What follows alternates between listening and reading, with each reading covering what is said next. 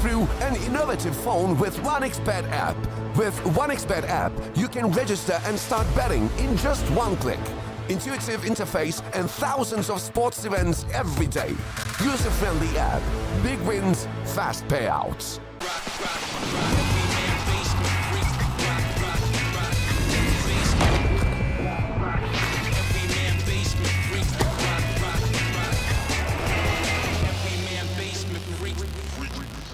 The new breakthrough and innovative phone with 1xBet app. With 1xBet app, you can register and start betting in just one click. Intuitive interface and thousands of sports events every day. User-friendly app. Big wins, fast payouts.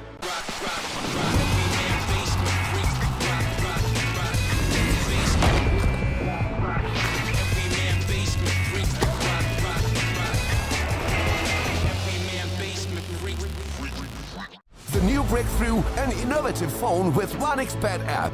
With 1xBet app, you can register and start betting in just one click. Intuitive interface and thousands of sports events every day. User-friendly app. Big wins, fast payouts.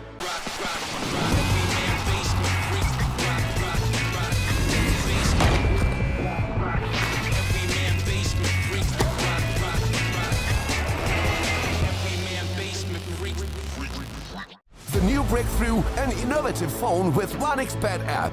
With 1xBet app, you can register and start betting in just one click. Intuitive interface and thousands of sports events every day. User-friendly app. Big wins, fast payouts.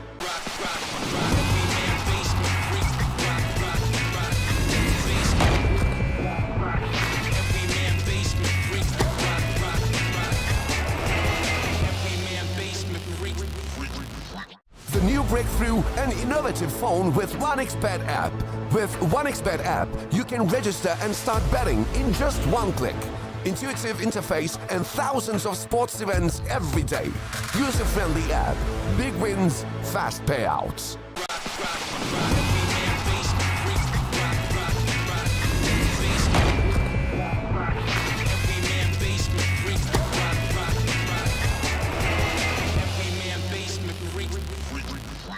The new breakthrough and innovative phone with 1xBet app. With 1xBet app, you can register and start betting in just one click. Intuitive interface and thousands of sports events every day. User-friendly app. Big wins, fast payouts.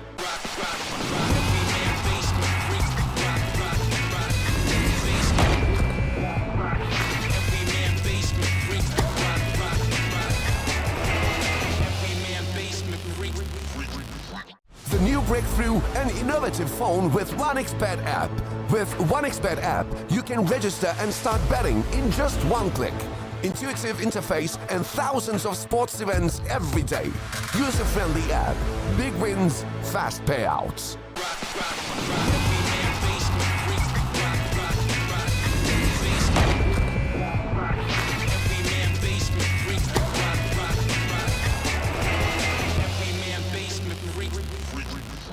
The new breakthrough and innovative phone with 1xBet app. With 1xBet app, you can register and start betting in just one click. Intuitive interface and thousands of sports events every day. User-friendly app. Big wins, fast payouts.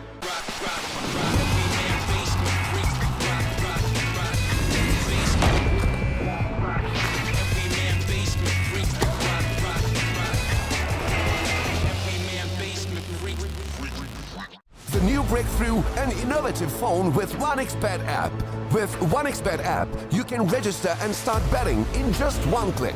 Intuitive interface and thousands of sports events every day. User-friendly app.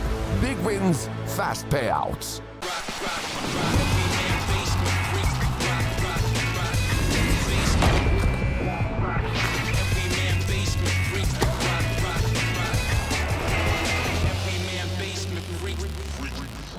The new breakthrough and innovative phone with 1xBet app.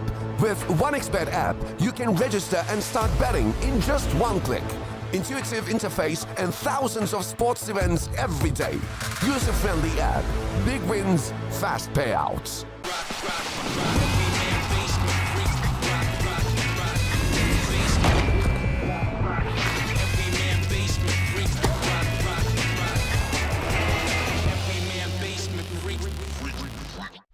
breakthrough and innovative phone with 1xBet app. With 1xBet app, you can register and start betting in just one click. Intuitive interface and thousands of sports events every day. User-friendly app. Big wins, fast payouts.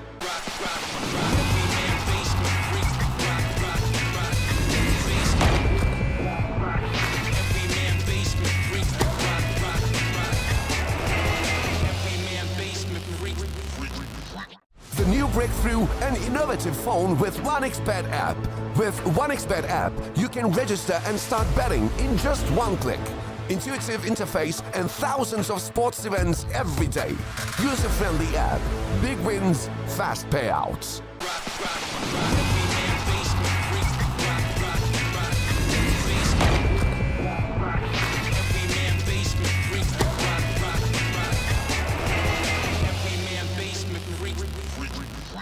The new breakthrough and innovative phone with 1xBet app.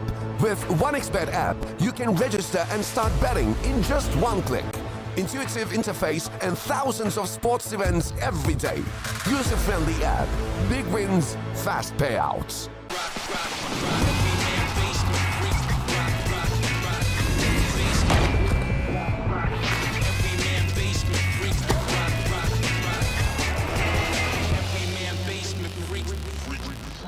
The new breakthrough and innovative phone with 1xBet app.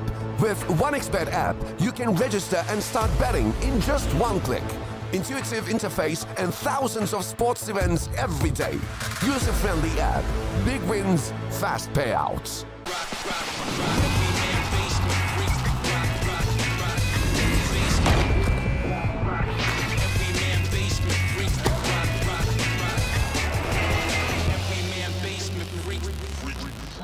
The new breakthrough and innovative phone with 1xBet app.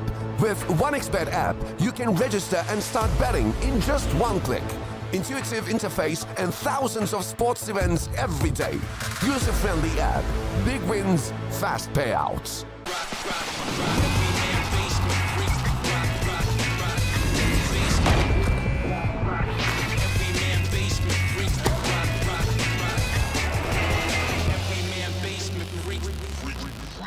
The new breakthrough and innovative phone with 1xBet app.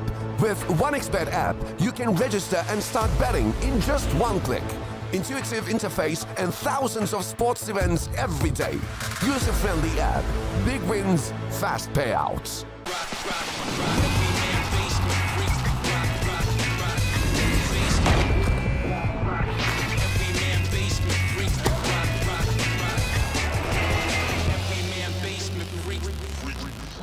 The new breakthrough and innovative phone with 1xBet app.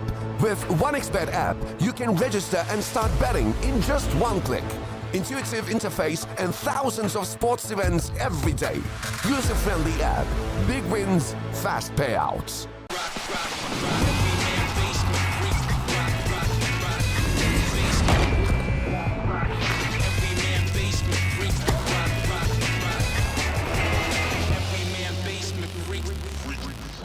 The new breakthrough and innovative phone with 1xBet app. With 1xBet app, you can register and start betting in just one click. Intuitive interface and thousands of sports events every day. User-friendly app. Big wins, fast payouts.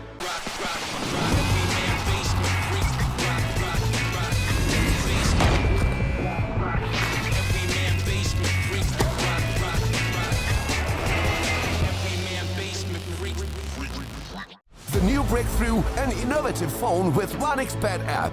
With 1xBet app, you can register and start betting in just one click. Intuitive interface and thousands of sports events every day. User-friendly app. Big wins, fast payouts.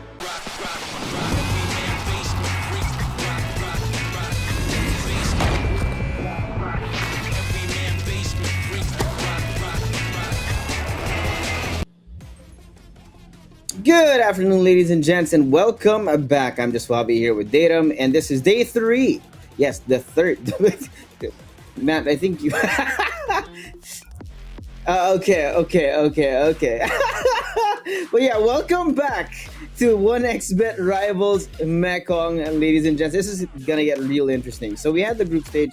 just on day one. Yesterday, we had a couple of matches to give us a little bit more clear of a picture of what our bracket looks like. And with that being said, of course, we now have a couple of teams in the lower bracket fighting for their tournament life. Yes. Everyone else, though, there is still quite a lot of comfort being in the upper bracket. Yeah. I mean, the competition is getting tighter. That's the point here.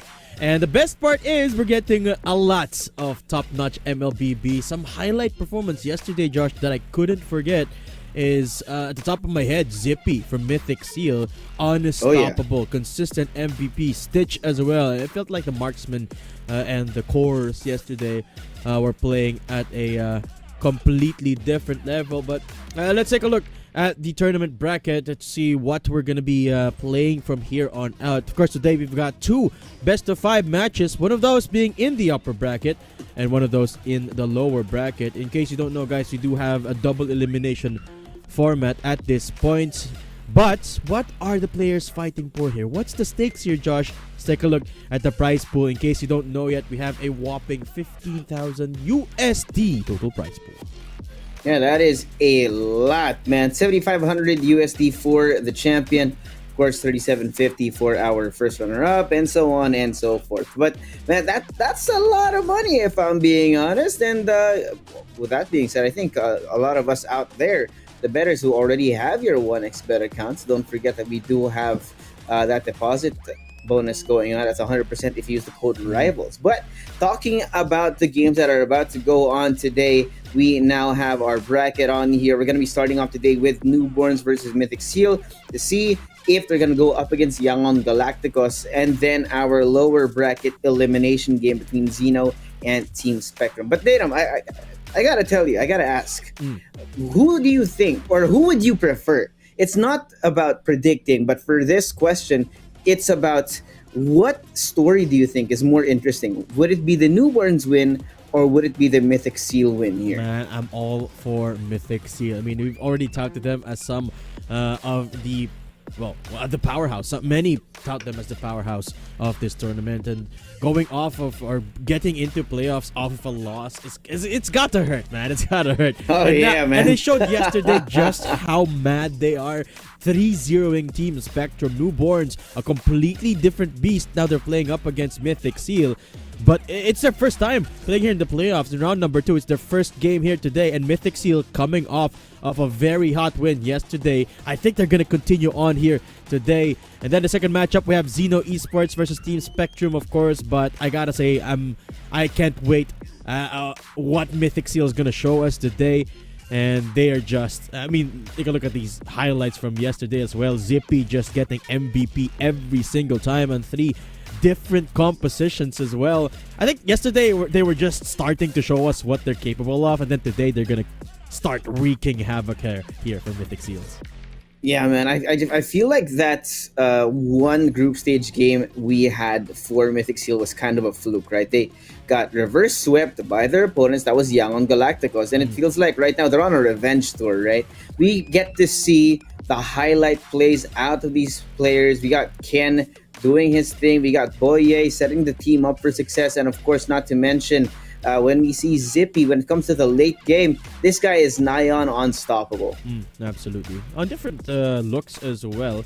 And then you got another marksman on the highlights here, Stitch from YG. Oh, I can't wait. If ever they meet again, YG and Mythic Seal, it's going to be a revenge match here for Mythic Seal, with both Stitch and Zippy being the stars of the show. And curiously enough, we saw Stitch on somewhat off meta picks yesterday, such as this, the Claude absolutely popping off, still showing why he's showing just how good they are across many different comps. It feels like they're just showing us what they can do with comfort picks. But then we saw that final 4th game after they lost against Zeno, them sticking to the meta comp and then obliterating the opposition. So yeah, I gotta say, it's giants here in the playoffs. YG, Mythic Seal, if they meet up again. But Newborns, as I said, a completely different beast in their own regard.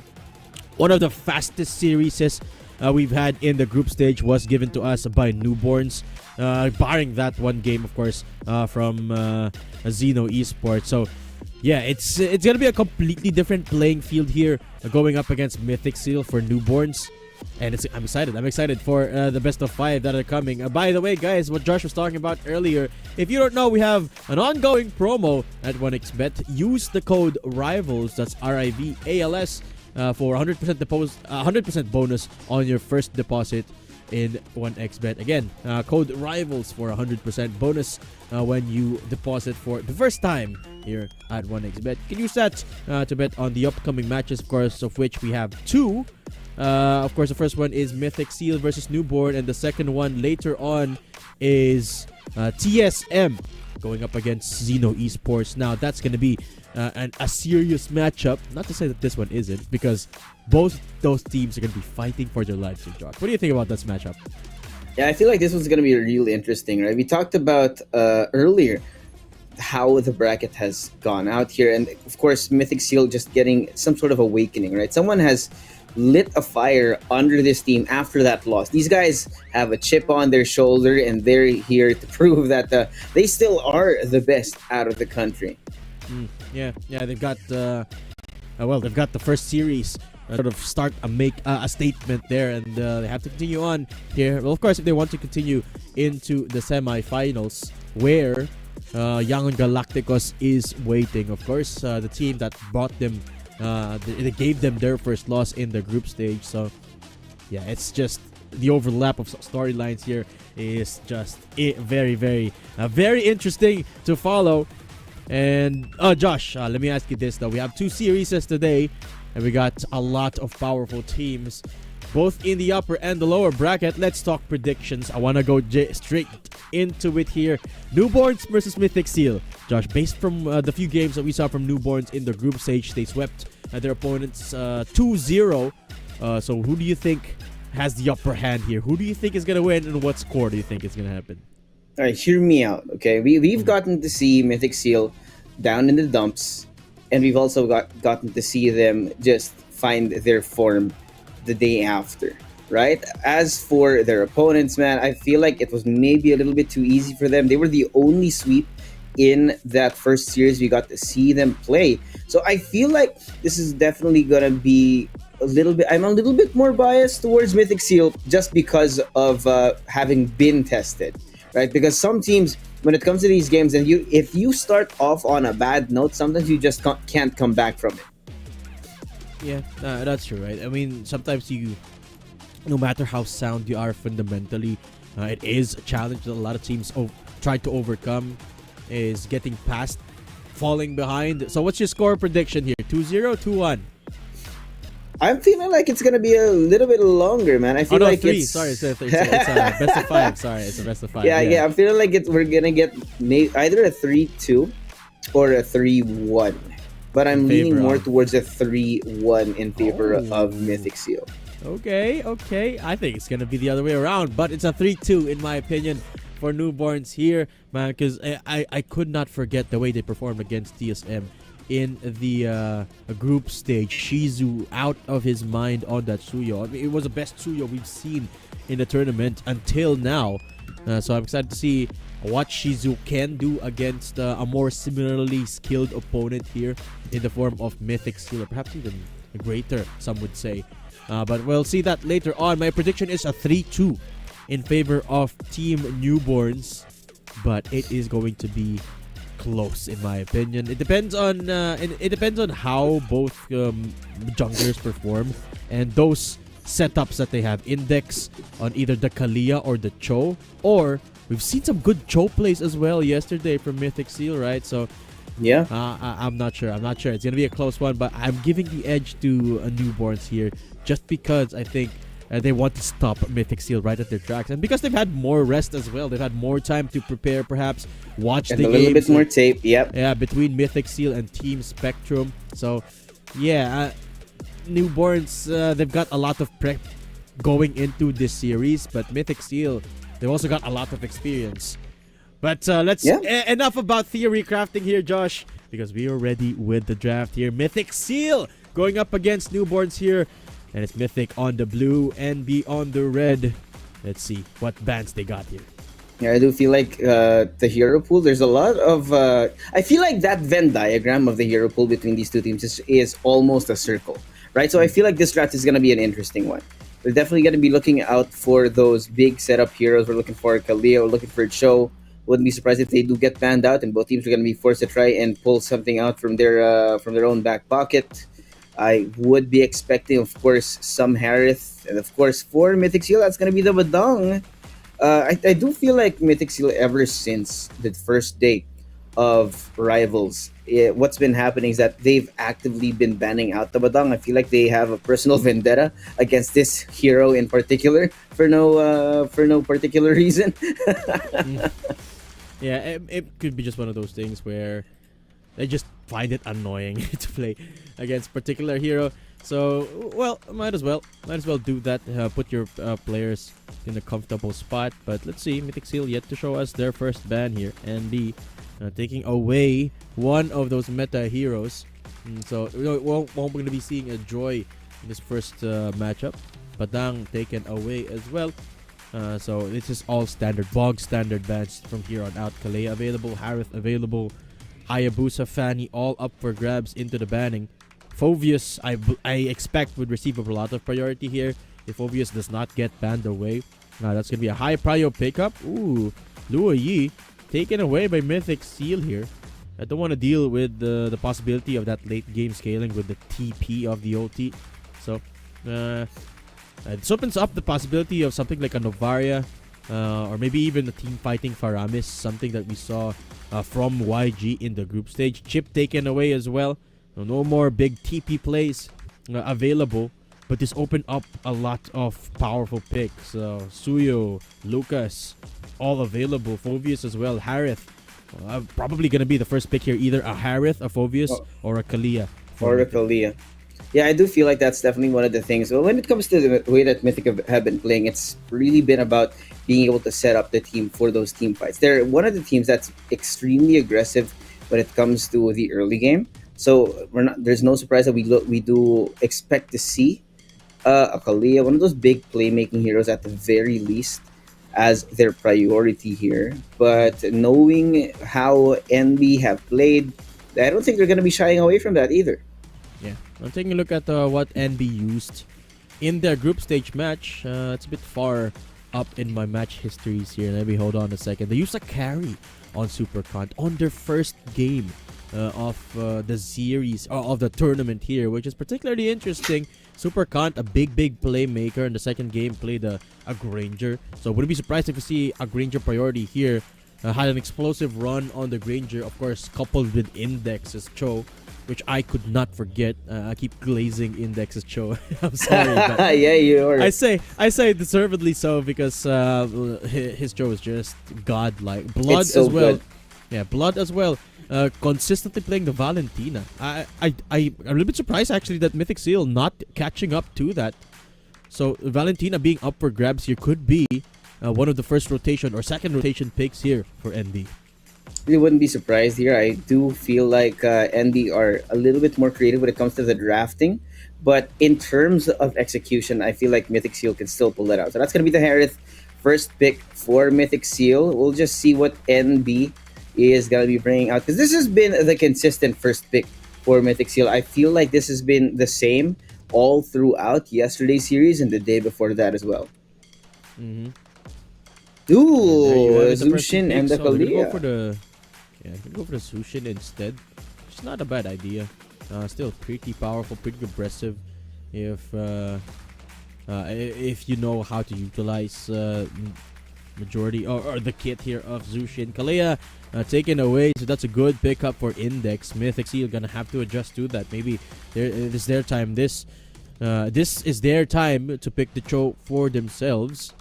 Yesterday they had pretty gnarly setups as well. Gotta remember, Mythic Seal in their matches yesterday had 3 interesting compositions to show us.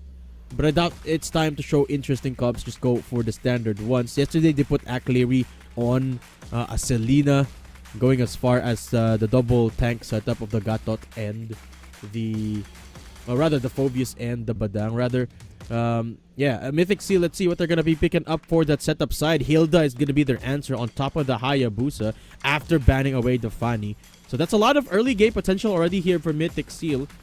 And late game as well on the Harriet side of things. Lacking a little bit on the CC side, but so far, so good. I'm excited to see just how they're going to pull off this Hilda pickup on top of the Hayabusa as well. But like I said, nothing too crazy on either side anymore. Yeah, definitely nothing too crazy. This is a very stick to the meta draft that we're looking at right now. Really trying to eliminate those threats here. Selena actively banned out by newborns. Probably did see Acleary on the Selena yesterday and what he was able to do with said hero, so I'm not surprised there.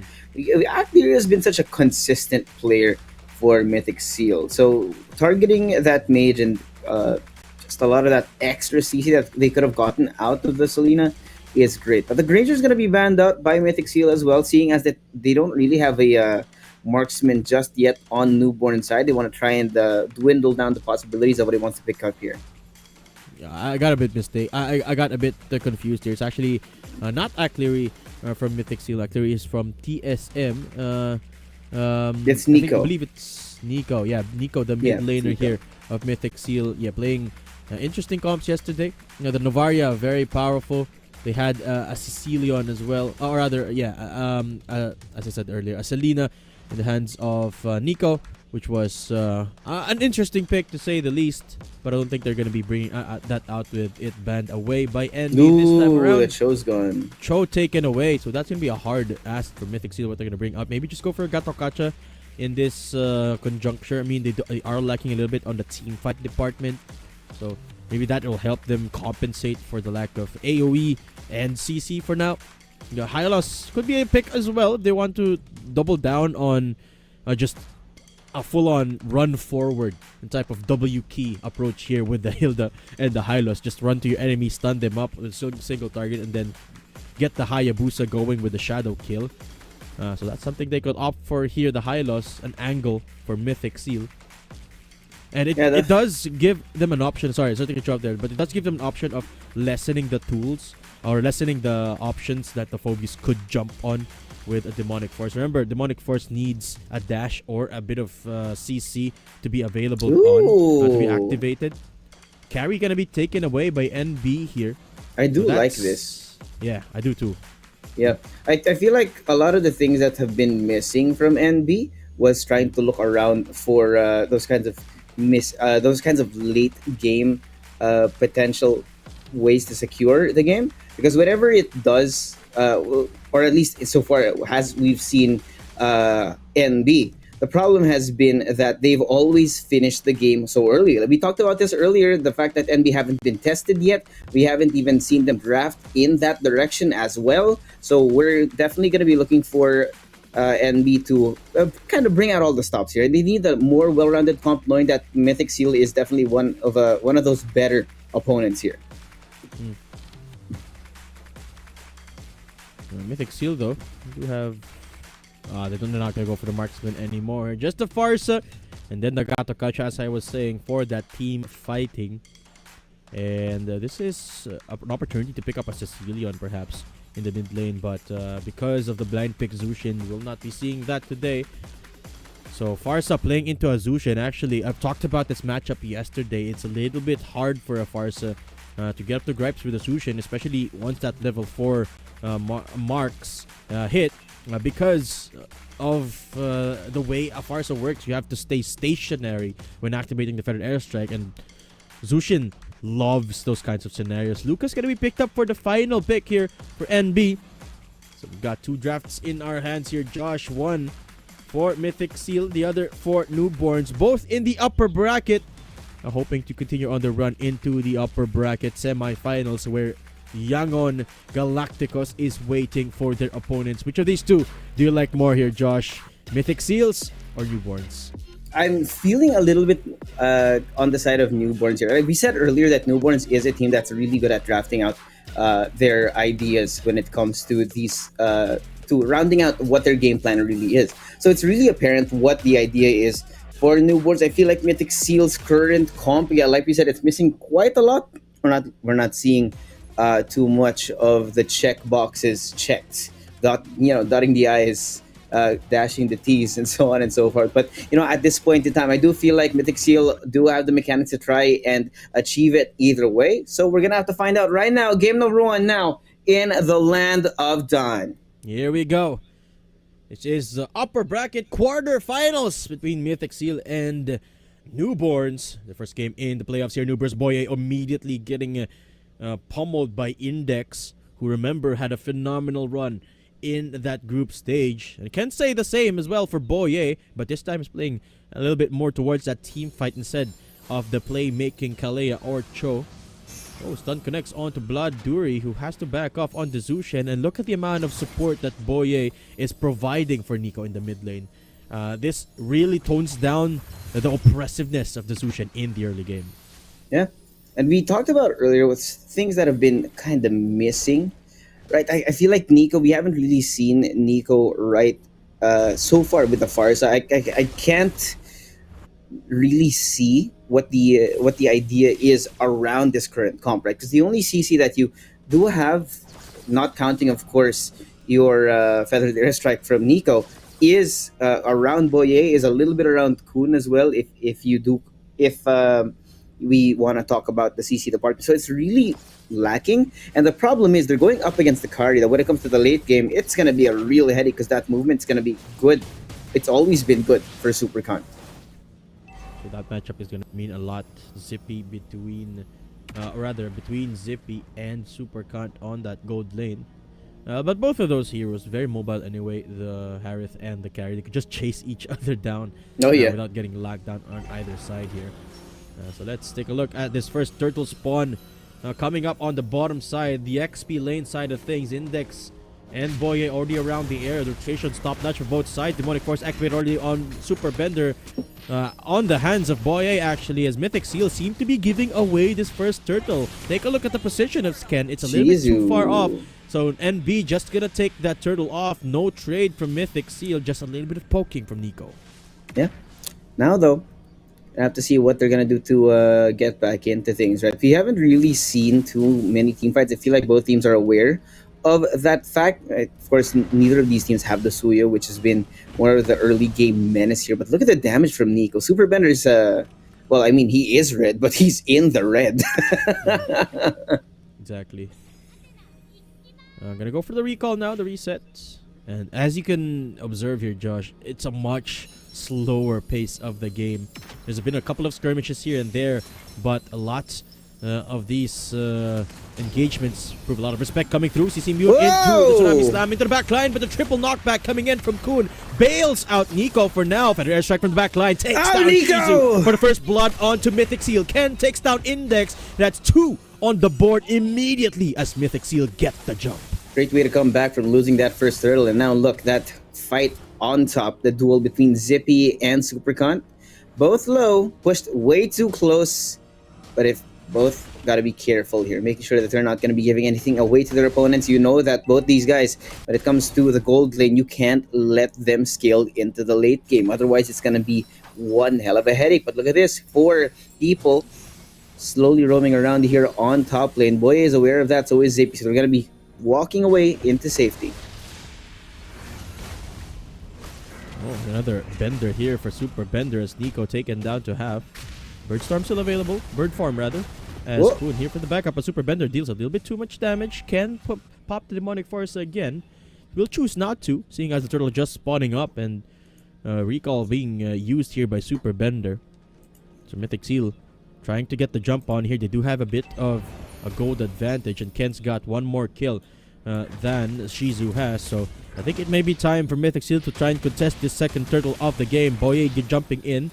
Nico activates Feathered Airstrike. Into the back line they go as Zippy will be here in the middle of the fight. Look at the back line as Super Bender jumps with a Demonic Force onto that Farsa. Turtle spawned by Newborns this time as Super Bender keeps pummeling away at Zippy, who is now down to 1. Chrono dashing to safety as NB again win the objective fight and take a couple of kills as well. And this is the problem that we were talking about earlier when it came to the end of the draft, right? Mythic Seal are missing one of the central parts of their game plan. It does usually have that single target CC to start things off. They didn't get the Kalia, they didn't get the Cho. So we're trying to find a way for Boye to make the most out of the Gatot Kacha, but it's just not the same. It doesn't have that same distance that you can cover. It doesn't have that single target lockdown. And so far, when it comes to those team fights, when it comes to trying to play around a neutral objective like the turtle, nothing has gone right for them so far. But Mythic Seal keeping it close though, just around a 900 gold lead. I'm trying to catch up in terms of kills, what they lack for in objective power. Unfortunately, not very successful in that last regard. Nico coming in with a bird form stun available. Feather airstrike up as well. There goes the slow. And a good flicker to safety from Super Bender keeps him alive for just a second until he survives. Okay. But they do take a tower off of that. NB, good prioritization of objectives there. Look at the control. Recognizing that there's no one on the top side. NB again sieging down this purple side of the jungle for Mythic Seal.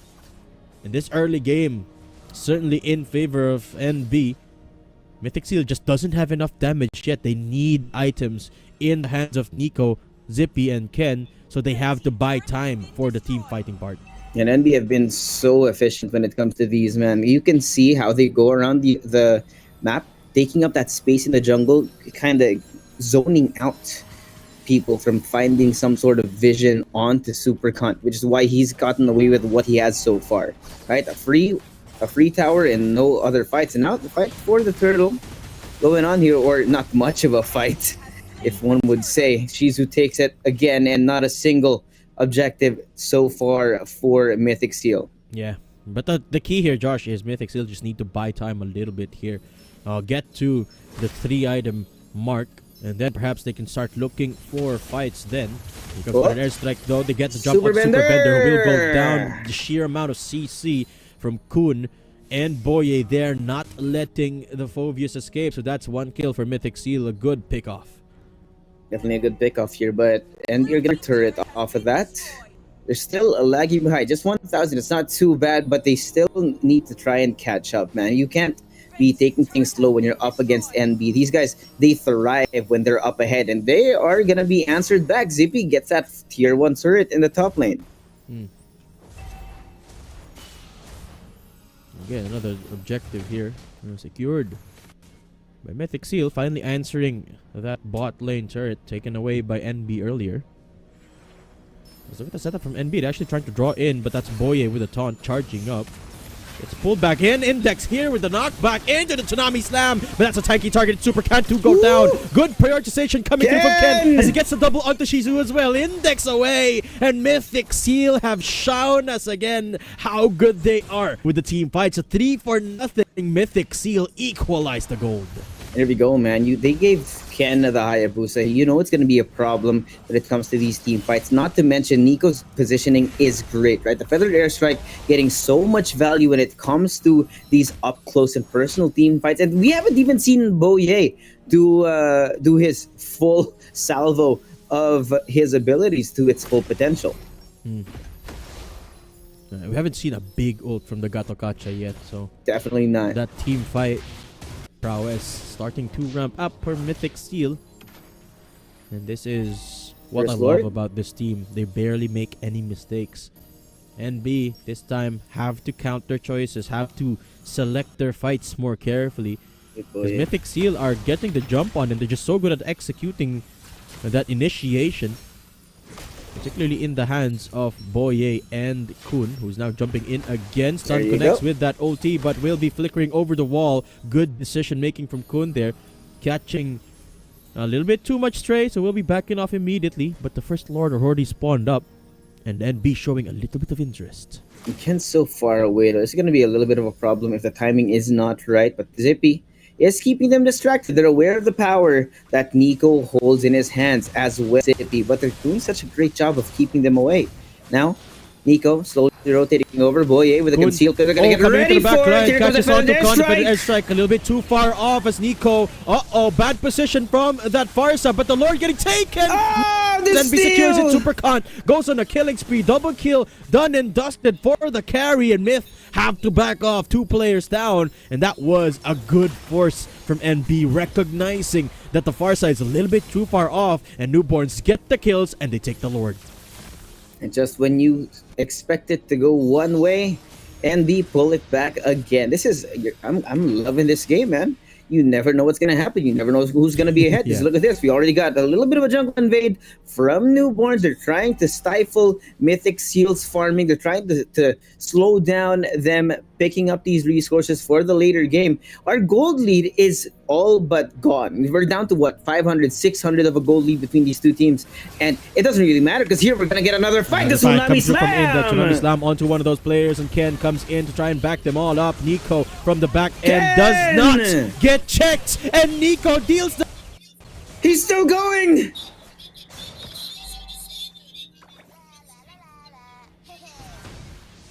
Blue team turret has been destroyed. That was a quick one, man.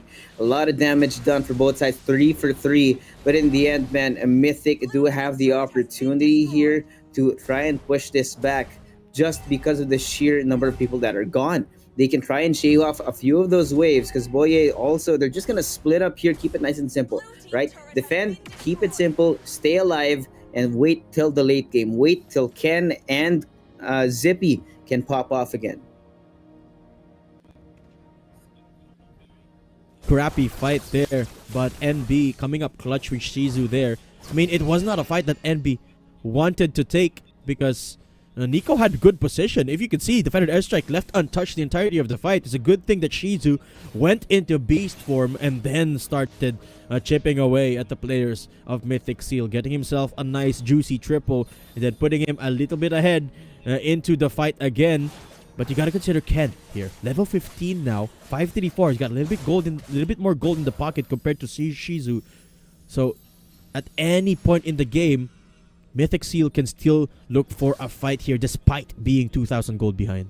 Yeah, it's definitely one thing, man. If you notice that last team fight, Ken was definitely doing a lot of the work that was needed to keep them at least equal after that team fight. Yes, they didn't get the Lord, but they did fight back in terms of those skills, in terms of the experience, the gold that they can get out of it. So really making sure that it's productive for them to have even taken that fight rather than walking away. The conceal play though. Going back into the fight, Super Bender responding with a good knockback and the Tsunami Slam. the back climb index forces Cool into the back end of his steam as Super Khan takes him down. Nico with a mega kill as Shizu pick up the shutdown onto Nico, and that beast form just goes all out into a triple for the wipeout. Newborns take away at Mythic Seal. They're gonna take the base as well. That should be game number 1 of this series. Yeah, nice, clean, and clinical from Newborns here.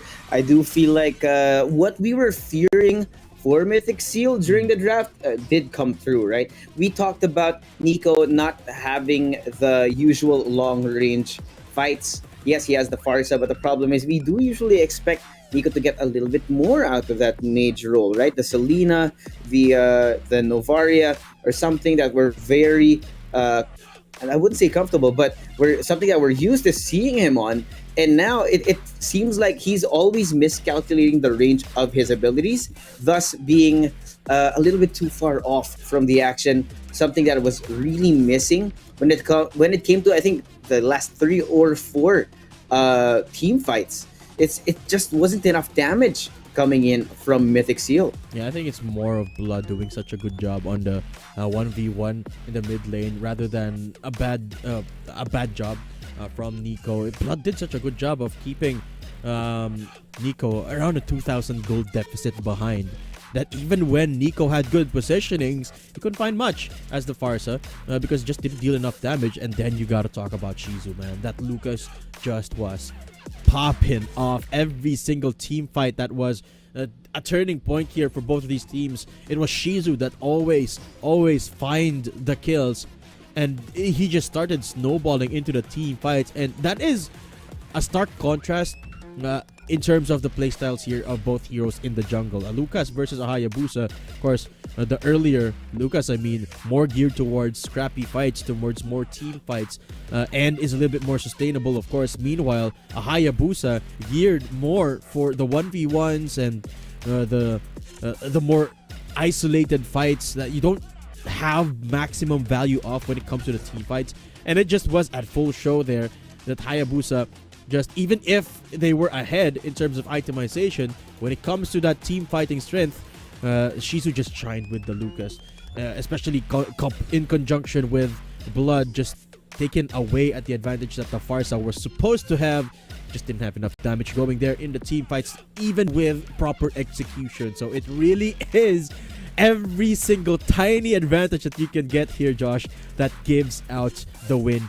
And Newborns just take advantage of that, ran away with it. Let's take a look at the numbers here, the post-game stats, to see just how NB did take away that win. But what a really close game that felt like. Still, the MVP, I would give it to Shizu here, dealing a ton of damage. But still, cohesion really was on shine here for Newborns, not letting Nico get the advantage he needs and not letting Ken get the snowball rolling. And they did a great job to make sure that Zippy could not get the opportunity to really ramp up here. Ken was starting to do some damage towards the end, but the problem was it really wasn't coupled with anything else from anyone else, right? Nico was lacking in the damage department because they were constantly invading him, making sure that he was kind of cordoned off from the resources, from the gold in the lane. Boye, of course, we talked about not having seen too much. I feel like there haven't really been too many opportunities for Boye to shine so far, just because of the nature of the ultimate from the Gatot Kacha, which is why this is not something that is normal for the usual draft out of Mythic Seal, when most of their game plans did revolve around the single target CC, single target lockdown, which is why I said this earlier, that losing the Cho and losing the Kalia probably would be the number one thing that's going to be the problem for them, and sure enough, it was. Yeah, Mythic Seal though, the early game really was the bane of their existence there. Had they had something that was a little bit easier to control in the early game, maybe like a different jungler could keep toe-to-toe with the objective fights, they could have had a little bit more leeway to leverage that Hilda and perhaps give a little bit more priority for Nico in the mid lane as well. But NB, if you remember, Josh, in the early game, consistently got the turtles. Mythic Seal couldn't even contest the very first one. That's certainly not a good thing. And while it kind of makes sense, right? Hayabusa kind of want a power farm geared towards just taking those neutral creeps. But man, timer runs out here, and as you can see, Newborns knew that as well. They could end the game as soon as they had the earliest chance to do so, and that's exactly what they did. And we were talking about the matchup of the gold laners as well here, right?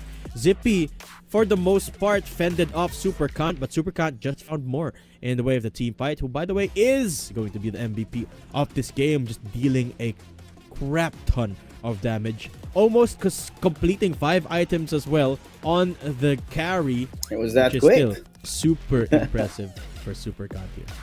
Yeah, it was extremely impressive out of Supercant. And of course, we talked about earlier how Newborns have yet to have a long game, and it just continues to be the same, right? They are able to get the objectives when they want them, how they want them, and being able to funnel resources into the more important carries for the later parts of the game. But hey, we are looking at the highlights right now. You can actually see the ways that they've been playing together, right? The duo of Super Bender and Shizu, the way that they're able to set up their team here. Look at this beautiful execution out of Index as well to get them ahead in this fight.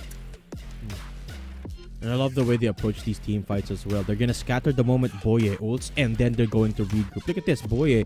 It was actually a nice ulti from Boye, but the response from NB was so good. They all flickered away from the Gatot ult, and then they turned to the other side of the fight where Boye wasn't. Because everyone else where Boye wasn't was a pretty squishy target apart from Kun.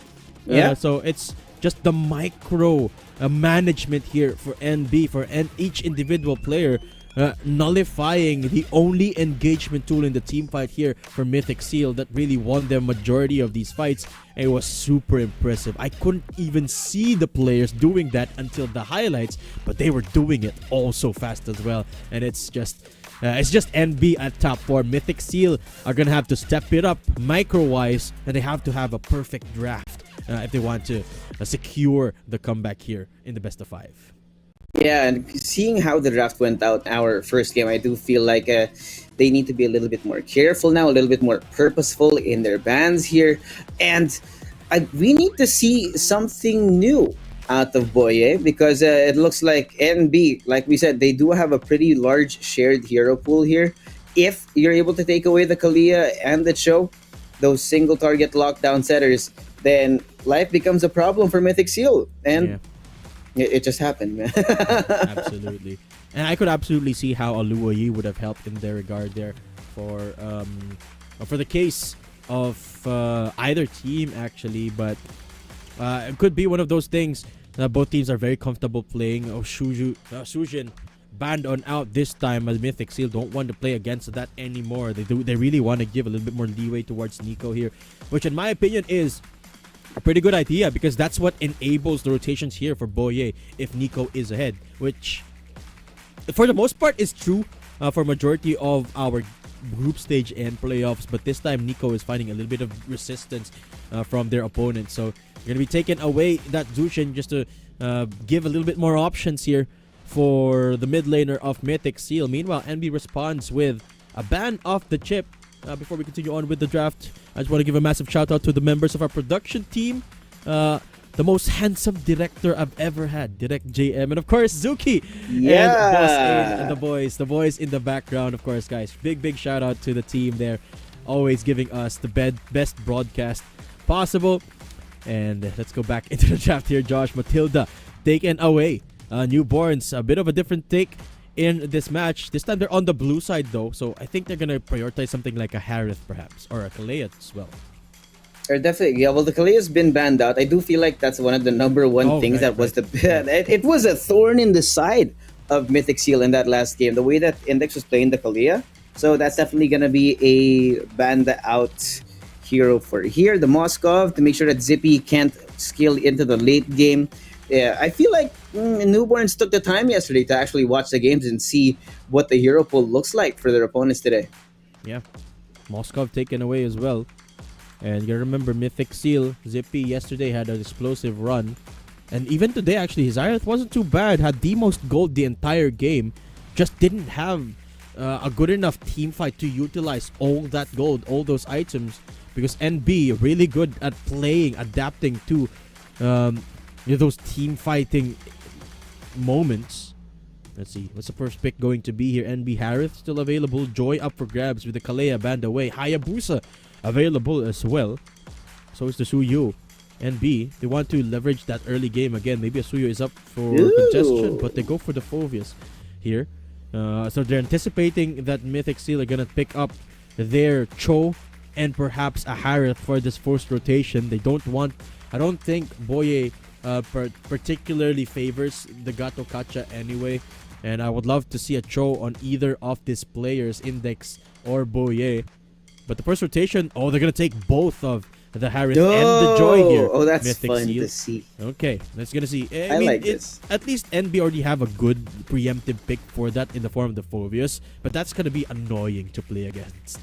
Yeah, I mean, Harith alone is annoying enough, but having a Joy added into the mix is definitely going to be a little bit of a headache. We talked about earlier the mechanical prowess of ND when it comes to those team fights, those quick decision making in the middle of the kerfuffles that happen on the map. So this gives them a little bit more freedom to move around and get away from the biggest threats that is usually Index at that point. Index sets you up for failure here. It's going to be the Badang and the carry again. Supercont definitely feeling it here. We talked about the carry being one of those heroes that usually is going to be peaking in the late game, but given the speed at which NB clears the map and funnels resources towards the carry here, I'm surprised that we were getting so much utility out of it when it came down to the actual game. a lot of mobility here from Mythic. You can see a lot of damage as well. Meanwhile, for NB, there isn't a lot. And they're banking on their late game with the Phobius carry combo. So this could be a deadly early mid game here for Mythic Seal. That will make it inevitably hard for the carry to scale.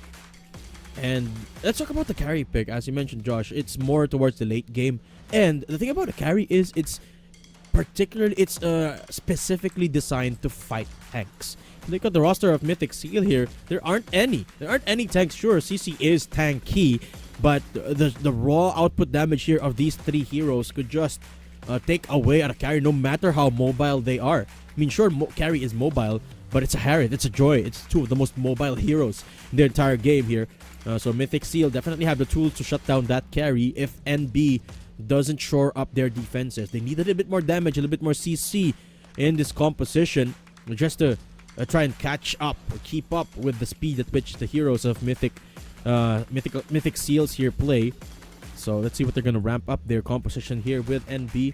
The bans are going to be in that jungle side of things, as NB doesn't have any junglers yet. Suyu available. I think Suyu could be a proper addition to the composition here of NB. They could put their Lucas into their comp again as well. Matt, the Cho is open. Cho available too. Kalea taken away, remember. So that could be the pick here for Mythic. They're going to be the ones to pick the first hero here in the second rotation. There you go. Yeah. Cho in the hands Already of called Boye. it. A lot of playmaking potential here for Mythic. This is what this comp says to me, Josh. Yes, NB. Okay, we see you. You can play team comps. You can play. Team fights. We can play as well. Everyone in the comp here of Mythic Seal has a lot of playmaking potential. So Suyu much. will be picked up for NB. And the Novaria as well. We talked about the problem of NB earlier in the mid lane as well. Zushin has been taken away. I'm looking forward to seeing this Novaria in action, just being able to specifically target one person and try to melt them down, and couple that with the potential of a Badang, right? Being able to back someone into a corner and make sure that they can't move.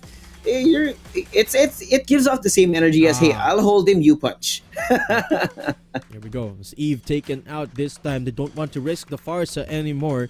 They're going to be putting Nico on the Eve instead, which is a good idea. It's kind of like it's a good response to the Badang here who wants to stay in place once he has Spray to Fist Break. Just put up the real world manipulation and rain fire upon the melee heroes here of NB rather.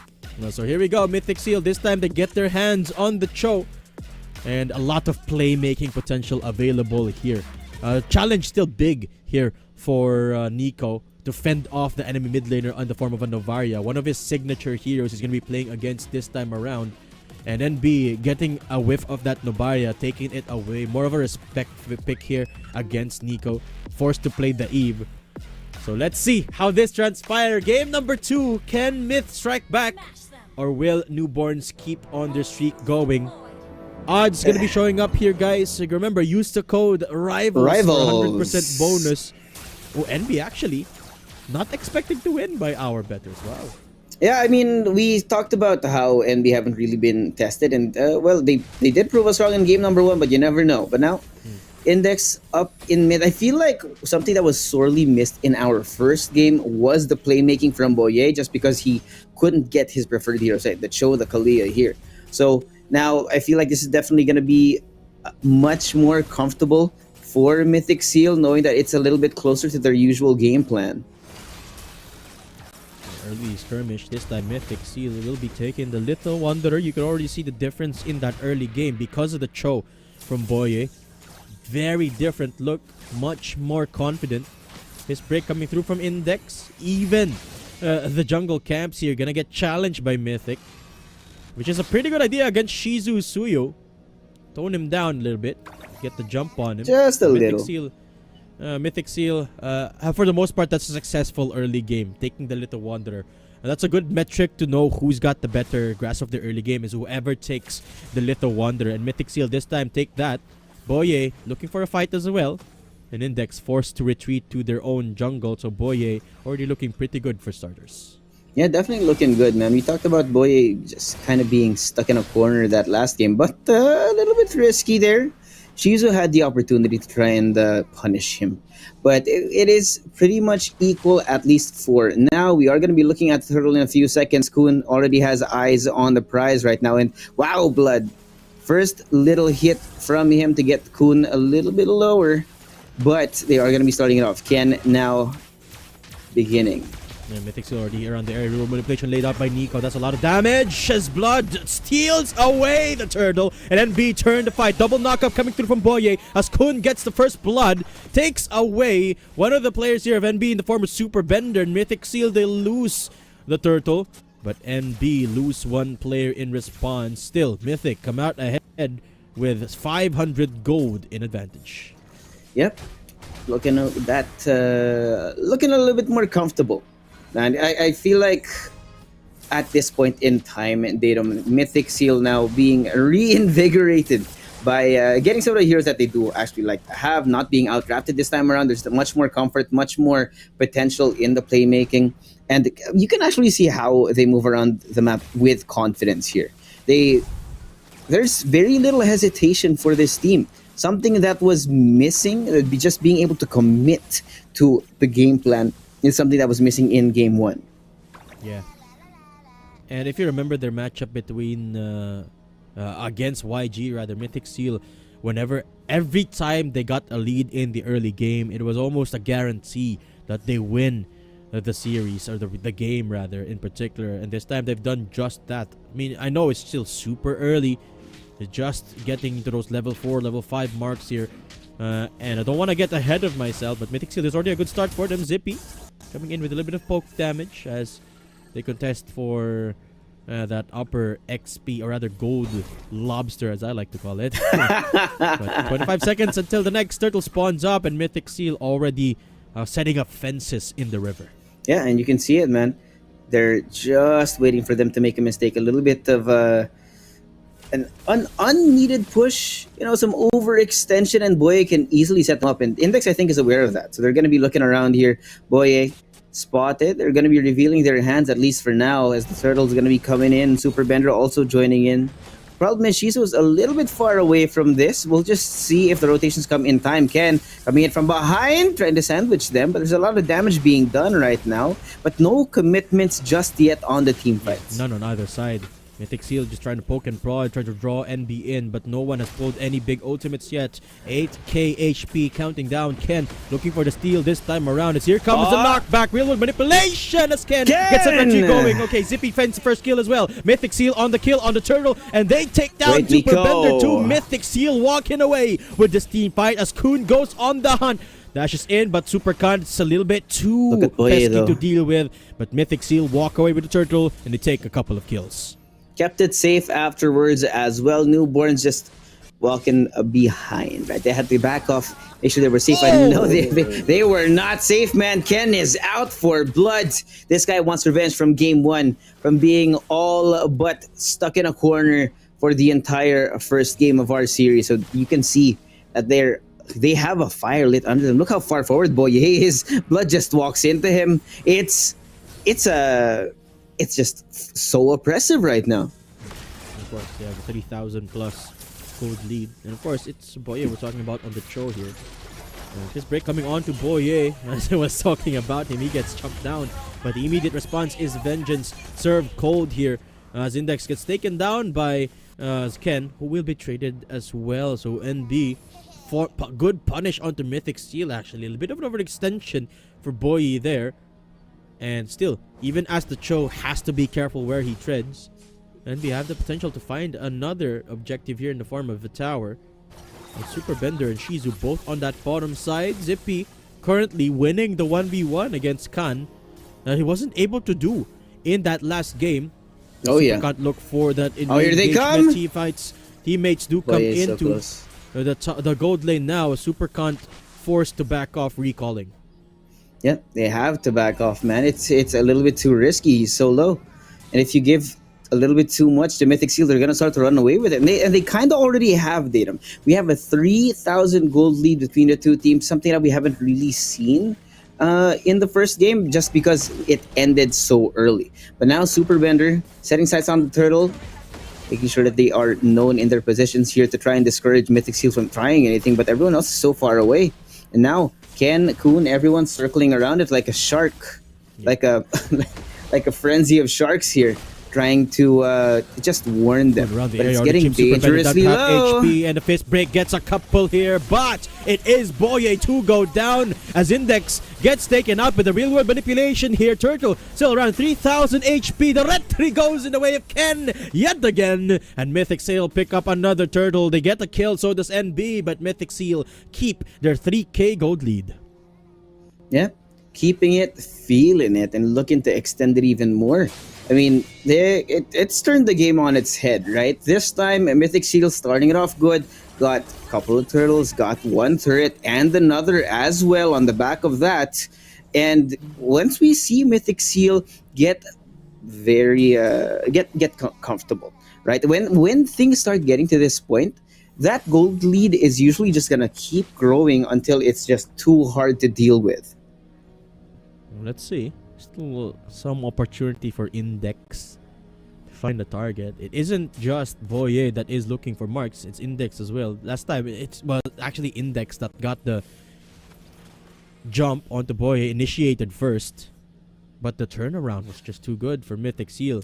That Eve is a menace in the hands of Nico. He's untouchable and deals a ton of damage as well. Super Con seems to be the target. Index providing assistance, but that is a lot of presence from Mythic Seal. 4 players here, calls upon everyone for newborns as everyone rotates towards that side of the map. Yep. And both teams They know they poking and can't win prodding. these. But Mythic Seal, yeah, they have a 5k gold lead at this point. Newborns have to be careful what fights they take. Yeah. Can't let yourself be caught unawares here. Now Index found out. He's going to try and zone them out. But Mythic Seal don't care. Man, at this point in time, just because of the sheer amount of gold that they have over their opponents, they're unafraid, even underneath the turrets! Going a little bit too deep, and there comes Blood Duri with the artillery fire. Boye is gonna get taken out, potentially. Can't chasing him down, but ZBQT chrono dashes to save his friend. Blood search forward. Blade search rather from Jizu as he takes down that Cho. So that's 2 kills for NB again. Mythic Seal a little bit too deep, fighting under tower, bites off more than they can chew. Yeah, definitely gonna be punished for that one, man. What was once a 6k gold lead has been shaved down to 5, but they are still ahead for now. There's still a lot of pressure across the map. You can see Nico here as well and Ken making sure that they're visible, making sure that they are known where they are. It's the opposite, man. You would usually want to try and stay hidden here, but they're actively trying to discourage newborns from getting too close, from making those mistakes, and they're already starting on the Lord. Where is Shizu? Nowhere to be found. He's so far away, and look at this, the bottom lane! Index just gets taken out immediately. A good catch there from Boye again, taken down the enemy setter. That is the Badang taken out, so that paves the way for the Lord to be started up here for Myth. NB have an idea, but they aren't even walking up. They're gonna give away this Lord. And Maybe Mythic another. Seal cement a 7,000 gold lead as the Lord spawns. Not a single tower of Mythic Seal has been touched in this game. Yeah, and they're not even letting it end here. They're just They're gonna go continuing back with the into the snowball fights. RWM. Little manipulation into the forward position, and ZipPQT immediately finds What a is double that? kill. Index doesn't survive for more than a second as Mythic Seal again lay down the thunder. A triple done and dusted here for Myth. And NB forced to defend in their own base. Lord marching up top, Mythic marching down in mid, and Ken posing a threat everywhere he dashes into. Dashes into the fight, actually, into the enemy base, but Mythic Seal don't need to risk anything for now. They back off, aid towards the Lord, and reset as newborns now respawning up. They're going And to look this for is another something siege. that's been so scary. Yeah, they're going to look for another siege on the top side here as well. But they're not going to be able to find the turret as of yet. Boye looking for anyone to knock up. Good push forward with the fist break as Index finds the jump Ken solo. onto Ken, who will survive for now. Demonic Force into the back line. Zippy this time forced to They play find back. alone, but still gets a What is that? triple. What is that? The Maniac secured for Zippy. The turnaround under tower as well as Zippy again. Comes up huge for Mythic Seal. They take the inhib tower, Wait, they're looking going for for the more. kill as well. Zippy looking for the Savage now. They're As not Blood is done. running away, but the base is wide and vulnerable. And it's Mythic Seal marching down the base of NB this time, who will take Nothing he game can do. number 2, 1-1 in our quarterfinals. And this is what we said about Mythic Seal, man. You can't let them get ahead, because once they do, you can't come back from it, man. As soon as we saw that 500 gold, it never came back. It got to 1K, it got to 2K, 3K, 5K. And in the end, man, there was really no way for Newborns to come back from that game. And they just kept going for it. They knew that they had the advantage. They didn't care if it was a 4v5, a 3v5. Even if they lost one person, they know that in the end, they would be able to wipe them out and just steamroll over the rest of the game. I mean, we didn't get a single objective, not a single turret for Mythic Seal was destroyed in that game. And that's what we were looking for from this team. Yeah, and this, ladies and gents, is why Harith has received 100% priority in our games here. Even when you're finding under tower, if you don't have that lockdown CC, which admittedly isn't really the meta right now, you won't be able to shut them down in the late game, such as Zippy just demonstrated there. I mean, NB, they've had a fair amount of CC there in the form of the Badang, but once the fist break has been used up, there's nothing else that they can catch the Harith with. And then you've got to worry about everyone else. There's the Cho, there's the Harith, there's the CC, or rather, the CC. Yeah, the CC. And Yeah. of course, there is the Joy to watch out for as well. Not to mention Nico just obliterating everyone from far away. Man, it's just annoying to play against this Harith in the late game. There's not much you can do as well with the amount of damage that they could pump out. And Mythic Seal just, as you said, Josh, once they took control of the game, they never let go of it. So there you have it, 1-1 is the score of our quarterfinals. And Mythic We got a Seal series. this time, yeah, we have a series indeed. Mythic Seal they just got ahead early in that drafting phase when they got both the Harith and the Joy. Yeah, man, that was something that was what we were expecting in game number 1, and yeah, the draft definitely went more their way. I can't help but think as well that the show or any playmaking roamer for Boye is kind of the key here. It has yet to be proven wrong. If we see maybe some other hero, maybe a Badang out of him, like we saw earlier, or the Gatot Kacha, it didn't work out. So this, yes, it's a great victory, but it also means for Newborns that they have a better idea of what to target and where to target against their opponents here when it comes to the drafting. Yeah, the problem is in the next match, Josh, Mythic Seal is going to go back to that blue side, so they're going to receive priority of that first hero pickup, and might as well be a Kalea or a Cho. Why not? Setup is there anyway. Let the first couple of picks go in the way of NB. First couple of carry picks go in the way of NB. Then set up for your own success, which is that mid and roam combo. It's Nico and Boye that is the duo to watch here to enable the team to get those objectives and rotations going. And the same could be said for NB actually. A lot of the win conditions here of both teams are very similar. Enable the mid lane and the roam to find those initiations, because those are the two playmakers here for both of these squads. The extremities of the map are gonna depend on that heavily. As you notice, it was Zippy that popped up this time around. In the last game, it was Super Kant that was the MVP, remember? And that is a direct consequence of how the early to mid game goes out. Who makes the better plays? Who makes the earlier setups? And as I said, who gets that early game going? Which seemed to be the defining point of conflict here for both of these squads. Mythic Seal demonstrating that over and over again with their multiple matchup, and NB now showing the exact same thing. So that first rotation picks really takes priority here for both of these squads. Who gets the Kalea, who gets the Cho, and who gets their mid laner ahead is what's of crucial importance here. Let's take a look at the numbers to see what actually transpired in that game.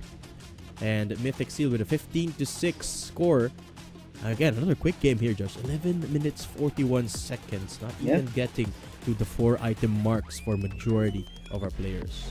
And again, we were talking about also Zippy. Look at this guy. Ends the game with 12k gold, 8 kills. And this guy, he was untouched the entire game. Not to mention Nico as well. The positioning from him, the usage of the real world manipulation to basically get or keep newborns a little bit confused about where they want to go or what they want to do in those kinds of moments, right? Just having the CC and maybe the visual clutter as well made things a little bit more difficult for newborns in that last game. But I love the way Boye got to play what he wanted to play this time around, Josh. The Cho making a lot of plays, zipping across the map. But speaking of zipping, see who the MVP is. I have an idea. It's a certain person named Zippy QT. Still performing really well in the Harith. Actually, I didn't necessarily mind his performance in that last game. As I said, he just wasn't enabled because of how behind the team was. But Zippy still showing us that his Harith is at top form. And I can't wait to see what he gets his hands on next time around, because there's a big chance he won't be able to play the Harith yet again. Unless they prioritize that over the Cho or the Kalea, which is actually not a bad strategy here for Mythic Seal. But that scaling, that playmaking potential in the hands of Zippy is just absolutely deadly here for Mythic Seal. Yeah. And you can see these playmaking mistakes as well, right? We were seeing Index a little bit too far off, some mispositioning from Supercount where he was too far forward as well, just not being able to get the most out of themselves, right? But it's I feel like at this moment, right, when you can look at the replays, it does demonstrate that it may have not been the mistakes from them, but just not being able to react to how fast, how aggressive Mythic Seal were in this last game. Because when they initiated these fights, it was looking more and more obvious that NB were not prepared for when they decided to collapse on them.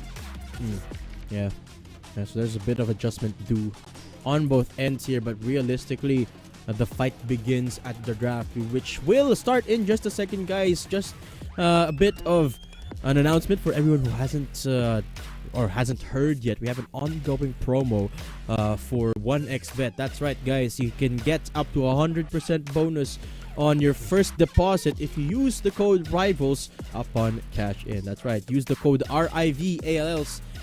That's RIVALS when cashing in to get 100% bonus on your first ever cash in here at 1xBet. We're gonna show you the odds as we head into the game for each particular game, to help you decide which team you are going to root for. Again, code RIVALS for 100% bonus on your bets, or cash-ins rather. Again, bet responsibly as we head into game number 3. Josh, did you expect this to be this close? I know you didn't. Your prediction is a 3-1.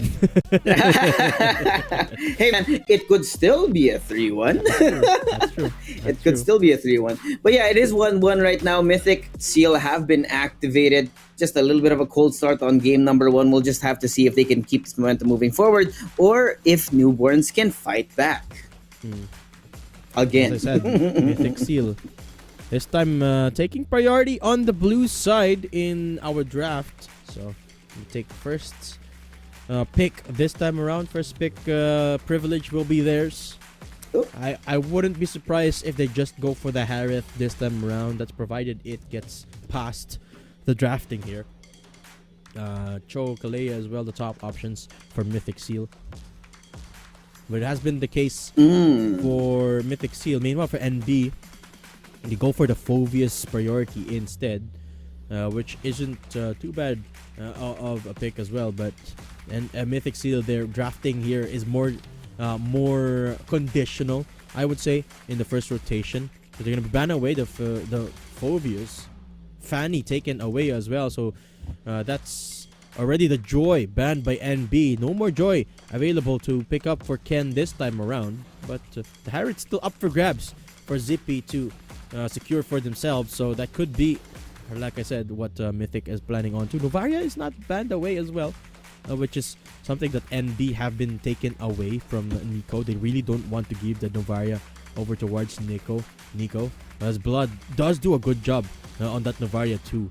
But Shuzi is gonna hurt being taken away from Blood. So let's see what the first pick here is going to be. Is NB gonna let that Harith pass the first rotation? Yes, they will. Yeah, they have. So Mythic Seal, I think they're gonna pick the Harith this time.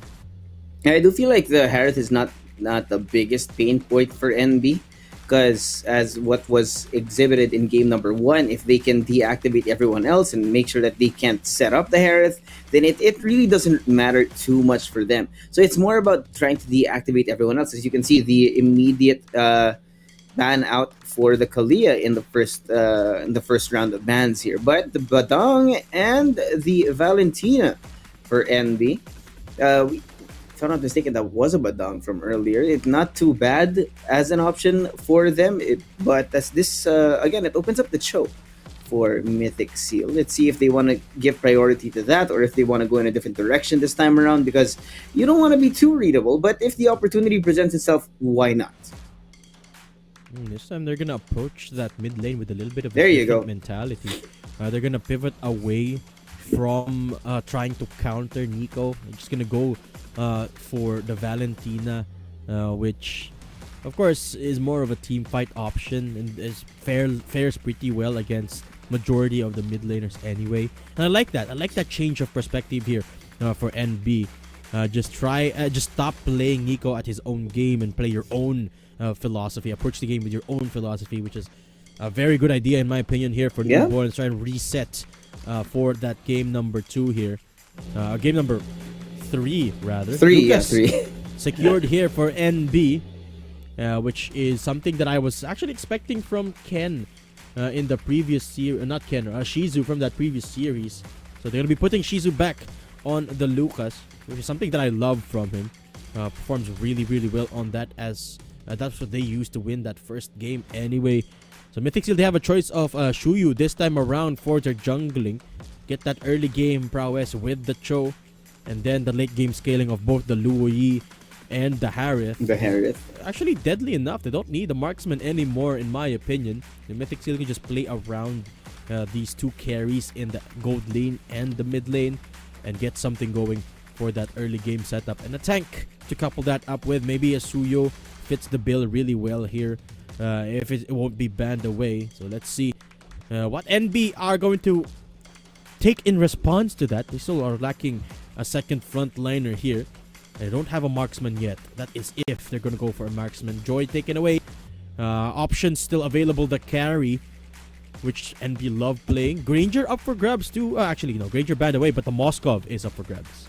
Yeah, we're just gonna have to see what the idea is, right? I mean, Mythic Seal are not averse to having to play against these, because they don't really let it get into the late game. I feel like both these teams have not actively wanted to get into the late game, which is why there's really no surprise why we're not really looking at it. But the Moskov gonna be brought out for NB here. Makes sense. And again, it's just that they haven't really had a need for the late game potential of a marksman. It's more of they just ramped it up so fast that it became a problem. And now the Suyo being brought out for Mythic Seal. I was talking about early game. Hey, they doubled down on it. They Yeah. hit and that Suyu and that Cho as well. So I like the game plan here for Mythic Seal. More of the same, but this time reinforcing the start of the game. And I love the Moskov pickup here because it's got a lot of synergy with the Badang. You talk about the Badang making walls, and then the Moskov pushing that opponent or anyone that is caught by the Badang into the wall for a longer stun. So that's a micro interaction that they could use for the pick-off potential here. And Valentina, a really good roamer as well around the map. So that's one advantage that they have compared to the Luo Yi. They can roam around the map quite quickly as well. So they could leverage the Badang and the Moskov combo to perhaps put a little bit more eggs into the Super Kant basket. Maybe they want to play more towards this marksman instead. Ooh, we're going to be seeing the first Matilda of the tournament here. Oh, yeah. And it will be in the hands of NB this time around. So both compositions locked and loaded here, Josh. Game number 3. Place your bets, guys, because this is going to be a fun one. And don't forget the code RIVALS. If it's your first time depositing into your account, you're gonna get a 100% deposit bonus thanks to 1xBet. Now the third round in here, Datum, I can't help but feel like this draft is maybe a little bit sided towards Mythic Seal. Oh, there's something missing in this newborns comp that I can't quite I can't quite pinpoint right now. But there's definitely something missing here to try and it's a CC that is not. I feel like it's just not enough. Knowing that how much of a hassle it is trying to track down these players, right? Zippy, Ken in the early game, and look, they're already getting active here. Nico and Boye showing some leg. And we expect this from the composition here of Mythic Seal. They do have a lot of tools for that level 1, even in the level 2. So they certainly have the advantage there, particularly Boye. 3 stack on the Jet Kundo. Ooh, good pullback onto Index. As Nico, again, one to watch in that mid lane matchup. Nico is such a deadly force once he gets ahead. And I was talking about the synergy available here with the Moskov and the Badang. So perhaps NB could try to gank towards that gold lane instead. Can go skin with the stun onto Blood, but they are going to be met with the face of Shizu, who will turn the fight around against them. Nico trades him out, goes back in as Boye will be enabling Nico to get the double kill again. That mid lane terror in the form of Nico gets the double kill early in the game.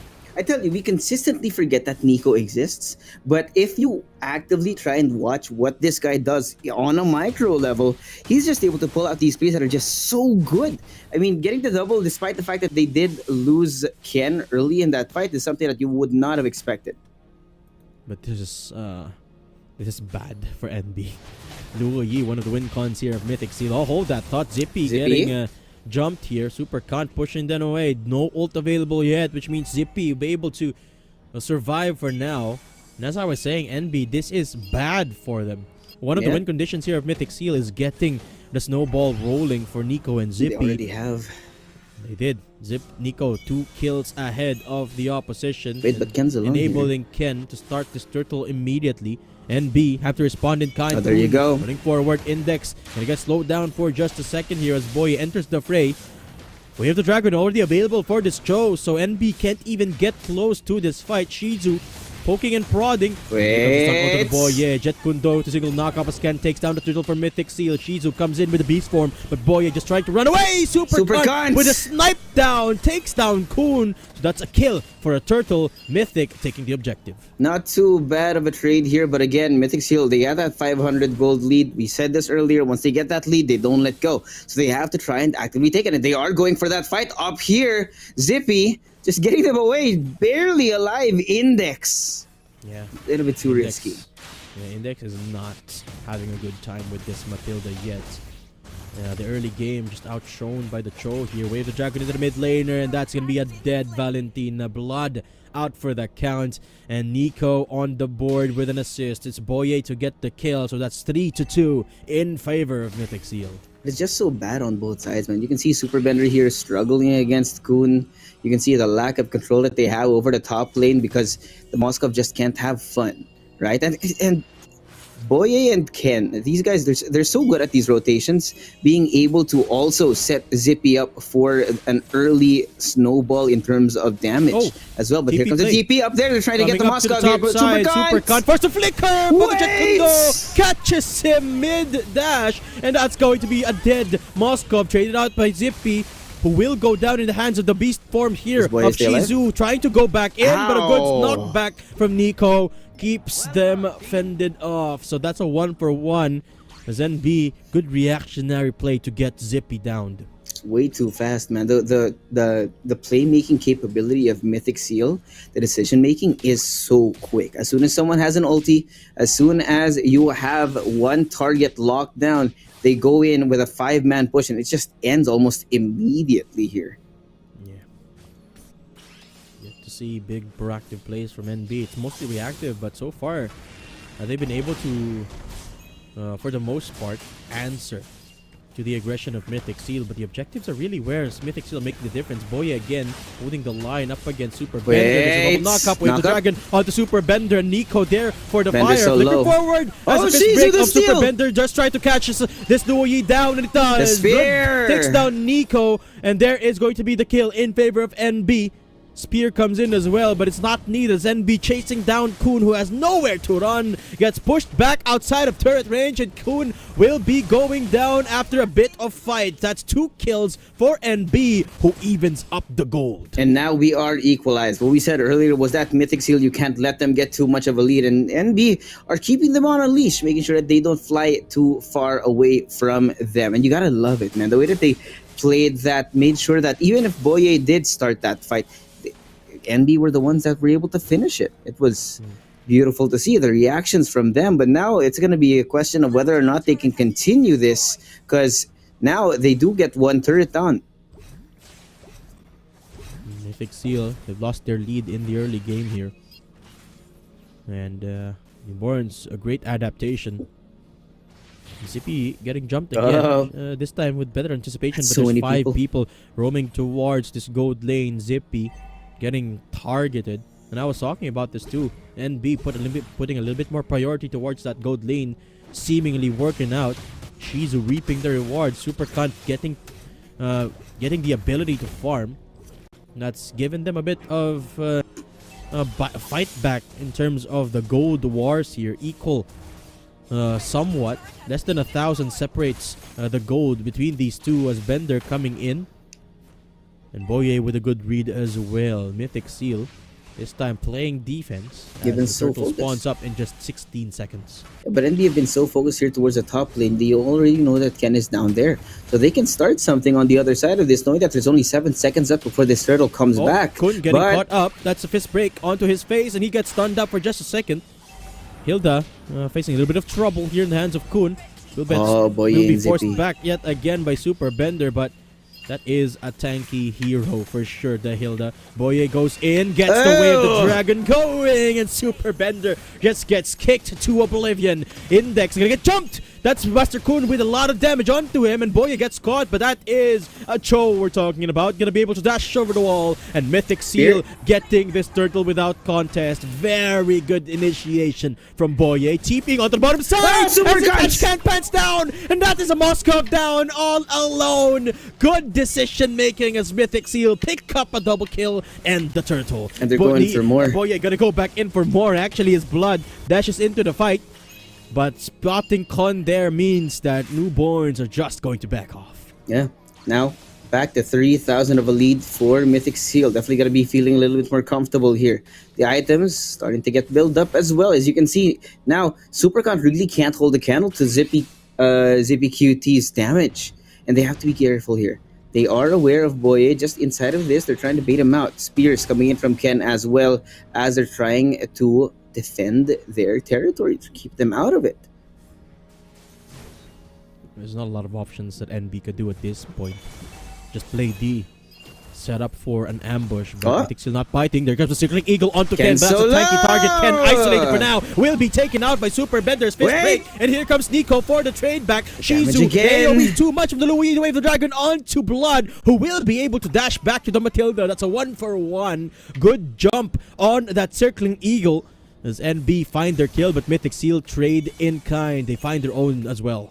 Both junglers down here, a little bit more time bought, but there's going to be 30 seconds for that next order. Keep going! They're going to keep going! Index. Down to 1 HP. Nico, the setup is just too good. They don't take any kills, but Josh, they take the tower. Yeah, and that's something that's been starting to become a pain for them every time, right? That middle tower is that safe haven for newborns so far, and Kun's so far forward here. Trying to find some sort of timing. If the call comes in for the Louis for the TP to happen, even taunting them out with a sticker as well, we're just going to have to see. But the Lord's going to be coming in just in a bit. They do TP the other way, but they don't see anything. Yeah. I like the proactivity from NB, but it's a little bit too late there. Mythic Seal already walking off to the Lord by the time they use the TP here.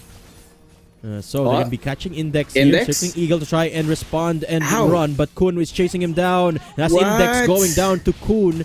The Salord getting started here by Ken and the gang. Zippy around here as well. Bender trying to find some space, but Kun is just holding the line. Forces the fist break off immediately, as that is Spear. the Lord getting jumped immediately. Now taken by Ken as the Wave of Dragon takes Shizus, isolates them as Nico goes on a killing spree, takes down that Lucas. NB scattered, running away, licking their wounds. Mythic take the first Lord, take 2 kills as well. Yeah, that's a lot of damage done. You saw Supercon try to make an attempt to try and join his teammates, but it's way too late. NB are unaware of the rotations happening for Mythic Seal. They just don't know the timings. They can't find a way to read into what the general game plan is for Mythic Seal, and they've just been caught in a bad place more often than not. And now up to what, 4,000 gold in the lead for them. That's at least a couple of items for these players to get themselves a leg up against their adversaries right now. And Nico just so consistent, setting up his teammates to make things so much more difficult than it has to be. And Ken just picks up the Blade of Despair there. 1 level ahead of the competition. Level 14, the highest in the entire map. And Mythic Seal sieging now with the Lord. Towers are falling.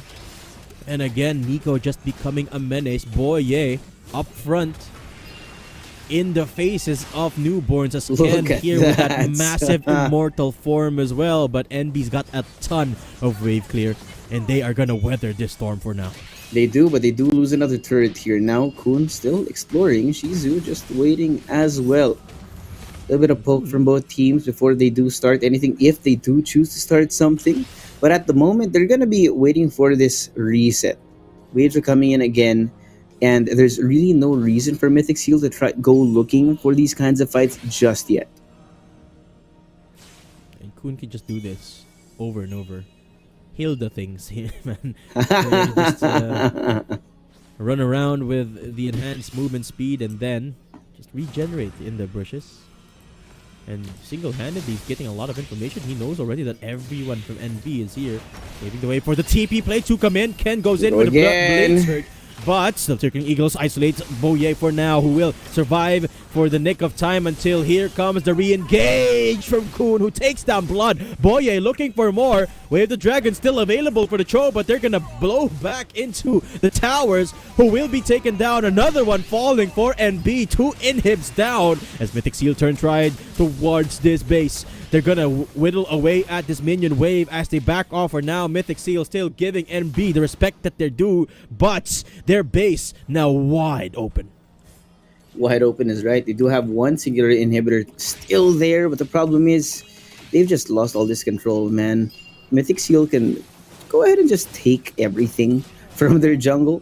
They have zero idea of where they are, and the Lord's coming back as well. So Mythic Seal are poised to maybe try and end it right here, because if you see it right now, you can't even see where the rest of the team is. They have maybe an inkling. Super Bender's going to be seeing Boye here, but it's too late. They're way too late. Not even close to trying to steal this away.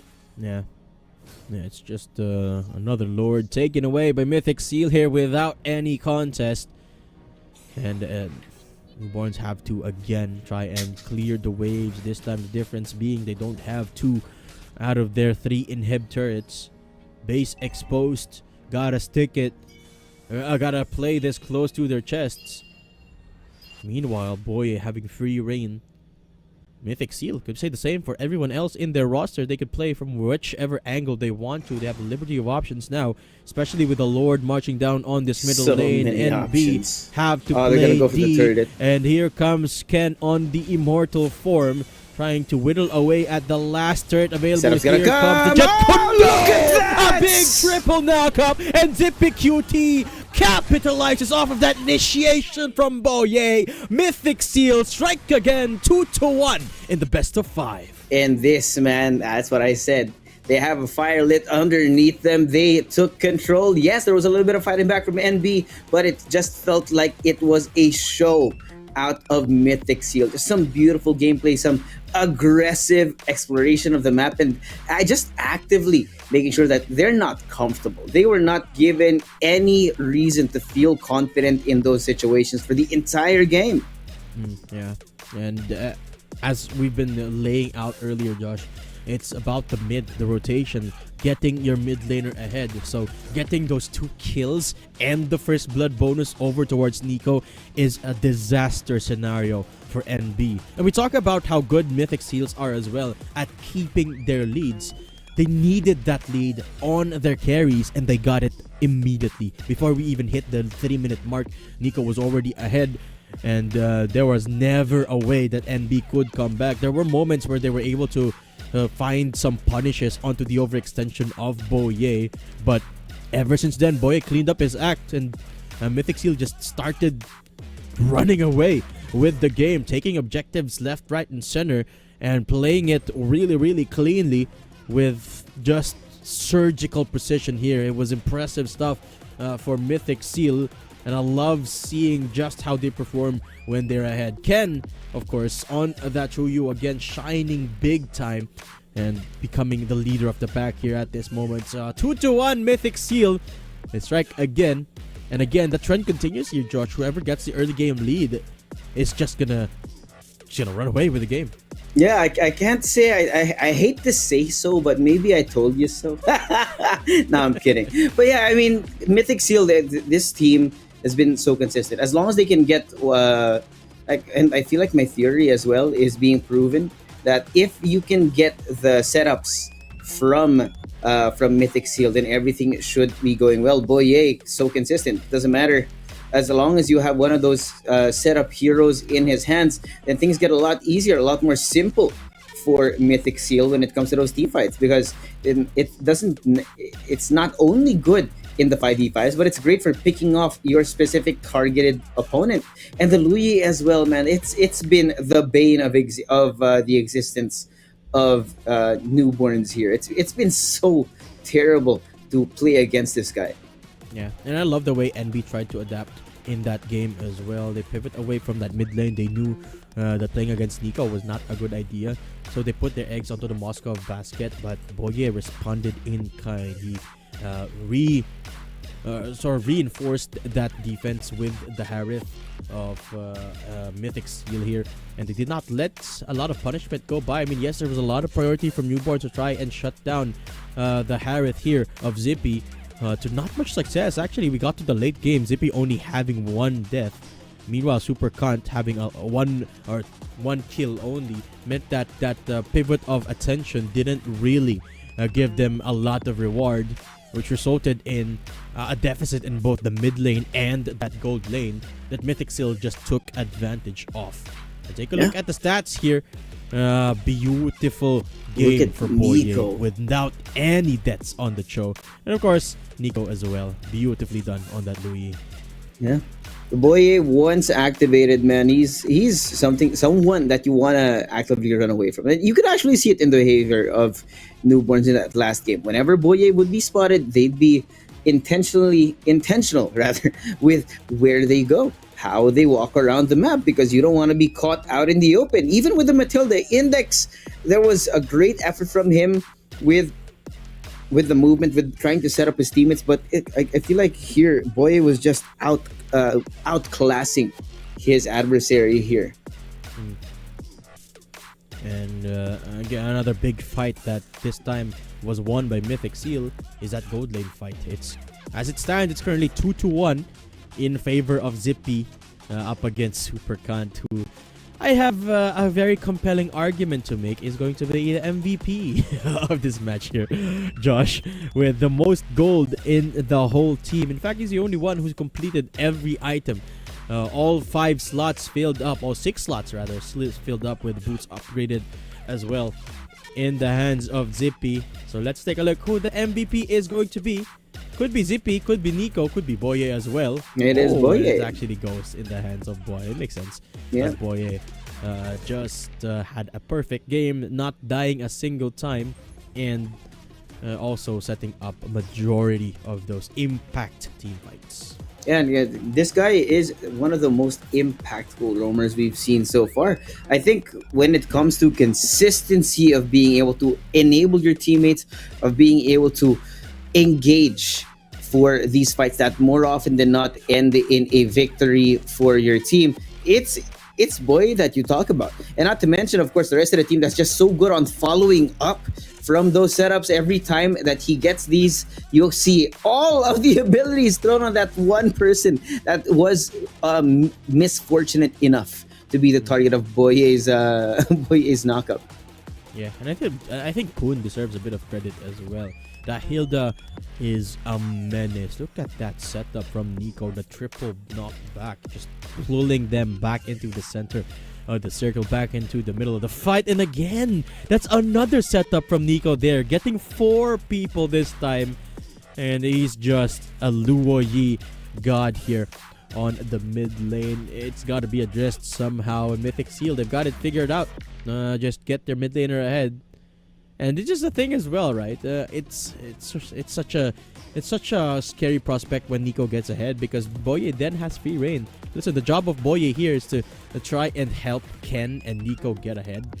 And when Nico has free reign, when he's already ahead, Boye, that's half of his work done. He could put his attention elsewhere on the map. That's what's happened here. He enabled Ken, put a bit of defense for that gold laner Zippy. And the rest is history. Myth just took over from here on out. So, NB, how are they going to address the problem that is Boye and Nico? Yeah, they can't target ban this guy either. I feel like at this point in time, Newborns, their unwillingness to specifically target Boye may be the problem.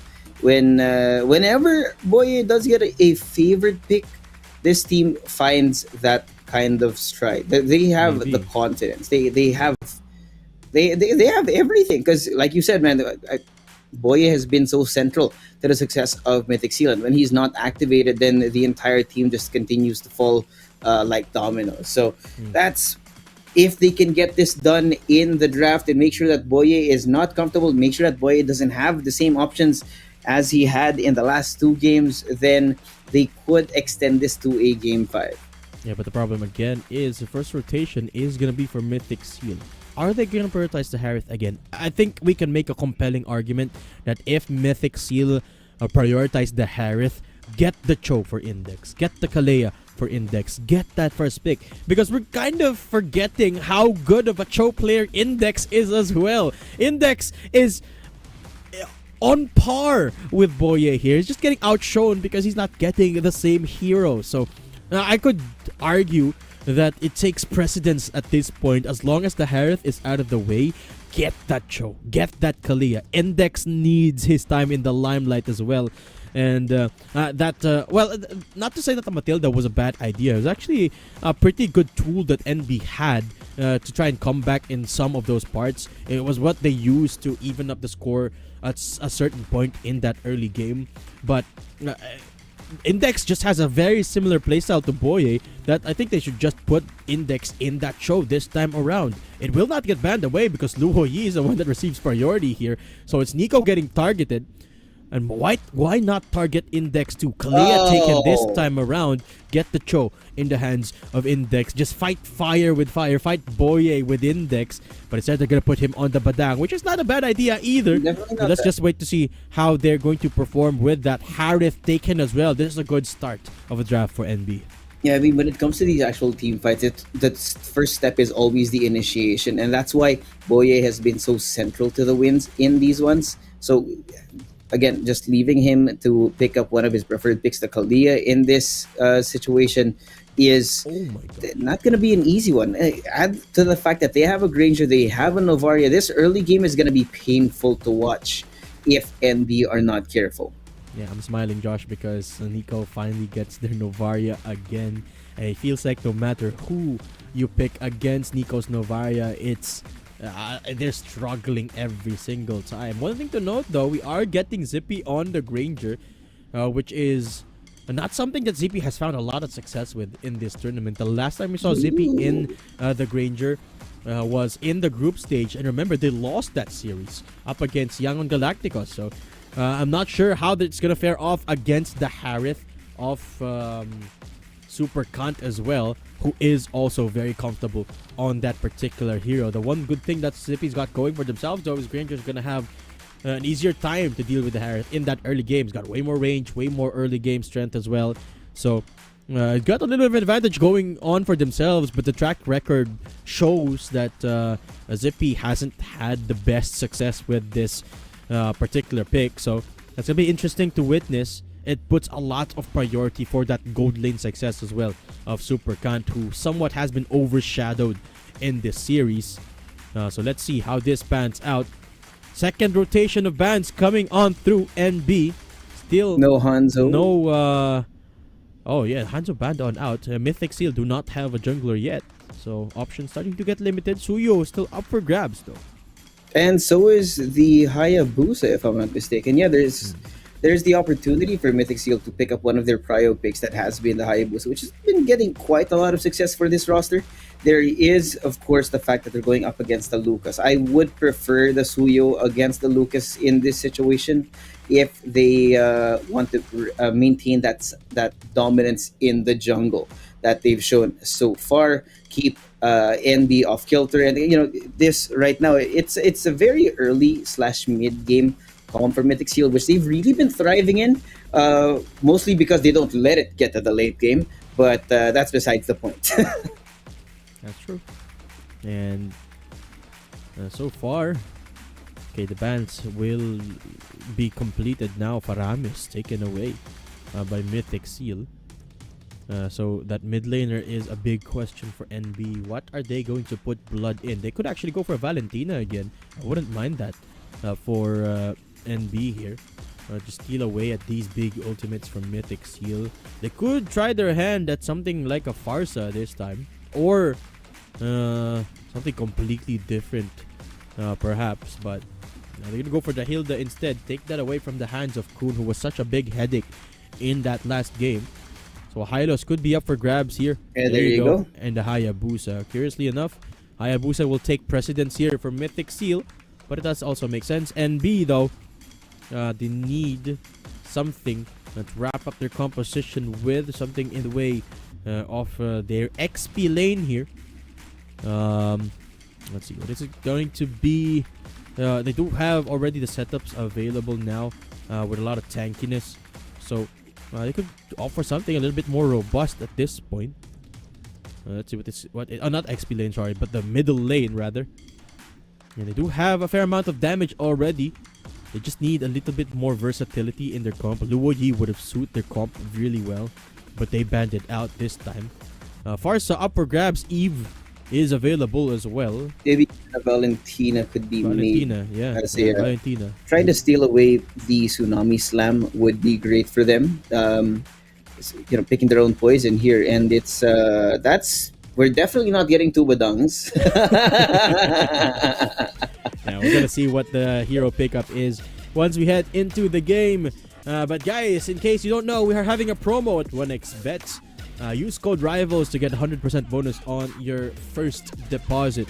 It's RIVALS. Type that in when you are cashing in, and you're gonna get 100% bonus, which you can use to bet on this game. Currently, as it stands, it is a 2-1 scoreline in this best of 5. And if you're just tuning in, it is the quarterfinal matchup between Mythic Seals and Newborns, the upper bracket quarterfinals. Later on in the day, it is going to be another matchup, this time in the lower bracket between Zeno Esports and Team Spectrum. That's going to be an exciting one as well, Josh, with both teams fighting for their lives. So make sure to cash in and bet responsibly. With that being said, of course, fourth game of the series now going to be underway. Let's see what it looks like. Will Newborns bring us to a game 5, or do Mythic Seal close the door, turn the page on this chapter of the series? There we go. This is going to be a fun one. Vexana. Something we haven't seen. No, not anytime recently. Yeah. As Mythic Seal this time again contesting the Litho Wanderer. Look at the amount of presence. Mythic Seal, 4 players up in there. Zippy Cutie in a bit of a skirmish. Finding a little bit of struggle to deal with Super Khan Tarith here. As Litho Wanderer gonna be secured by Mythic Seal this time around. But not free at all, as Boye getting forced to back off. Half HP, having to use that regen. So not the easiest of starts that Mythic Seal was looking for. Yeah, I gotta say though, Datum, at the moment, when we look at that draft that has happened, it has kind of everything for a Mythic Seal.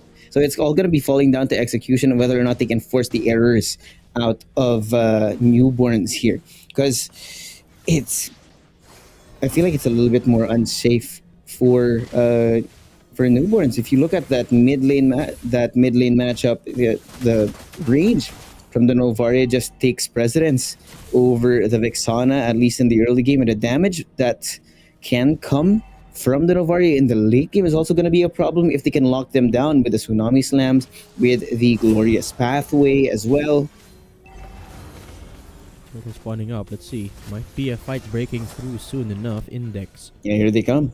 Already around the area is 4 players strong NBAs as they try and make their way towards Turtle Pit. Putting around the area too. But where is Ken? A little bit too far off his Glorious Pathway, already used up against Shizu here, who will be dashing away from that horse. So Shizu down to 1, and Nico takes first blood with the artillery. Ken steals away the turtle though, as Mythic Seal running away. Boye surviving, and that's 2 kills and another turtle for beginners here, for starters, for Mythic Seal, and it might just be 3 kills. Super Bento cannot run off anywhere, and Nico will be taking the kill. Actually, it's Kun who does, but it doesn't matter. Myth with a 3-kill start for this game number 4. Yeah, it's really playing into it, man. We talked about the early game dominance from Mythic Seal, not just a consequence of the draft, but it seems to me that it is also the specific choice of the team to play in this way. And now Tsunami Slam going to be used up in the middle side as Index gets taken down by Zippy. He rotates all the way into this mid lane. Here comes a shadow kill from Ken, actually cancelling that ultimate and sliding back into one of his shadows. Boye not pulling the trigger yet, but take a look at Ken, level 7 already off the back of that early skirmish. Taking the turtle as well has pushed Mythic Seal 2,000 gold ahead. Yep, already, man. It's minute 3, damn. This is that's way too much. That's way too much for them to worry about at this point in time. But they're gonna keep going for it. Boye threatening for more damage, more encounters. Kun, though, he's so low, but he's holding on. This guy doesn't care. He's a Hylos, man. It's gonna be particularly hard to execute that, especially after using that Revitalize. And besides, Kun is so far ahead, 2-0-1 in the scoreboard. So already particularly powerful here for the Hylos. Again, going for a 1v1 against Super Bender. And both of these will just keep on banging away at each other. It is a Hilda and Hylos after all, both very sustainable heroes by their own volition. As the turtle spawns up, Boye though. Boye looking for a mark there. Tsunami Slam is available.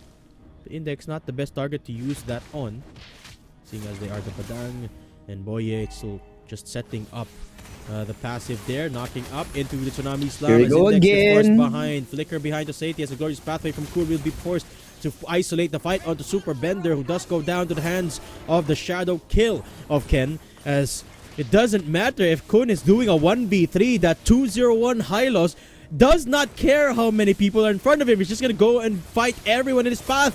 Kant will be dashing away with the chrono against Boye. He's also very tanky. Here comes the Beast Form as the turtle will be taken away by Ken. No steal from Shizu as his life will be the one stolen away by the Hayabusa. And Boye is just marching forward. Zippy with the Death Sonata, putting a little bit of artillery fire down as Myth take the second turtle, take a kill as well, and take the 3k gold lead.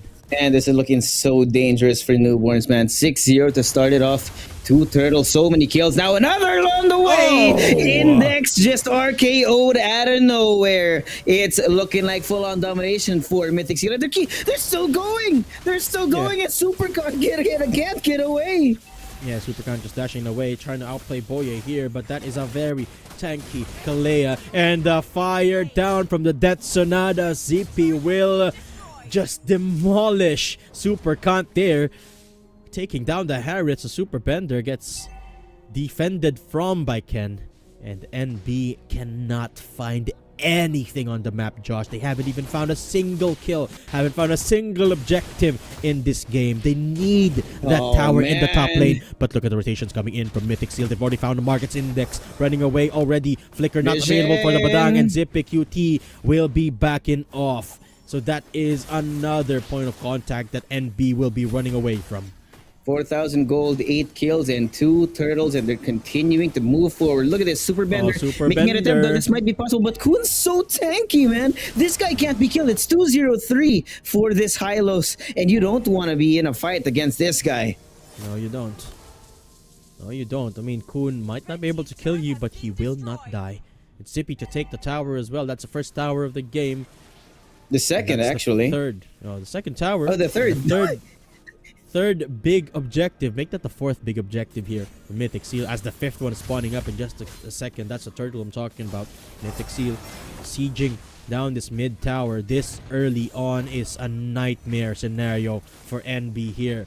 Look at Nico as well. A single ability forces Khan to drop down to 70%. What a knockup! And the tsunami slam onto Index forces them to back up again immediately. Going into the backline, a bit of trouble running into Super Bender, who takes him down, but the shadow kill from Ken gets the shutdown onto Shizu. A Super Bender in a last-ditch effort to keep NB alive will be able to do so, but down to low HP bars means that NB could not contest this turtle from Mythic Seal.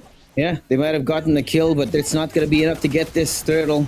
9-1 and another, man. It's just so clean, so clinical. That's 5,000 gold at only the 8-minute mark for Mythic Seal, ahead of their adversaries right now. They are poised to win, and for newborns, they're really going to have to try and look into the fine print of these fights, try and find a way to get back into it. Try to not just win the fights, but win the game. And most likely at this point, it's looking real doubtful unless they can find a way to get Super Count activated. Oh, okay. Shizu. A little threat. Shutdown onto Ken, but it didn't be particularly hard to shut that Hayabusa down. Index coming in with a fist break, catches one of these players, but Zippy, a good flicker backwards, does not permit him to live. Kundo here for vengeance, looking for Super Khan. It's blood to take down Boye. Hold on, NB are turning things around. They pick up a couple of shutdowns for Boye and Zippy, and now they're looking for more. Kun running away. Nico is stuck between a rock and a hard place, has to try and recall as Index jumps on him, but Mythic Seal, 2 players down. NB looking to find more. Here comes Super Bender running forward, but Mythic Seal running away from the players of NB. That's a bit of breathing room for newborns. Definitely a lot of breathing room, man. Gonna be feeling a lot more confident to try and get around here. Supercon does the damage now. We see Index with a little bit more survivability, and Shizu might have the chance to secure some objectives. That is 25 seconds to the next Lord, but it's not gonna be fun. Look at the odds. 9x. for NB. Yeah, people are expecting this to go one way. And Mythic Seal certainly living up to the standard. Concealed play coming through. Index is a target. Glorious Pathway used up. Good knockback coming in from the flicker of Boye. And that is just a dead Index. Super Cunt goes down as well through the shadow kill of Ken. And 2 players immediately ticked off by Myth. They take a tower as well. Why not? Lord spawning up. And Mythic Seal just might want to take that. Yeah, I mean, Ken's already here. Kun's still up close and personal with NB right now. I don't think they can get there in time.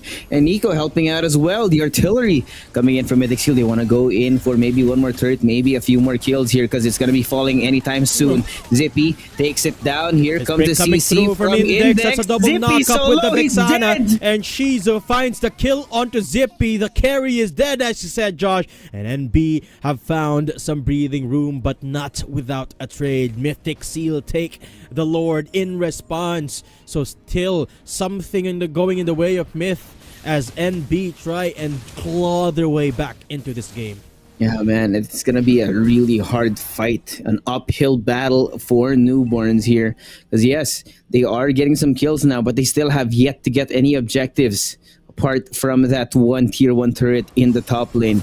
And it looks like they want to keep going for more. Kun up close and personal, daring them to try and fight him because Boye is right behind him, and the backup is going to be coming almost immediately from this team. Lord marching. That's the wave clear of the towers taken away now. Ken going in for a bit of poke. Everything available here from Mythic Seal. All spells, all ultimates are up. They could pull the trigger at any moment. Might not be NB wise though. can do the same thing. In fact, it would be a better idea for NB to do that. Vixana at the ready with the ult. the Goes to conceal? the conceal play, goes into the Oh, fight, Super and Bender so low. might just go down. That's a tower getting taken away as Ken actually becomes a distraction with that shadow kill, and the base of NB are again cracked open. Correct, wide open, man. The objectives all falling in favor of Mythic Seal right now. They're gonna call it off for a bit. Cool down, make sure that they don't overexpose themselves to the elements at this point, because NB, yes, they have shown that they can find a way to take you down if you overextend. So Mythic Seal are making up for that mistake. They're gonna continue to try and take these fights, but not without proper preparation. Yeah, certainly. But it's hard. It's hard to prep, Josh, when you can't even get past your own base, get away from your own base. What can NB do here?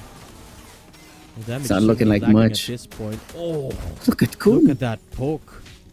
Half HP for some of the players already for NB off a single Oh ability. no, as the Glorious glorious getting laid out. pathway! That's Shadow Kill as well. So Super Bender getting pummeled by the Death Sonata. As Mythic Seal, they don't want to get kills. They just want to take away this tower, and they successfully will do so. Another Inhib tower down as NB forced to watch. They can't do anything, Josh.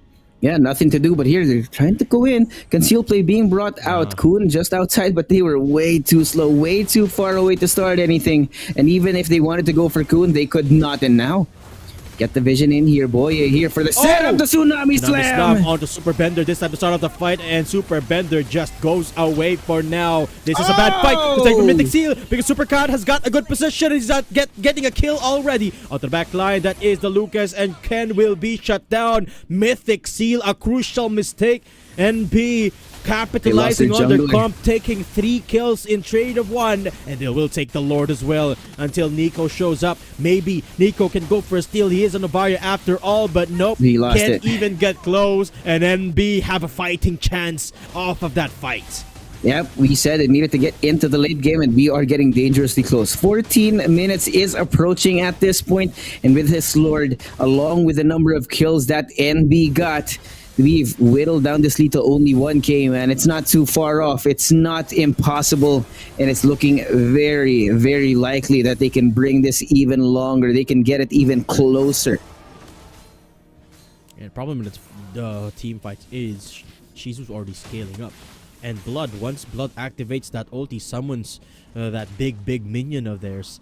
It essentially turns into a 6v5 because that deals a ton of damage to the Eternal Guard of the Vixana here. So when it comes to drawn out team fights, and especially if Mythic Seal does not have their ults, which was the case in that fight, NB have a fighting chance even with the gold deficit they had earlier. Now that gold deficit is gone. Equal gold now. There's a glorious pathway getting laid out here. Index is the target. Ken providing assistance, but look at the snipe down from Nico, forcing NB2 back off with countdown to 1 HP. And Mythic still successfully fend off the Lord. They are still ahead in this fight.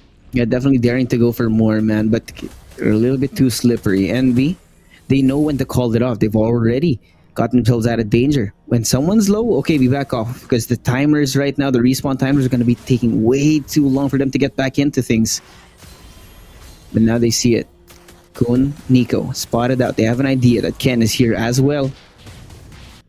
They're waiting for someone to be out of position, waiting for someone to overextend. More often than not, it is going to be Ken. It is going to be Zippy that they want to take down just because it's so much easier to get them. They're definitely the easiest targets, the softest targets for newborns here. But the positioning for Mythic Seal has been so good so far. Yeah, they have to be careful not to make any mistakes at this point. This is a Mythic's game to lose. Have to be careful not to overextend. Still respect the boundaries, the capability of NB to begin team fights here. Thankfully, they've gained enough map control to recover from that last mistake, but they cannot afford another one like that because NB are strong enough to meet them in a full-on front-to-back 5v5. Good amount of info though. They spot Super Bender. He's going to be forced out of that bush. Index is going to be the last one that they have to push out of here, but they're not going to try and do it just yet. There goes the meteorite. spot him out, looking for the information being granted to them, but they are slowly losing that control over the map if they wait a little bit too long. Siege on the bottom side is what Mythic Seal need to do here. And Nico is just weeding out each and every potential position here of NB. Contact being made by Kun, but that is Super Bender, a little bit too tanky. Too hard to take down as the Lord getting started up by Zippy. This is a good bait by Mythic Seal, but they have to have good positions, Josh. Yeah, it's gonna be so important. Earlier, what happened was they took down Ken early in the game. Oh my God! Forward. That's a fist break onto Nico, and Nico's down. Mythic Seal might be in trouble. Zippy QT a little bit too far behind, and Kun is out for the count as well. NB have done it.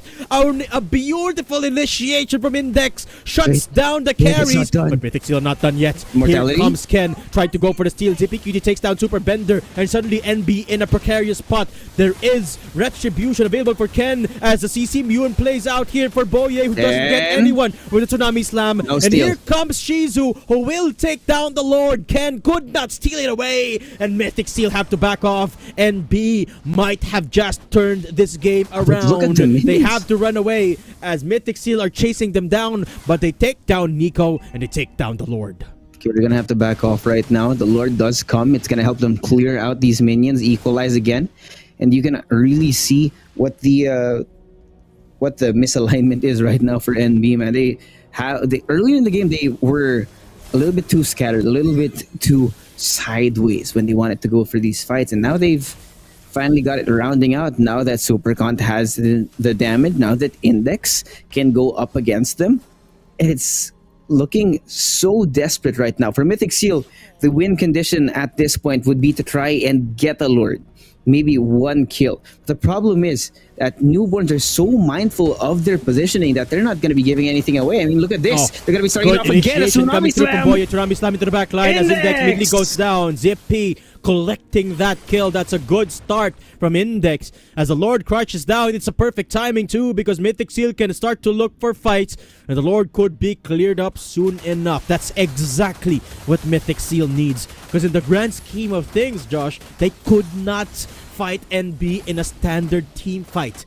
Zippy QT falls off in the late game. Ken needs isolated targets, which is a very rare sight in this drawn-out game. So Mythic Seal, they need to shut down one of the key players here of NB, and Index is the prime target. Without Index, NB cannot look for a fight. Now it's going to be coming back. They have to make this more disadvantageous for them, make sure that they don't get the opportunity to equalize in terms of the lanes, in terms of the map control. So they're gonna have to keep rinsing and recycling this until they can get the bigger objective, which is going to be the Lord, which is going to be, at this point, to be able to get it, they need to get rid of Shizu first and or Index. That would have been a great boon for this team, but with only one turret, there's so much pressure. Index already at half HP right now, with a Glorious Pathway being brought out as well. They're threatening a take onto the tower, but it's not gonna happen anytime soon.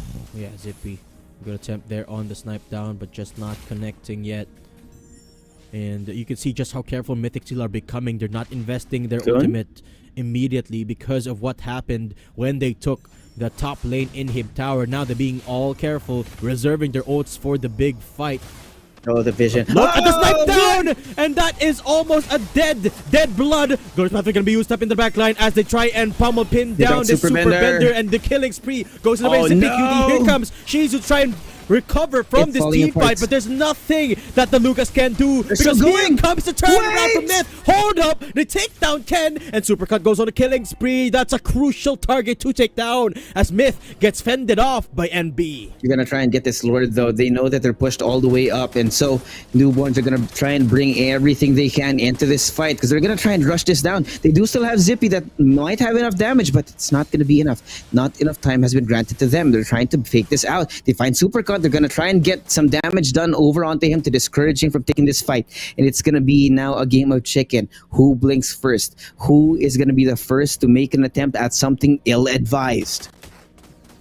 This is a crucial Lord, the most crucial one. This could be game ending. Oh, So much damage. Nico, what is that? This guy drops bombs on They get him. the jump onto Shizu, and Zippy's got a double. That's the mega kill already for Zippy. And Ken might be down, but Blood's so Zippy low. is alive and thriving. Blood almost goes down. That's a good catch from Boye. And the And now referee's they gone. turn towards the Lord. This could be the end, Josh, once they take this Lord. This could be game ending. 21 minutes right now on the timer and counting. With the retribution gone from Newborns, it's going to be an easy take. And you can see Newborns are not even going to attempt to take this back. They're not even going to attempt to try and fight back here. They know that at this point, all they can do is hunker down and pray to the Lord to not take them down, not end this game just yet. The problem is the Lord is on the other side of the map. Have It's coming mercy. straight. It's coming straight into their base, knocking in just a few seconds. Oh boy. Boye looking for Boye, an look at engagement Nico. again. Here we go again. And look at Nico with the artillery fire coming in. They take down the turret without even needing Jesus the back. Lord.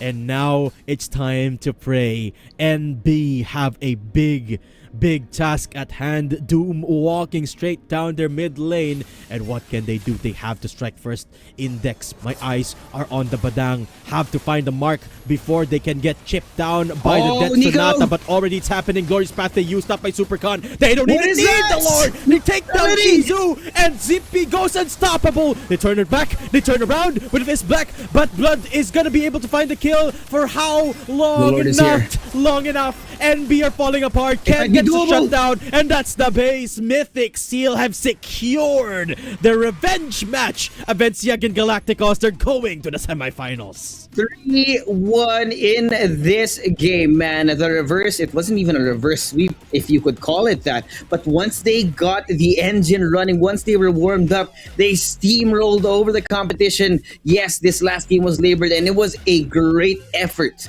out of Newborns. But man, Mythic Seal showed us why they're touted as the #1 out of their region.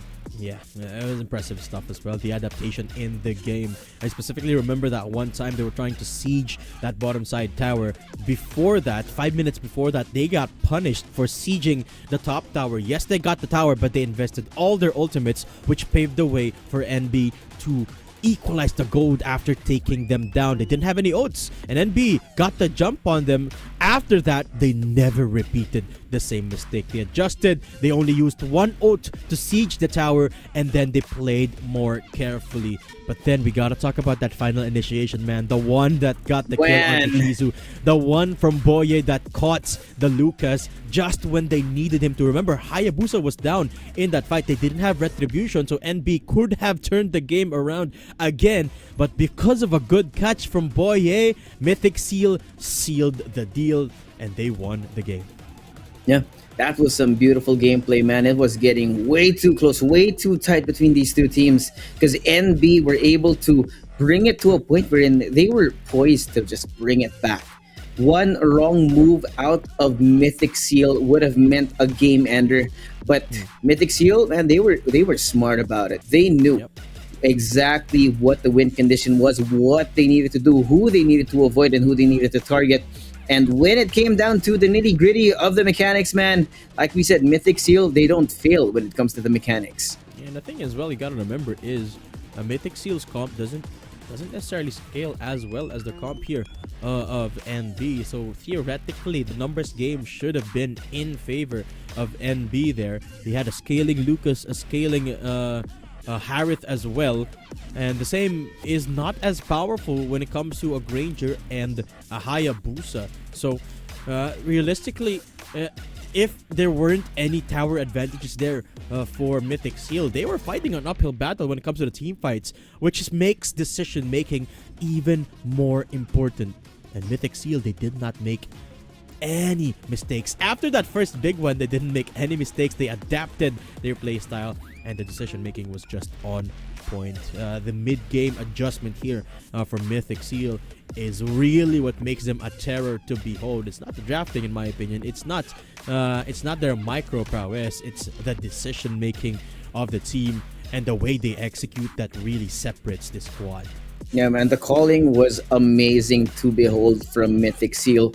They knew what the mistake was. They called it out. went back into it. Once they were prepared for another team fight, they made sure not to make that same mistake again. And by God, was that a good one? The way that not only they did not only dominate the first part, but once they started to fall off, and it got down to the point where they had to be more intentional. They did not make a misstep. Yeah, absolutely did not. Mythic Seal, I am so excited for this semi-final match. But, Mythic Seal, it's a revenge match up against Yangon Galacticos, who, guys, if you remember, took them down in the very first series of this entire tournament. Zippy out for revenge. The rest of the squad out for blood of Yangon Galacticos. Two teams from the same region fighting for the top 1 spot, fighting for the grand final spot. And let's see the post-match. Let's talk about that later on. Let's talk about this game in our hands first. One of the longest games we've had in this tournament. But Mythic Seal come out on top. Yeah.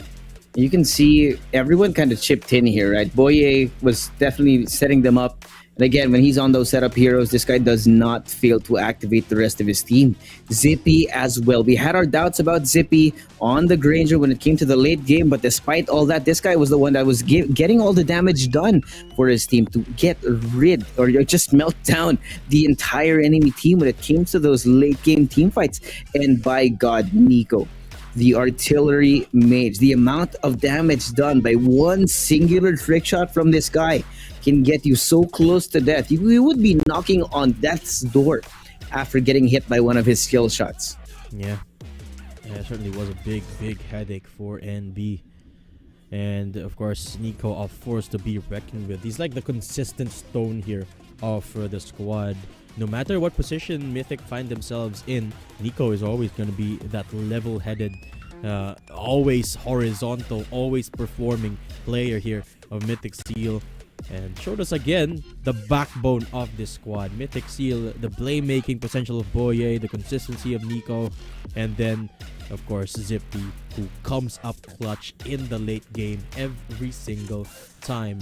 That's a lot of gold actually in the pocket of Zippy. I believe that's a bit of an error in the gold count because that is not 12,000. That's a lot of money with 2 Blade of Despairs in the back pocket of Zippy QT.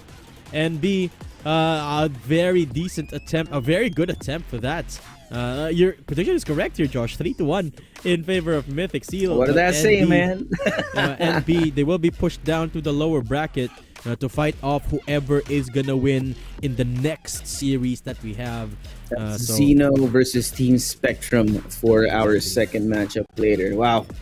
It's really shaping up to be an eventful day here on our third day of the 1xBet Rivals Mekong, man. When we look at the MVP for this game, it is going to be Nico. Man, this was so much damage. This guy was, if you see him, and you see him setting up just outside the map, especially in those last few team fights, when you saw Nico just floating just outside, you know that something was about to go down. He's like the American sniper, man. Just setting up a camp at the edge of the map. And it's a shame we couldn't see the damage graphs in these post-game stats, but I could only imagine the amount of damage that Nico has done. I mean, at the end of the game there, a single ability of Nico's hit for 3,000 damage pre-mitigation. That's insane. That's crazy to think about. 3k damage. That's even before those resistances do come to play, but Nico just is always there. Always the consistent rock here for Mythic Seals. And talk about it too a lot in the drafting phase, only because it's so true. Nico and Boye really are the backbone at which this team play around. And you could absolutely see it when you put Nico on a carry mage such as this. It's not as evident when you put him on something more toned, something more on their supportive role, but when you get him on that Novaria, get him on something like a Luo Yi, Nico is just gonna turn heads. Yeah, this team is so smart about how they want to play the game. They know exactly what the game plan is, and I love the consistency that we're seeing out of these players. And now you know, But if you're one of these opposing teams that are going to be facing off against this team later on, aka YG, they are coming for you. I hope you guys have been taking some notes because now you know who to be targeting, who to actively avoid in the drafts. So we're going to see that happen tomorrow when we get that rematch. But we do have one more game here today, one more best of five banger. The game of elimination tournament life on the line between Zeno Esports and TSM Team Spectrum. And it's going to be an interesting one for sure because when you have teams backed up against the wall fighting for their lives, anything could come out of that, especially in a best of five where they have a fair amount of room to work with. But that concludes our first series of the day. When we return, it's gonna be that elimination match between Zeno Esports and Team Spectrum to determine who advances in the lower bracket and who goes home. My name's Tatum here with the one and only Jaswabe for 1xBet Rivals Mekong. We'll be right back after this.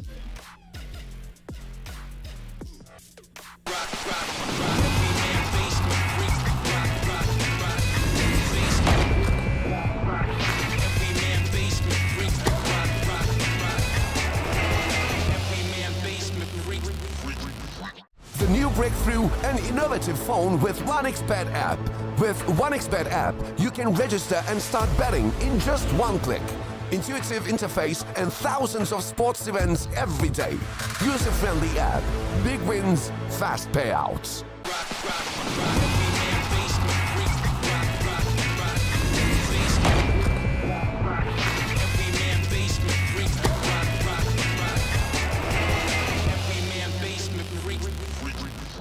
The new breakthrough and innovative phone with 1xBet app.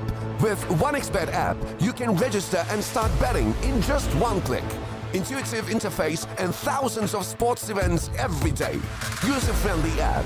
Big wins, fast payouts.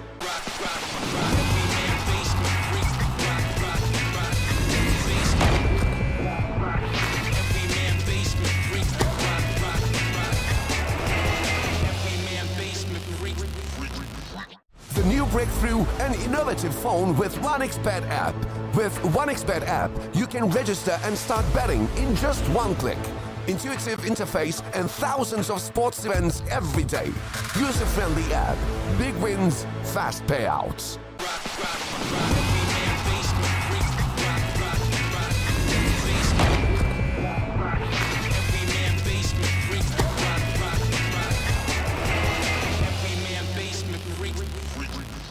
The new breakthrough and innovative phone with 1xBet app. With 1xBet app, you can register and start betting in just one click. Intuitive interface and thousands of sports events every day. User-friendly app. Big wins, fast payouts.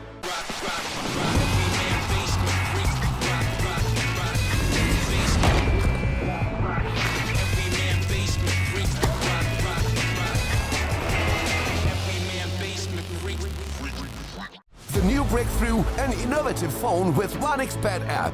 With 1xBet app, you can register and start betting in just one click. Intuitive interface and thousands of sports events every day. User-friendly app. Big wins, fast payouts.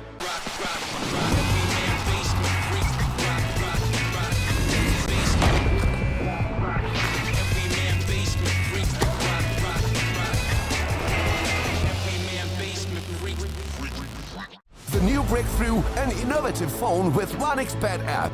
With 1xBet app, you can register and start betting in just one click.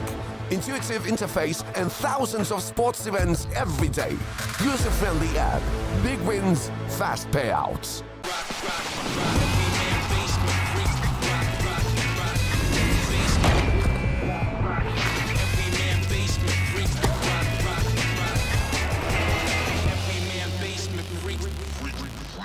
The new breakthrough and innovative phone with 1xBet app. With 1xBet app, you can register and start betting in just one click. Intuitive interface and thousands of sports events every day. User-friendly app. Big wins, fast payouts.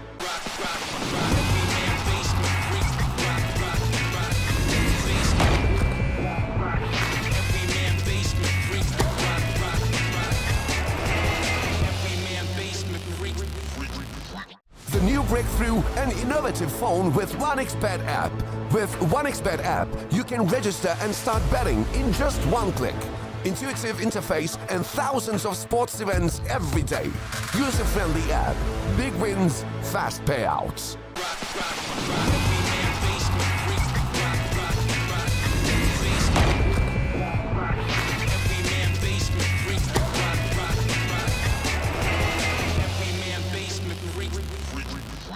The new breakthrough and innovative phone with 1xBet app. With 1xBet app, you can register and start betting in just one click. Intuitive interface and thousands of sports events every day. User-friendly app. Big wins, fast payouts.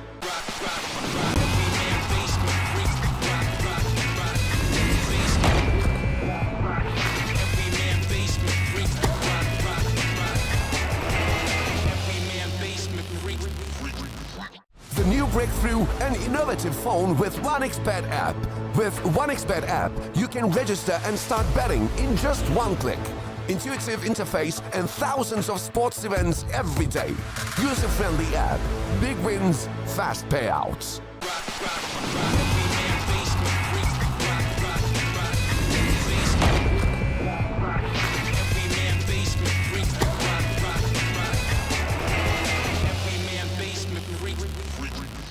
The new breakthrough and innovative phone with 1xBet app. With 1xBet app, you can register and start betting in just one click. Intuitive interface and thousands of sports events every day. User-friendly app. Big wins, fast payouts.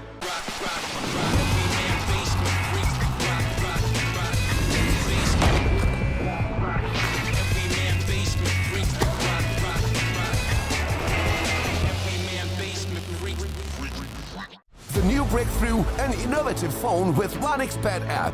With 1xBet app, you can register and start betting in just one click. Intuitive interface and thousands of sports events every day. User-friendly app. Big wins, fast payouts.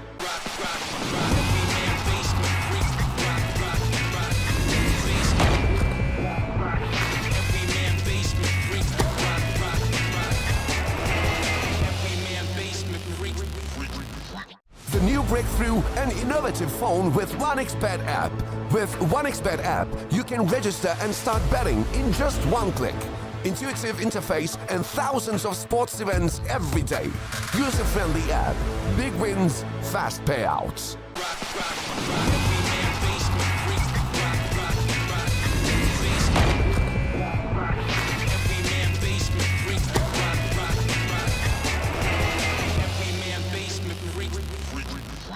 The new breakthrough and innovative phone with 1xBet app.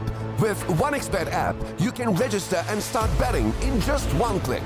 Intuitive interface and thousands of sports events every day. User-friendly app. Big wins, fast payouts.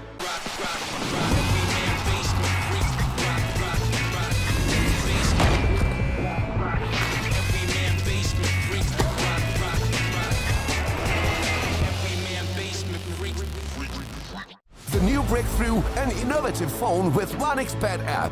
With 1xBet app, you can register and start betting in just one click. Intuitive interface and thousands of sports events every day. User-friendly app. Big wins, fast payouts.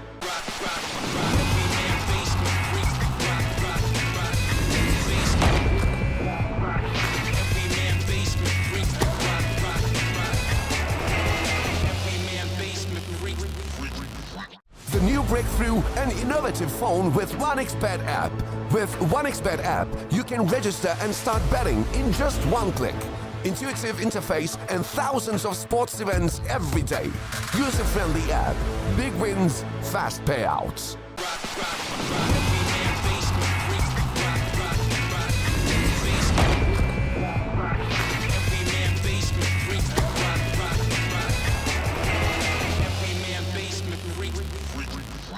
The new breakthrough and innovative phone with 1xBet app.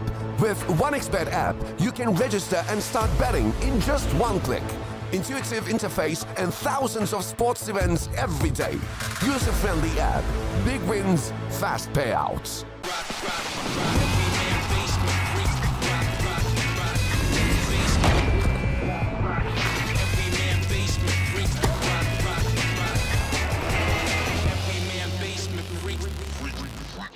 new breakthrough and innovative phone with 1xBet app. With 1xBet app, you can register and start betting in just one click. Intuitive interface and thousands of sports events every day. User-friendly app. Big wins, fast payouts.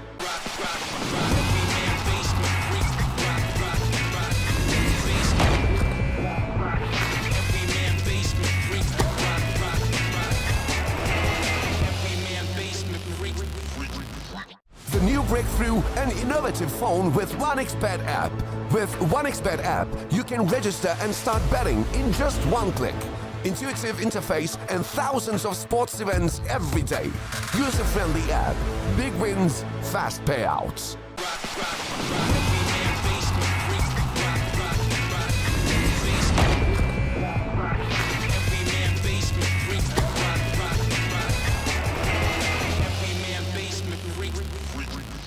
The new breakthrough and innovative phone with 1xBet app. With 1xBet app, you can register and start betting in just one click. Intuitive interface and thousands of sports events every day. User-friendly app. Big wins, fast payouts.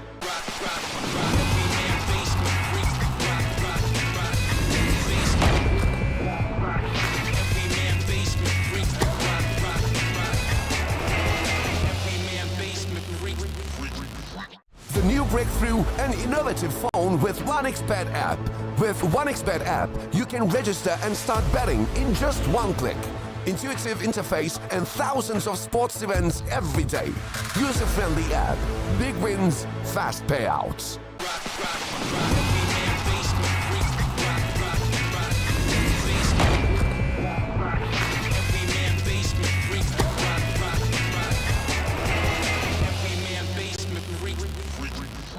The new breakthrough and innovative phone with 1xBet app. With 1xBet app, you can register and start betting in just one click. Intuitive interface and thousands of sports events every day. User-friendly app. Big wins, fast payouts.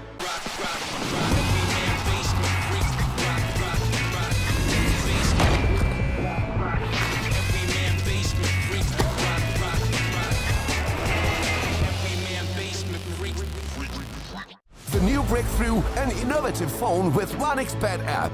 With 1xBet app, you can register and start betting in just one click. Intuitive interface and thousands of sports events every day. User-friendly app. Big wins, fast payouts.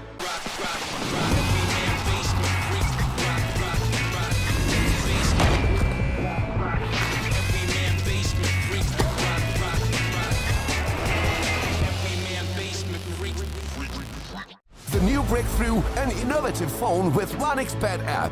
With 1xBet app, you can register and start betting in just one click.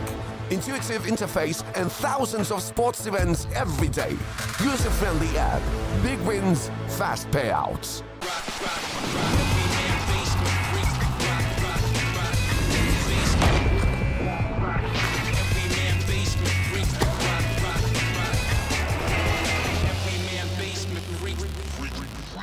The new breakthrough and innovative phone with 1xBet app. With 1xBet app, you can register and start betting in just one click. Intuitive interface and thousands of sports events every day. User-friendly app. Big wins, fast payouts.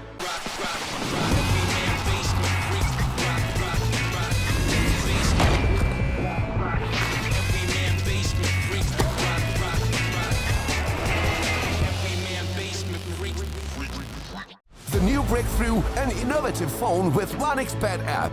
With 1xBet app, you can register and start betting in just one click. Intuitive interface and thousands of sports events every day.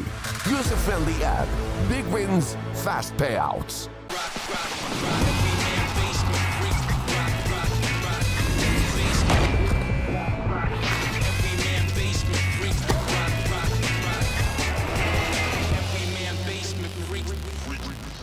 The new breakthrough and innovative phone with 1xBet app. With 1xBet app, you can register and start betting in just one click. Intuitive interface and thousands of sports events every day. User-friendly app. Big wins, fast payouts.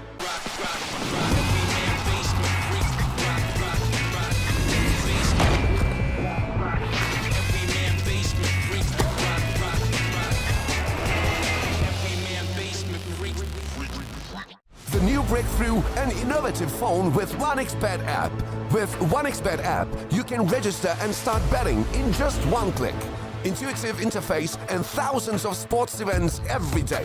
User-friendly app. Big wins, fast payouts.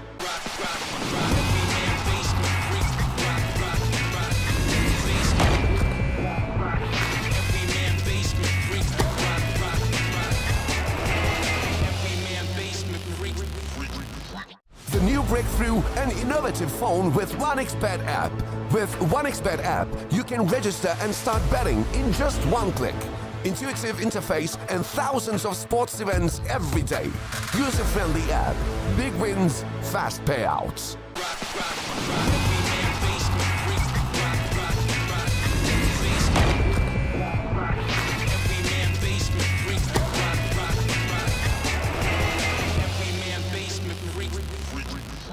The new breakthrough and innovative phone with 1xBet app.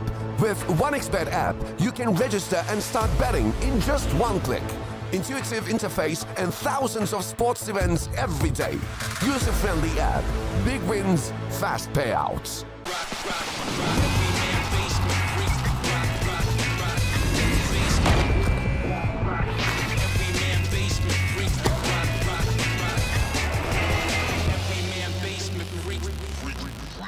The new breakthrough and innovative phone with 1xBet app.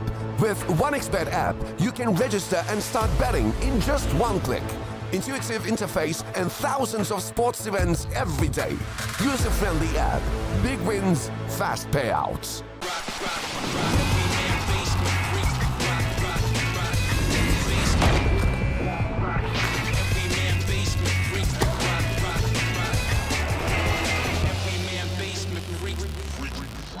The new breakthrough and innovative phone with 1xBet app. With 1xBet app, you can register and start betting in just one click. Intuitive interface and thousands of sports events every day. User-friendly app. Big wins, fast payouts.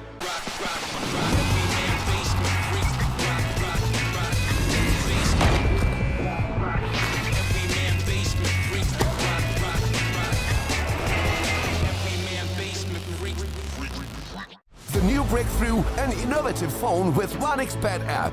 With 1xBet app, you can register and start betting in just one click.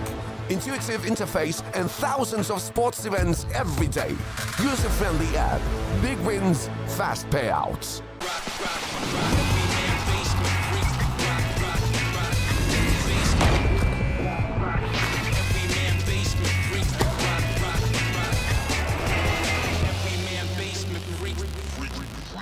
The new breakthrough and innovative phone with 1xBet app. With 1xBet app, you can register and start betting in just one click. Intuitive interface and thousands of sports events every day. User-friendly app. Big wins, fast payouts.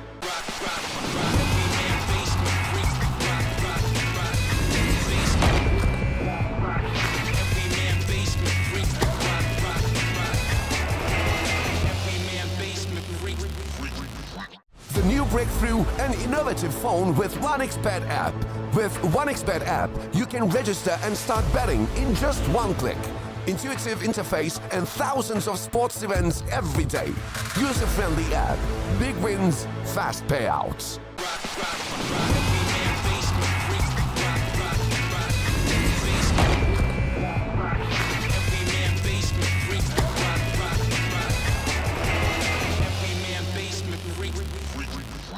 The new breakthrough and innovative phone with 1xBet app. With 1xBet app, you can register and start betting in just one click. Intuitive interface and thousands of sports events every day. User-friendly app. Big wins, fast payouts.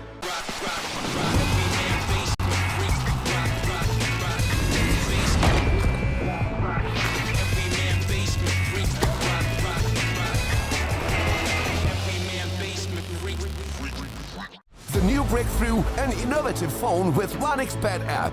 With 1xBet app, you can register and start betting in just one click. Intuitive interface and thousands of sports events every day. User-friendly app. Big wins, fast payouts.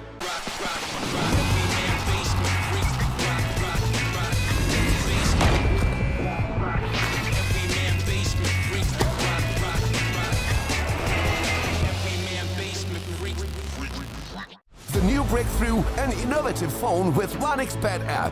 With 1xBet app, you can register and start betting in just one click. Intuitive interface and thousands of sports events every day. User-friendly app. Big wins, fast payouts.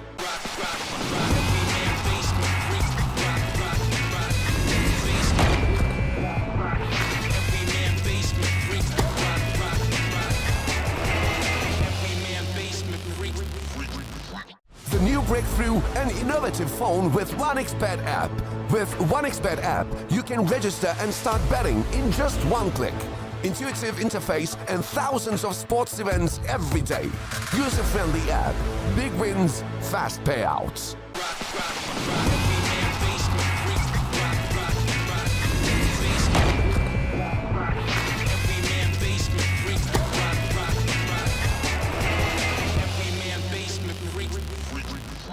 The new breakthrough and innovative phone with 1xBet app. With 1xBet app, you can register and start betting in just one click. Intuitive interface and thousands of sports events every day. User-friendly app. Big wins, fast payouts.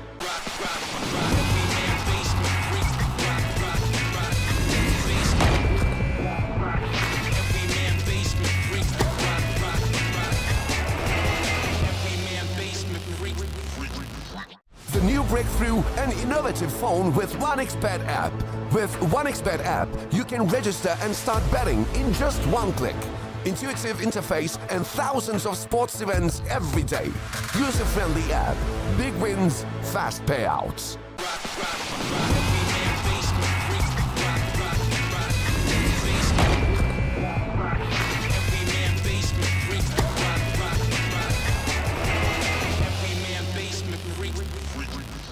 The new breakthrough and innovative phone with 1xBet app.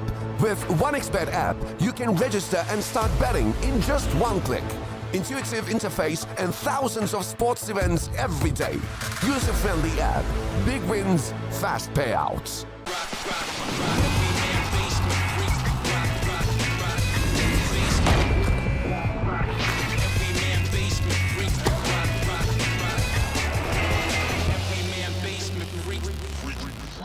The new breakthrough and innovative phone with 1xBet app. With 1xBet app, you can register and start betting in just one click. Intuitive interface and thousands of sports events every day. User-friendly app. Big wins, fast payouts.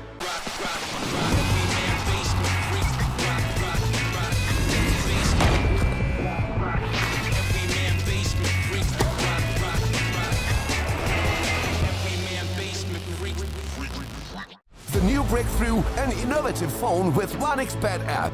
With 1xBet app, you can register and start betting in just one click. Intuitive interface and thousands of sports events every day. User-friendly app. Big wins, fast payouts.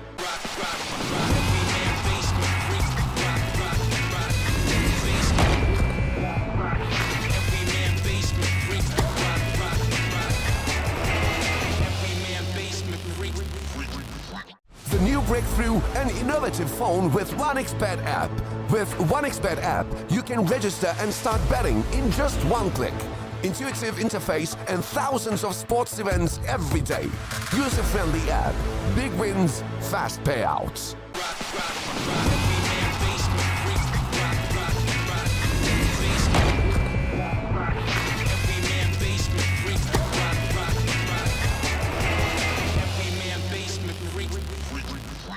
The new breakthrough and innovative phone with 1xBet app.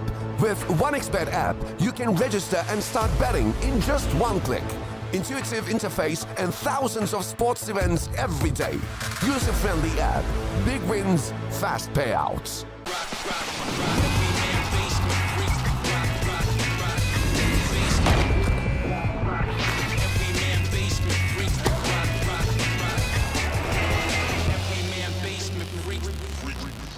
The new breakthrough and innovative phone with 1xBet app. With 1xBet app, you can register and start betting in just one click. Intuitive interface and thousands of sports events every day. User-friendly app. Big wins, fast payouts.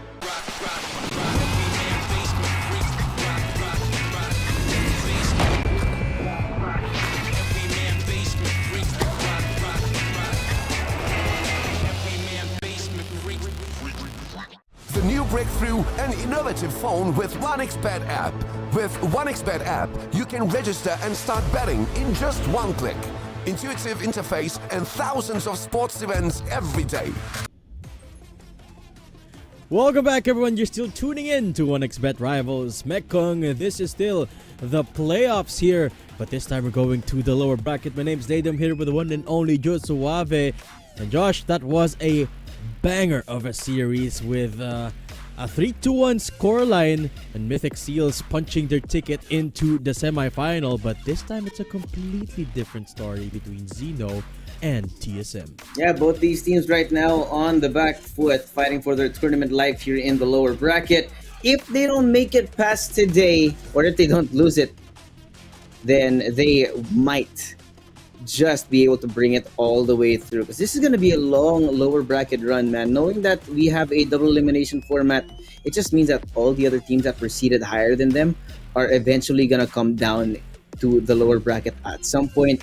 And that just means that your opponents just keep scaling. They get worse. They get better and better and better. But this is definitely going to be the first step here for both these teams. Zeno and Team Spectrum, with not the best showings over the last couple of days, are going to try and keep themselves alive for this series. Yeah, Team Zeno in particular, not having the best of start, or actually not having enough action, not having as much action as I would say, compared to the other teams. Remember, they got qualified to the playoffs after winning by default on their group stage match, so they got boosted up immediately. And then they faced off against YG yesterday.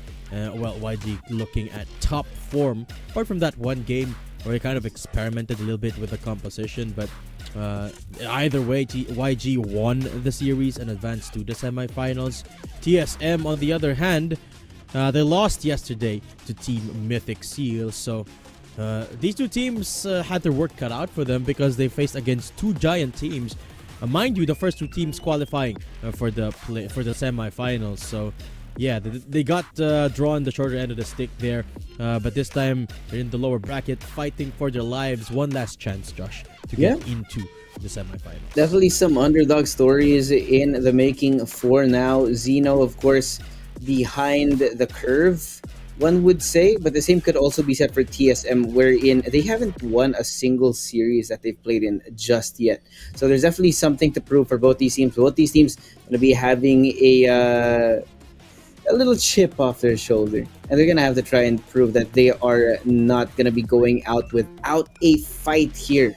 But either way, it's a tournament life on the line for both these squads. It's going to be desperate, and this is where things get spicy, because when an animal is backed against the wall, that's when it's most dangerous. Exactly. And both of these teams, both of them are backed against the wall. We've seen some interesting stuff come out of both of these squads. I mean, composition-wise, at least, every now and then, Zeno does bring out sort of the Carmilla and different stuff all across the tournament. We've seen a Nathan come out from them as well yesterday, if I'm not mistaken.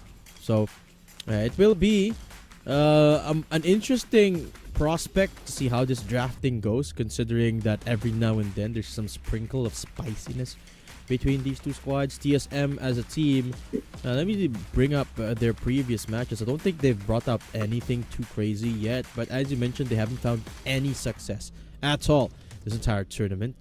So there's very little to read them about from a competitive point of view. Zeno, of course, having won their first series, have already had a little bit of success. They also won one game up against YG yesterday. So they're hoping to leverage their form from those previous wins. But it all begins, of course, with the draft. So let's see here what both teams are going to bring out. Alright, so that's going to be the first couple of bans now. Chip and Fanny banned out for these teams. If I'm not mistaken, TSM had a run-in with a Fanny just the other day. Definitely did not have fun there. So luckily for them, Zeno are going to be banning that out.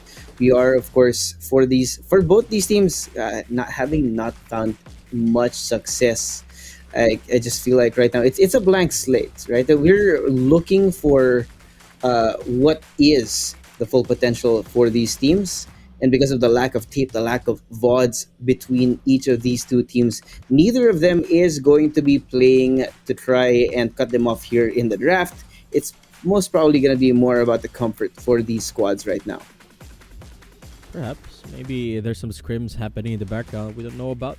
A couple of interplayer knowledge going on here that we might not know. But so far, the draft's not reflecting any secrets known to each other. Just standard picks all throughout. Banned away Chip.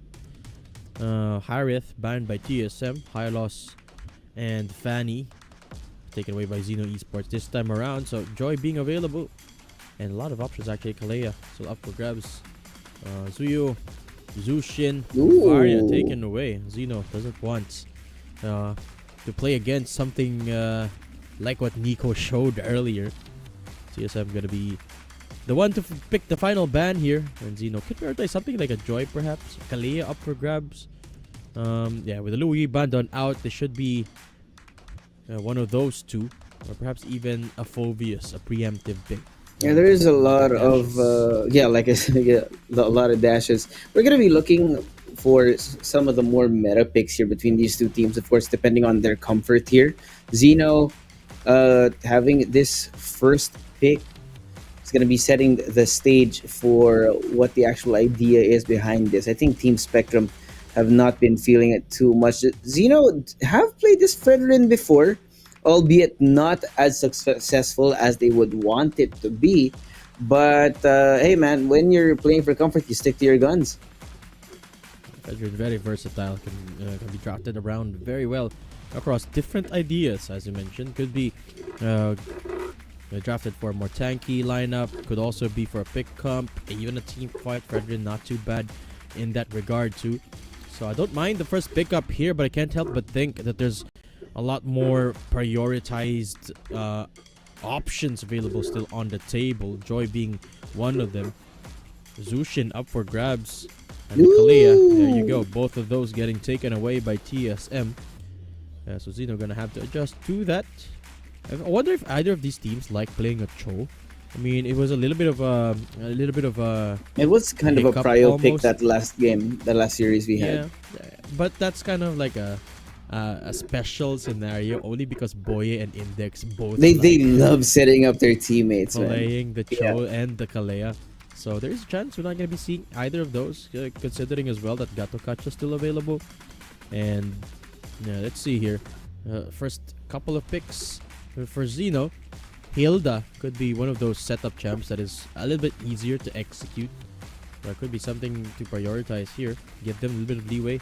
A Hilda Suyo combo actually knocks it out of the park early game wise. It kind of cover a lot of your bases, have a lot of damage. We're gonna go for Selena instead for Zeno here, which I did mention is something that surprisingly has got a lot of priority between a lot of our teams. Zeno being one of those teams.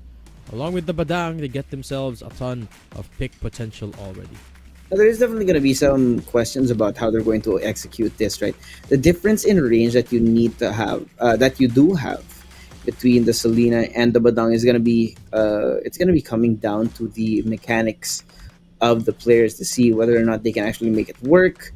Of course, depending on what TSM's ladder picks here is going to be setting the stage for what it's going to look like. The Hanzo picked up for TSM. And I got to remind you, Datum, we have not seen a successful Hanzo so far. That's true. I mean, we've seen glimpses of success, but not... not even Ken could do something with a Hanzo, man. It's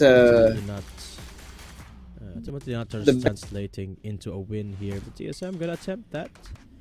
I mean, the good thing is, it's already got a good backbone of a comp here. Kalea and Jushin, of course, both fits really well, plays really well into a Hanzo as well. And both team fight and pick play styles. Carry getting banned away. And TSM, I wonder what they're going to rack up their composition with. Hylos being unavailable leaves realistically just a couple of tanks here. Hylos could be of contest, or maybe even a Jawhead for that matter. But let's see, Cho up for grabs too. And with actually the Joy being banned away as well. The Harith off the table too. Zeno gonna have to look for options damage dealing wise. Actually for both teams, they don't have a gold laner yet. Granger, Moskov, both available. Or maybe something like a Beatrix as well as a bit of a counter. Get yourselves a bit more range. I would love to see something new though.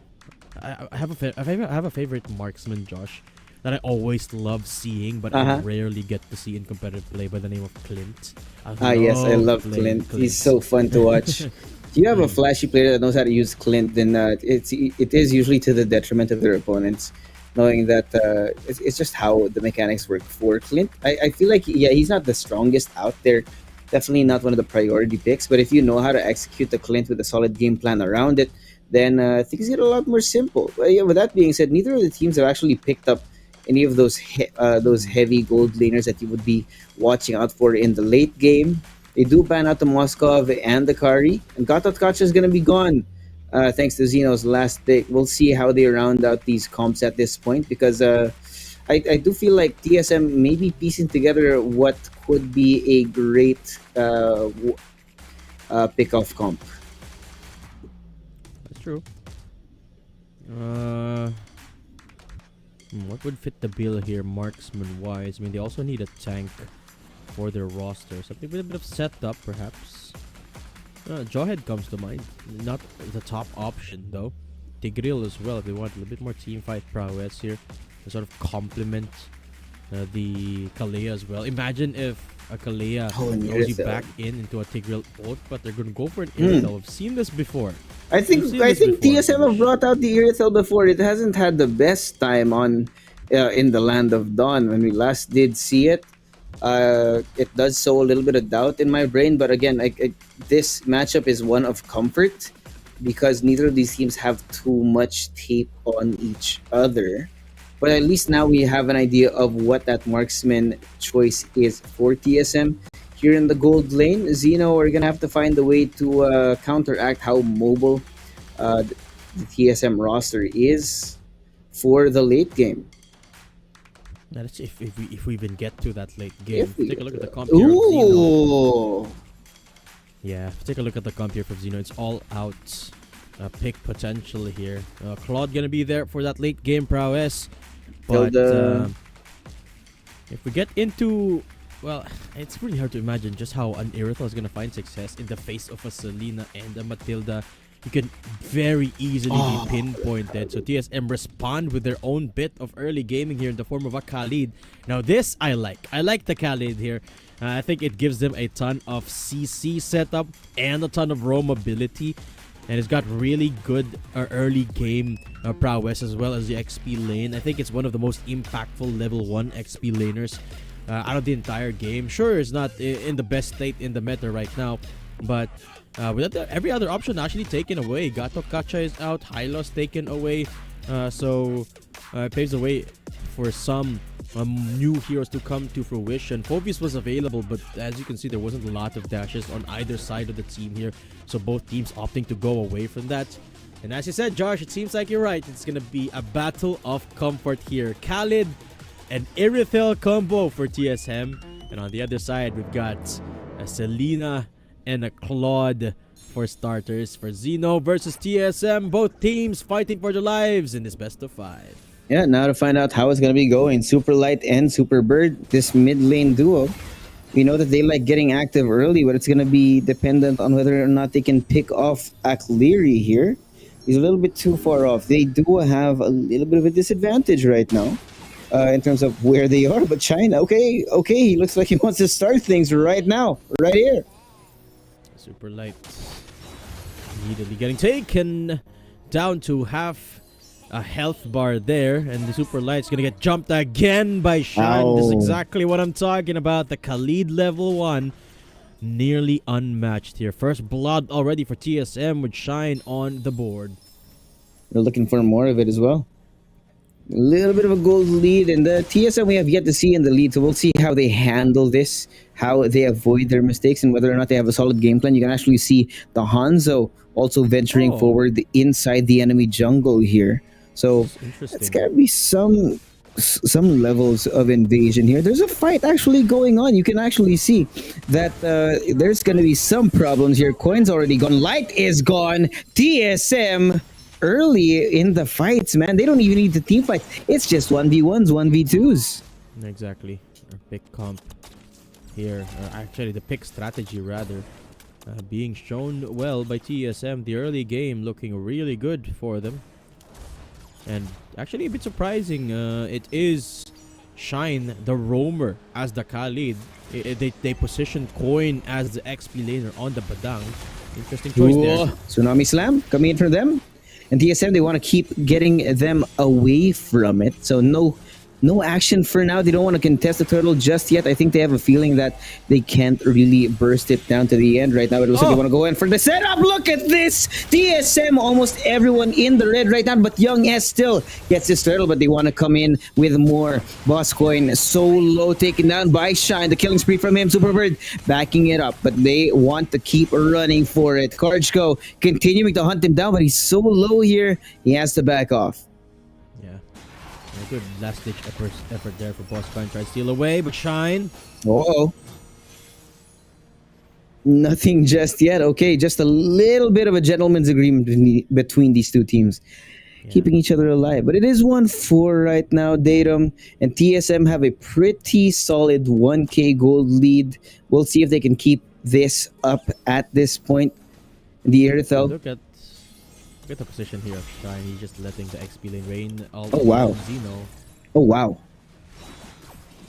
Yeah, there's really not much being done right now. I think both these teams, they know that they have to be careful here. Shine still continuing to get vision, get information for his team in these situations so that they know when to and when not to go in for a full-on execute for the 5v5 fights, knowing that they are more familiar with them. And here we go, the Tsunami Slam coming in from them to start things, and the Hanzo, look at that. Shine takes out Superbird. Xiaoyan, Super Light running away with their tail between their legs. It's another kill for TSM. Man, it's a song of tidal waves and sandstorms. Oh, they Xiaoyan has are. found the mark, but he's the He's one still that's alive. about to go down. He is gonna get taken down this time by Shine, who goes unstoppable. Super Light gonna have to back off now. Coin getting jumped. He's gonna get dropped for so much health right now, but he's definitely fighting back. He's way too tanky for them to take him down this early in the game, so he's gonna use that to his advantage. And the rest of TSM, they set their sights on the turtle once again. TSM, I love this combo of the Khalid and the Kalea. You're gonna go for more here in the turtle pit here, Josh. Super Bird trying to get close. He's so close right now. You see the wings being brought out. A little bit of a flight pattern from Superlight to try and get the information in. But look at the setup now. Karchko solo. Here it comes. Zeno taking down Super Bird. And Boss Coin falls as well. It's the Hanzo. A little bit too much for the enemy team. He goes for another. The double onto Xiaoyan. And they are scrambling. Trying to stay alive despite trying to take that turtle away.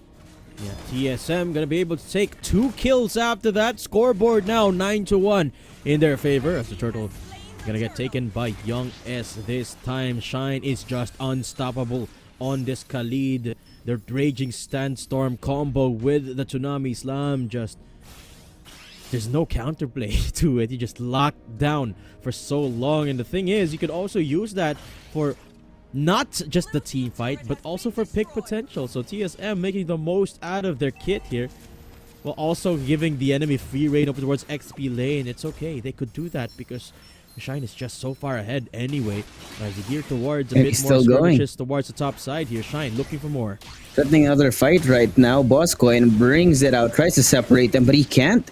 They're just forced to back away. They know that they can't take these fights. It's too far back. That's 4,000 gold ahead for TSM. So Zeno, they're going to have to play this patient. They're going to have to play this careful. Because if they keep making attempts on these fights, they're most likely going to keep losing them. Karchko also so close, and it looks like they're going to be going in. The Tsunami Slam again from Karchko. Trying to get it done, but Superlight takes him down first. They are trying to fight back now, but Shine takes down Boss Coin. And the damage coming in from later as well. They are both going to be backing off 1 for 1 in that altercation. Yeah, later doesn't deal enough damage there with the Blazing Duet, so TSM still come out on top there. Now leading with a 4,000 gold lead. Shine is just a monster. 603, 90% kill participation for the Khalid. And it's enabling Akleri to have free reign over this mid lane so far, just free farming on the Zhu Xin. giving a big advantage against Superbird. Oh, on the top Remember, lane. it's the Selena. Superbird isn't able to roam around the map much because if he runs into the Khalid, that's a dead Selena. Yeah, he's gonna be in a lot of trouble, and now it looks like a World of Hurt is gonna be in for them. Look at this, Al Cleary Turret has been destroyed. setting up with the Zushin. All of these players dedicated to the bottom lane, and they don't notice that the Irithel Zeno is just wailing away at the turret again. Now the turtle has come back. Xiaoyan, so close right now. Shine is waiting for the opportunity to take a gander at them, and here it goes. The initiation, the fight now having begun, and the damage not going to be enough to take down Boscoin just yet. The rest of the teams, the reinforcements are here. Shine about to fall. They do take him down. Superbird good for one. Zeno onto Boscoin. 1-for-1 just for now, and Superbird gets the turtle as well. They steal it away from TSM. They're going to try and make the most out of this fight now, but Karjko trying to get away cannot. The damage from Superbird is way too much. Yeah, good positioning from Zeno gave them that team fight, forcing Shine to engage all alone. And then now they're gonna jump. Look at the sun coming onto Akleri, forcing Zeno to come into the fight. Another one that hits from Superbird as Young S reinitiates with the Hanzo. But I love the position there of Zeno grouping up together in the face of the Khalid, taking him down, and then turning towards TSM as they were running for the hills. Good decision making. Might have just bought them enough gold to even up the odds here. Shine goes Shine. Yeah, looking for it, but again, Zeno, they are going to disengage for now. They know that they're behind. Yeah. Not going to take unnecessary risks and get TSM to snowball, man. They can't. It's not there. But now Boscoin stuck with a tsunami slam. The entire team collapses onto him. What should have been an easy escape from him. Now Boscoin is getting nothing out of the Badang. It's 0-6-2. He's really struggling right now, Datum. Yeah, there's a lot of mistakes being committed here by Zeno Esports. Could be way cleaner for them. Minimize overextension. That's why they've been getting punished by Karjko on the Tsunami Slam, is because a little bit of overextension always there for Zeno Esports. What? TSM gonna get stunned. Karjko is gonna be hit, gonna be threatened quite a lot with it, but he's still alive. It's gonna be fine for now. TSM, they know exactly when to back off. Datum, I gotta say, they know. Exactly. They know their limits, which is for Zeno. It's a little bit harder to say for sure. Clary, a good stun through from Superbird. Now starting to become annoying on the Selena. Shine again isolated here. It's at this point where Shine has to start being more careful of where he treads, because yes, he's still ahead, but I can't say the same for the rest of his squad, how far ahead they are. Karjko! Look at the setup now. Coming in for a lot of damage right now, but Zeno, oh Zeno, they just tank all the damage from Young S. He doesn't give a care in the world, but now they're just going to be caught out in the open. They're looking for more as well, even in the middle of all of the damage right now. Shine and Karjko, they're getting hit with so much, but they're still alive. I don't know how it's happening. Boscoin forced out of it as well, and they're just continuing. The sustainability from TSM is way too much, but Xiaoyan might be able to get it done. No, he doesn't. Super light all up in the front, and nothing happens. All this action for nothing. Yeah, TSM all still standing, but Young S once more. Lakleary up front. Zeno unable to find anything off of that. Still, it's later to go down, and take a look at Zeno. 3-0-4 on the Irithel. We already said how long it takes an Irithel to ramp up, but when it's got the lead this part of the game, I think this is going to be a deadly TSM we're looking at, especially with how strong Zeno already is, especially with how much assistance Akleri is providing. And you can feel it right now, TSM waiting for the opportunity here. You can see that Young S is nowhere close to be found, but they do find Superbird, which is one of the most important ways to lock down one enemy. Tsunami Slam coming in from them as well, but they're going to be coming back here. Young S with a killing spree takes down the enemy retribution holder, and the rest of the team scrambling desperately to find the way to make this come in their favor. Boscoin is down. That's 3 kills along with the Lord for TSM. Beautiful Raging Sandstorm there from Shine to isolate the fight onto Zeno as they take the Lord this time around. Look at Shine with a big flank position. They could crunch them right where they stand as long as they have their ability. Zeno coming in. Yeah, it looks like he's going to be going in. Young S does a little bit of damage. Not going to be enough. Oh, a little bit risky there. And Shine is so close. But Zeno know how to hold their positions now. Superbird takes him down. There you go. Yeah, good snipe down from Superbird there. A little bit too antsy from Young S. TSM start to siege again. It's not the cleanest of games between these two teams. TSM, despite being ahead, committed a bit of mistake. Yep. A bit of overextension every now and then, but they've got to minimize mistakes now because the Lord Shine. is down. Shine looking for something. Yeah, definitely looking for something. The Lord now right in front of them gets a little bit of charge. Doesn't even get to hit the turret here. So TSM a little bit too far off to get the most out of it right now, but they are at least dealing some damage to the turrets, whittling down the health right now as we try and get themselves into the late game. Because, they are starting to be able to fight back. Earlier, the Khalid was nigh on unstoppable, but it looks like he's finally shown to be vulnerable here. Yeah, damage getting toned down now, TSM, because Khalid not building any items apart from actually nothing at all defensive items here for Shine. So it's gonna start to fall off here for Shine, but he will be still very unkillable. And the problem that Zeno is facing is TSM's heroes are so mobile. You talk about a Zushin and a Zine and an Aerithel. Both of those can attack without stopping to move. And then you got a Kali that's got the passive to be able to roam around the map on top of the Raging Sandstorm 2 that has a fair amount of range. And of course, you've got a Hanzo as well that can just use that ult from across the map. So Zeno, it's really hard to catch the players of TSM, which is why they're banking more on the team fights. But right now, they just can't pull it off because there's 4,000 gold behind TSM, just asserting presence. There goes Oh boy. There you go. The setup here. Cards go good for it. Zeno takes down Superbird and they're going to be going for more. Xiaoyan again falling against his opponent. And look at this. The Blazing Duet comes in. Leader does get Akleri, but it's just going to be trades upon trades of kills right now. Young S so far forward almost takes down Superlight, but he has to back off right now. And it's desperate. Shine will get the double and maybe another turret as well. Yeah, beautiful setup from Karjko, flickering to behind enemy lines and then activating that Tsunami Slam into the Raging Sandstorm again. What a set play it's from endable. the Khalid and the Kalea as TSM straight to the base. It's over.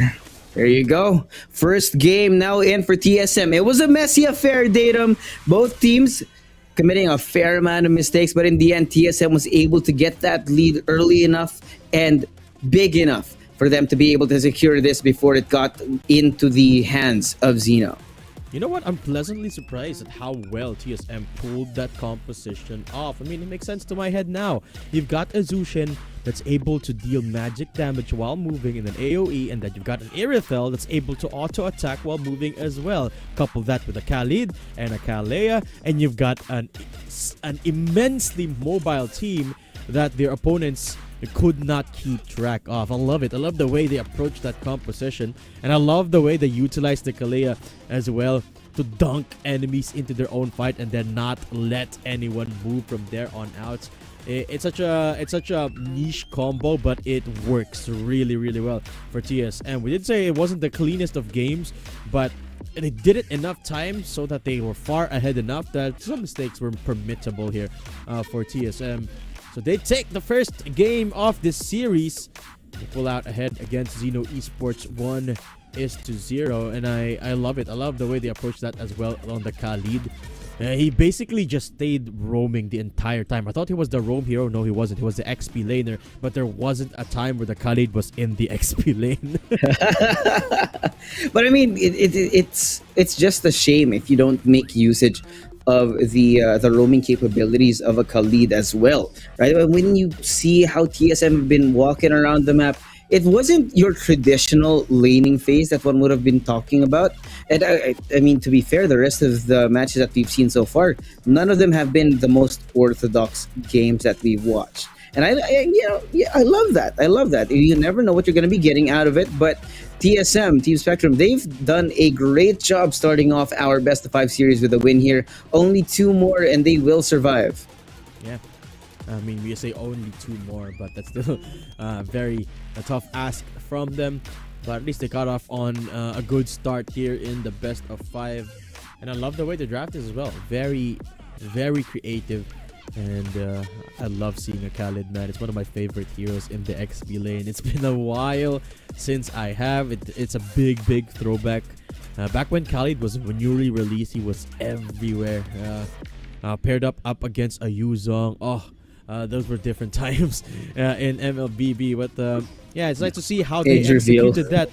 It's nice to see how they executed that in a very distinct comp here. Let's take a look at the numbers here, at what actually transpired here. But TSM, I love the way they're approaching. I love the mentality of the way they're approaching this comp, this meta, playing their own game. That's a lot of character for this team. Yeah, we talked about comfort and that being very important for both these teams. And now that we've seen Team Spectrum in their element, we'll see what the answer will be. Just because it's much more apparent what Team Spectrum's real strength is here in the draft. Possibly for Zeno, they can find a way to get around this and kind of disable the choices for Team Spectrum. But then they open up the meta picks, right? I mean, that's kind of the problem when you have a team that has very specific comfort comps that you can ban out. Let's say they ban away the Irithel and the Khalid. So the Joy opens up, the Harith opens up, the meta picks opens up here for TSM to pick up. And I think it's safer to risk the comfort pick than it is the meta picks. But talk about that later. Let's look at the numbers first of that game and see how TSM was able to secure that win. And look at this, Shine CG with a 17 out of 20 kill participation. That's almost 90% for the Khalid. Man, that's so much. And not to mention just how this team was able to do it, right? We saw these team fights wherein they looked unkillable. Karjko, Zeno, they were so low on health, but somehow, some way, right, they were able to keep themselves alive for long enough to whittle down the health of Zeno in those fights. Just when you think it's about to go one way, TSM turns it around. Yeah. And Zeno Esports unable to make the most out of that Salina pickup. I thought they were going to be the ones to be proactive in the early game, but I did say to love the Kali pick because it made a lot of sense. Draw up a lot of, or patch up a lot of the holes in their comp, and it became the key. Here for that early game, activating Akleri as well, who also has his fair share of kill participation, 16 out of the 20. And I love how cohesive they were here. Let's take a look at who the MVP here is for Team TSM, and it is, of course, Shine. Yep. 85% KP, almost filling up his item slots here. A really fantastic job on the Khalid. Yeah, an insane job at a Shine. I feel like Shine has really come into his own in this game. Those last few games that we did see Team Spectrum playing, Shine was kind of on the sidelines here, just enabling his teammates. But with the Khalid pick, something that was straight out of left field for the both of us, caught us by surprise. It definitely looks so good on this Khalid. The way they execute as well, so coordinated here. Coin here, so many times tried to be the hero, but you can't be a lone warrior. In this game in particular, you have to rely on team fighting. Young S coming in huge as well on the Hanzo, try and be the cleanup crew and deal the damage. Quad knockup from the Lord there enabled TSM quite a bit, but I think this is kind of like the turning point here of Zeno Esports when they found a little bit. Actually, now there was an earlier objective fight. This was the final nail in the coffin. That initiation from Karjko was just chef's kiss here, gosh. Just flickering forward with the Kalea and then pulling one player back with the Tsunami Slam straight into the Raging Sandstorm of Shine. It was picture perfect here for TSM as they walk away with game number 1. So I can't wait to see if there's any more pocket picks here for TSM. I think we've seen them before with, I'm not sure which of these two teams pulled out a Carmilla before, but TSM, I think it was TSM. They definitely have some interesting comps, and I would love to see him showcase them in this best of 5. Yeah, they're definitely off the meta. Something that is refreshing. I can't lie, man. We've been getting a little bit tired of the usual Harith, Phoveus. What else have we got? Usually getting a Novaria as well. So this is a breath of fresh air for us at the very least. But now that they have an idea of what each other's comfort is, I probably am expecting some more meta picks to be brought out. Yes, we already saw the Kalia and the power of it in the hands of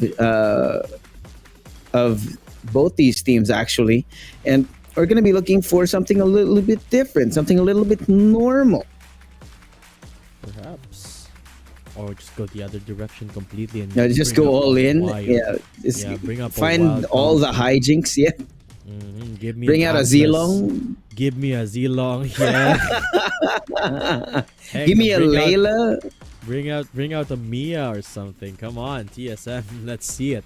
To see just how wild they can get here. But the Irithel, man, it's out there. It's definitely out there. There's no other team that plays this Irithel. They're gonna be banning standard though, no matter what. And Zeno Esports don't deem the Khalid of TSM ban worthy as of yet, at least. He's not yet. Could be another case of that being used up here by Shine. Chip taken away. So let's see how the rest of the bans do pan out here. While we're waiting for the draft here, guys, I want to remind you that we do have a promo ongoing, courtesy of 1xBet. Use code RIVALS when you are cashing in, depositing for the first time at 1xBet, and you have 100% bonus on your cash in. Again, type in RIVALS, as RIVALS, to double up essentially your cash in 1xBet. We will be showing the odds of the match as the match goes on, so you'll be able to see and place a carefully calculated bet, but do bet responsibly, guys. Yep. Here to continue, of course, let's get back to the game right now. Harith banned out here, Hylos as well. So these are those are meta picks. It is starting to look a little bit normal.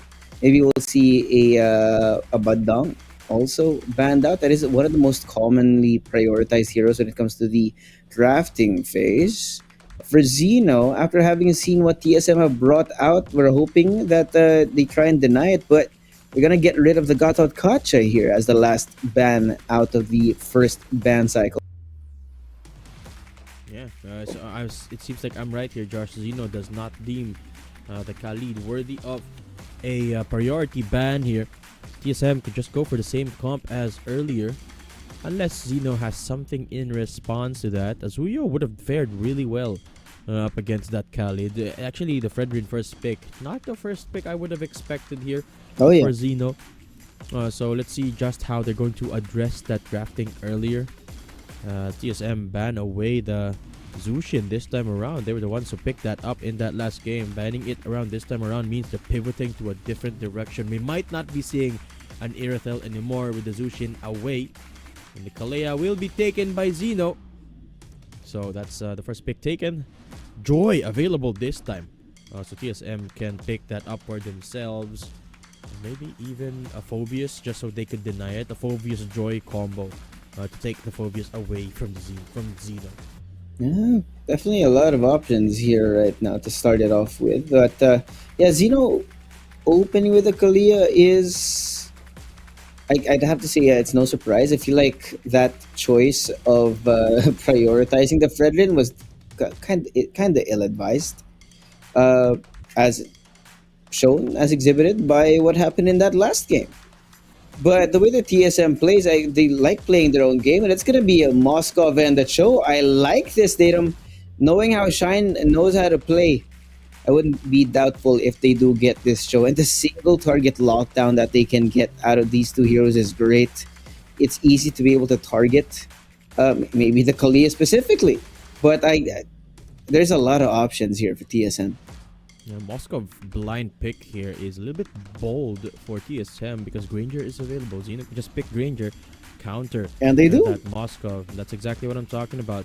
And with the Joy open, Zeno are gonna prioritize that Phobius and anticipate a Joy pickup. So TSM kind of playing into their own hands, kind of knocking themselves back with this first couple of priority picks here. The Cho I don't mind, but the Moskov blind pick, I wouldn't have done that here for TSM, but hey, maybe they've got something to back it up with. The final pick here on the first rotation should go to one of the meta picks, and it does. The Lucas. They're not.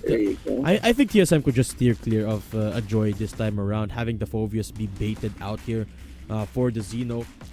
So Yeah, they could play the numbers game here yet again. Pick something a little bit more stat checky, if that makes sense.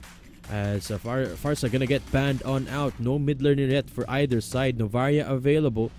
And we do have actually a lot of the mages still up. Sushan is the only one that got banned away in the first rotation. So Lu Yi taken away. Vixana off the table. Oh, Vixana rather. Valentina taken off the table. The Louis and the This could be up Selena. for grabs here if TSM wants to go for the team fighting route. I mean, they do have a team fighting comp anyway. Yeah, this is it's kind of funny when you think about how the mid lane is the direct target of these last four bans here in our second cycle of bans. So we'll see what TSM bring out. I feel like at this point they don't really want to show who their mid laner is going to be for this game. So I'm gonna be expecting something a little bit tankier than to try and round this out, bring them maybe into the late game so that they have sustainability. Yes, a Faramis would have been great as well. That's definitely one of the better options for this team, but it's going to be the Novaria for TSM to be locked in. Varia locked in. Sicilian could be up for grabs here. Still available for the mage side of things. No jungler yet either for Zeno. Hayabusa, Fanny banned away, so Hayabusa could take priority here. Suyo up for grabs as well. So they're gonna go for Oh, the there you go. this time away. And I like this. The Faramis just stolen away from TSM.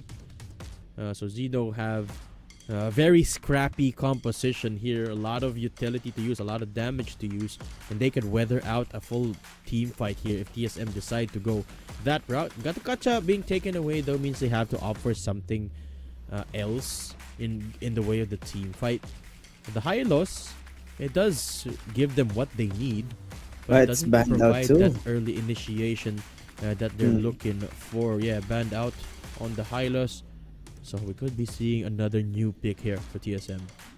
Yeah, definitely something new here. Maybe keep Zeno off their toes, on their toes rather. They're really taking a long, hard think at this one to decide how they want to round it out. It's gonna be the Badong. Oh yeah, we forgot about the Badang. Still available for that setup, so it's gonna be 2 times the setup here for TSM. They have a Badang, they have a Cho.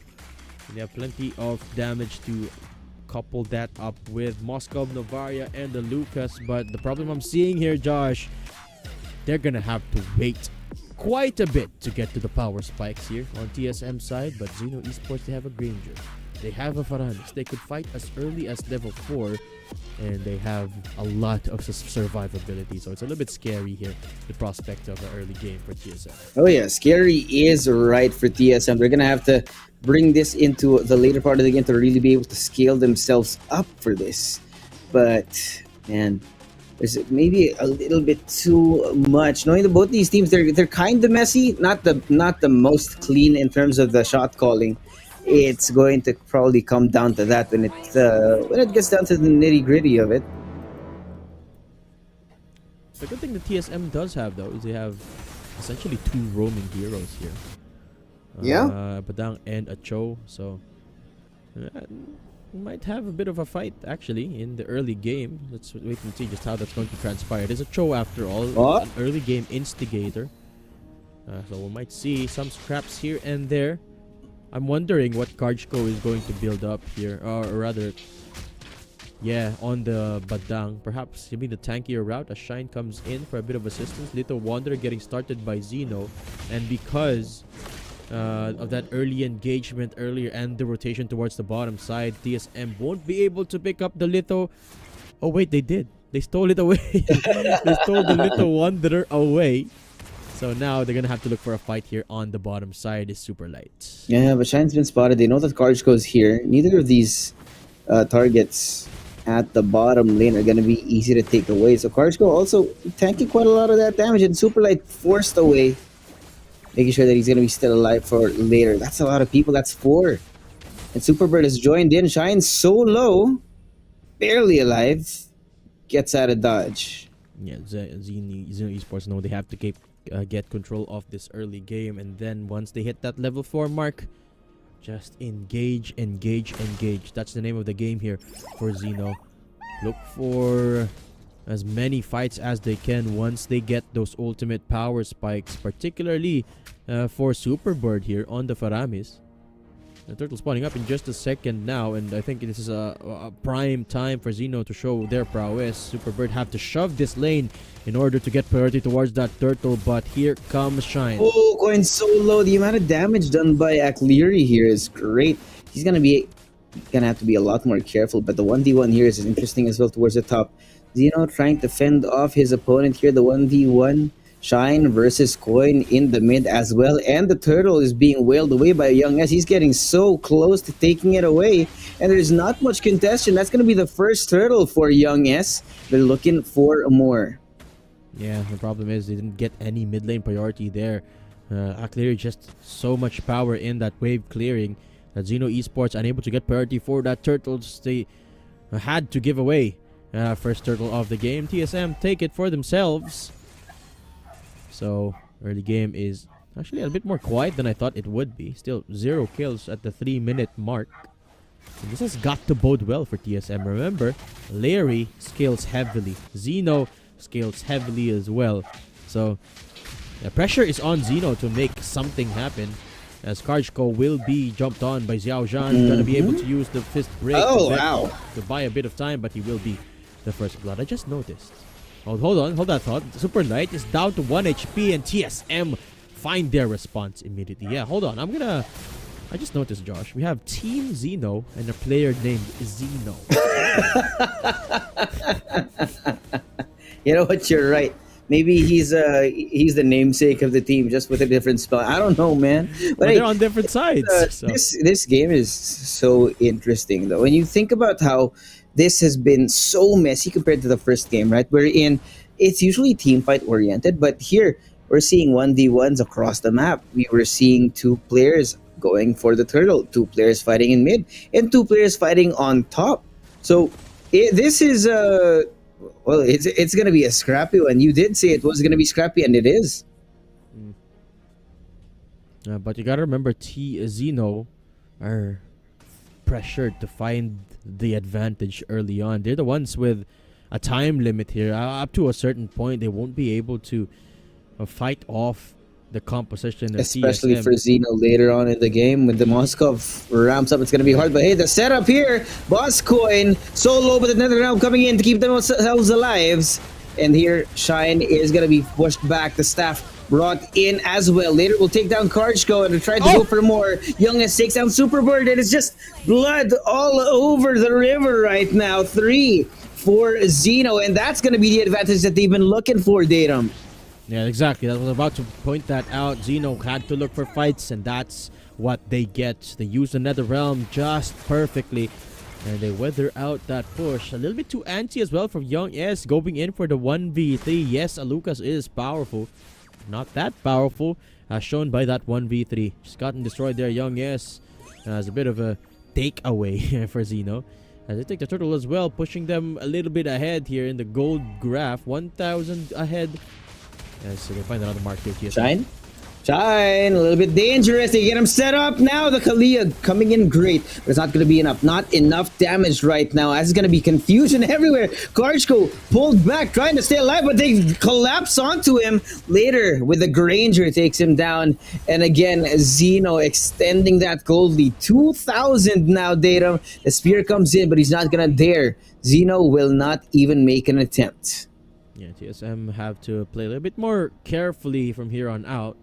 Are getting caught out, particularly Karjko, now 0 and 3 on the XP lane. Perhaps play around more on Shine CG's position. I mean, that combo would be nice to see. Badang and Akcho lock down a single player. Meanwhile, Zeno getting jumped. Ouch. The setup is great, man. He didn't really stand a chance, and the rest of TSM were too far away to even help. So this is going to be emboldening Boss Coin. Look how far forward he is. Again, the same thing here with the Phobias, doing some damage. Shine as well, just absorbing all of it. And now the Netherrealm brought out as well. There's just so much going on, and TSM can't keep up. They're going to keep falling like flies. Shine and Karjko holding on for dear life. Yeah, TSM stay alive for now, but can say the same for Young S after that bit of execution from Zhao Yan as the mid tower gets sieged here by Team Zeno. A 3,000 gold lead and counting up. And TSM have to be careful which fights they take there. Perhaps they could draw out the Nether Realm first before they could position themselves. Zeno has an idea. It's the TSM no. Zeno are taking the turtle here, but they're not even going to attempt to get close to that as Karchko find themselves in a bit of a skirmish. Yeah. But TSM now really have to play defense. The longer this goes on, the worse it's gonna get for Zeno. So they really need to try and pick up the pace here, try and accelerate towards the win. So you see later actively trying to get as many opportunities to get the objectives out. Even Xiaoyan here, desperate to hold them off, to make sure that TSM don't get the ramp up for the late game. Because Zeno, when it comes down to the later game, the Moscow's gonna be extremely painful. You're gonna be worried about Aklery's burst potential as well. So at the 7, you can't let it get past the 12-minute mark. You can't let them farm. But the thing is, Zeno is far from getting relevant at this game. Later, 2 levels ahead, maybe a couple of thousand gold ahead as well compared to that Moskov. So at this point, Zeno really have no realistic threats in front of them. You just have to be careful of the artillery here of Aklery and perhaps the rotations of Shine CG. The flank could be a problem. Might be a problem. Vader gets another turret here. Definitely taking all the objectives they can while they can. Zeno deals no damage there. Brings forward now is a bit of trouble. Definitely a lot of trouble. Coins right here is chasing him down. And Superbird's on the other side. It's going to be a problem. Zeno barely out there. And there you go. It hurts. Getting spree from Xiaoyan there. Easily executed in TSM. Still overextending a little bit. A couple of overextensions has gotten a couple of kills to Zeno. So TSM at this point really have to start minimizing those mistakes. And because of that punishment, Zeno, the player, falls even further behind from later, who is now 3 levels ahead on the Granger. Yeah, that's looking like a nightmare, man. Xiaoyan as well, 3 levels ahead of the Lucas of TSM. So Zeno looking to end this game as soon as possible, which is, as we say, Josh, is the right idea here for their composition. Yep, really can't afford to let it get to the late game, and they're really doing it, man. That's 7,000 gold ahead for Zeno Esports, and TSM are really struggling to find an in here. Yeah, it's like all the doors have been closed to even give them an avenue of attack, even an idea. And again, the pickoff, the Tsunami Slam Shine just gets taken away. There's no hope right now, and things are looking more and more desperate as time passes by. Yeah, it just doesn't look like a fight at this point. TSM is getting picked up one by one. And it feels like there's nothing he can do. Young S finds a target though. Yep, there you go. Young S, but the Nether Realm's going to be brought out. Later takes down Young S here. It's going to be a punishment coming in from them, and the Lord just wailing away at the tower right now. 1 inhibitor down, 2 to go, but look at this. 1 wrong move, Shine, getting himself a little bit too close to the danger. Later takes him down, and Karchko running for the hills. And that opens up the base here of TSM, who are now scrounging for air. Beautiful Tsunami Slam to get the Godlike onto later. Nice catch from the Kalia as 2 towers do get taken away from TSM. Young S is back, Young S with the beast form, trying desperately to find something, but he's just too weak. Doesn't have enough tankiness to weather out this barrage of bullets from later. And TSM walk away licking their wounds. 2 inhib towers down.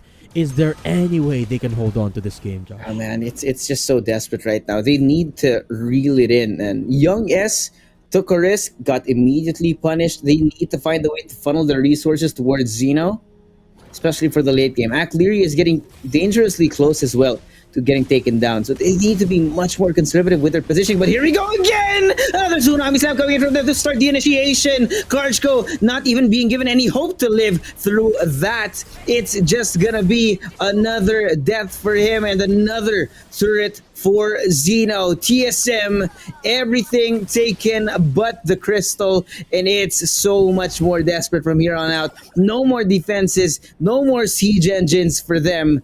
It's all gonna be up to each of these last 5. Yeah, it feels like TSM are unable to pull it off. Shines here even again. When that is still the miracle play that they're hoping for. Conceal. Play coming through from Shine. There's a Wave the Dragon.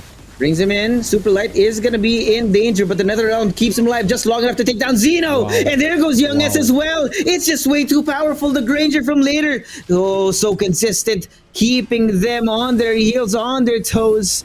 Not a single feeling of balance, man. There's no way. Every time they make an attempt, they trip up right now, and it's so close here. Cleary inside of their own base. They're trying to get it done. They're trying to get it done, and it's just gonna be here. The 1-1 for Zeno with domination across the entire game. Zeno strike. They strike back this time, and they even up the scoreline 1-1. And the Faramis pick really made it impossible for TSM to come back from that fight. They just fell behind too deep. And a gold lane matchup favoring the Granger heavily in that game. I was talking about it too. You do not pick a Moskov early when Granger is open because you're going to get counterpicked. And exactly what happened here to TSM. There was nothing that their Moskov could do, even in the moments where the position was good, even when the setup was there at the mid part of the game. You could see just how little damage the Moskov dealt because they didn't have any items. It just fell behind so far from the Granger. And it's just so hard. Just so hard to fight against Granger solo in lane because Granger's got farther range, he's got stronger early game. And even in that level 4, the power spike is much better for the Granger. So there wasn't enough tools for TSM to bounce back from that. Not to mention, they didn't have a lot of fallback potential if they just fell too deep into the hole, which is exactly what happened here. Just a Moskov and a Novaria was the only thing they were hoping for, and of course a Lucas, but they just take a little bit too much time to ramp up, paving the way for their first loss in this series. Zeno strike back this time, but still, it's still just 1-1 in our best of 5 here, Josh. Yeah, long road to go. Neither of these teams can be confident just yet. And even if they do lose this next one, there is a little bit more fallback. So we'll see what the adjustments are going to be here for TSM. Looks like Zeno had their number for this one. And yeah, there was definitely a misplay in that draft, having shown that that Moskov so early. It's definitely not the best choice, to say the least. I mean, under the right circumstances, could have been. It's just it was pulled out too early in the draft here. And if they wanted to prioritize a Moskov anyway, they should have banned a Granger, which of course is kind of like a rock paper scissors scenario. Of course, almost if both teams are comfortable enough in those particular heroes. But TSM, they should learn from that, take away what happened in that game, and then move on to game number 2 here. Zeno Esports, a team that we've seen able to just sweep enemies once they get the ball rolling. Maybe that first game might be a fluke here for Zeno, and then they're gonna continue on from here on out. That was phenomenal performance from Zeno too. It was a pretty quiet start, but then once the power spike started rolling in, they just started taking over the game there. Did not let TSM make any steps forward, and more importantly, Zeno made very little mistakes in that game. So props to Zeno, and this is the Zeno that I've seen from that first game, the dominant Zeno. I can't wait to see Zeno again pull up the Suyu comp. Remember, Xiaoyan, a very good Suyu player. Makes me wonder why they're not prioritizing that. Maybe in the next games we'll get to see them. Yeah, I feel like they wanted to try something just a little bit different to keep their opponents on their toes. But where it's really gonna be a question of whether or not they can get past this draft. Most of these games, both of these games that we've had so far, it can be said that you could see who would win from the draft, right? So nothing special when it came to being on the actual server, but at least they had the consistency to stick to their game plan here. Definitely messy for both these teams. They're gonna have to clean it up, and even if they do win the series, uh, I gotta say all the other competition right now in the bracket that are waiting in the uppers, it's gonna be hard to get past them. Yeah. Let's take a look at the numbers here, the post-game stats. See just how Zeno was able to pull that off. A 17-3 scoreline and 14 assists for Superboard just by being Johnny on the spot on those Nether Realms. And later, that Granger that was unstoppable here. The 904 with all item slots filled up here, and it's just a perfect game for both later and Boston. Yeah. And this is the first time we're actually seeing Later really dominate on his role, right? As the Granger here, it was a sight to see. Yeah, it's nice to see Later actually showing up. Like, if the last series that we did get to see Zeno play, Later was more on the sidelines, and it was more towards Coin and Xiao Yan that were the highlight makers. But for this one, it's gonna be Super Bird as the MVP, no question there. 14 assists for this guy, and every time you would see the fight happen, every time that they were looking low, the Nether Realm was just perfect on the timing. Yeah. Always the bailout is there. And it looks amazing. In the Land of Dawn, of course. I think this is not the right equipment. There is no Blade of Despair for this Faramis. But yeah, it's still not to discredit anything from that Faramis performance of Superboard. Was undoubtedly impressive. And again, there were some moments of Karchko trying to be the hero, but it just obviously wasn't enough. One person doesn't stand strong enough against a group of 5. Young S did the same as well every now and then, but TSM have got to address this Faramis problem from here on out. You know what? I'm actually quite surprised that they didn't go for the same comp as the last game. Why not? It worked anyway. Yeah, I mean, sometimes you feel like they're gonna specifically target you to try and deny you that, but I feel like maybe they overthunk it just a little bit, you know. But at this kind of point, when you want to secure your win, when you're fighting for your tournament life, why not try to lean into what has worked and what has been tested? Tried and tested rather, for you to be able to secure it, because there's no room for error at this point, man. There is just for now, but hopefully for this one we see a much stronger, a much wiser draft out of TSM. Well, yeah, absolutely.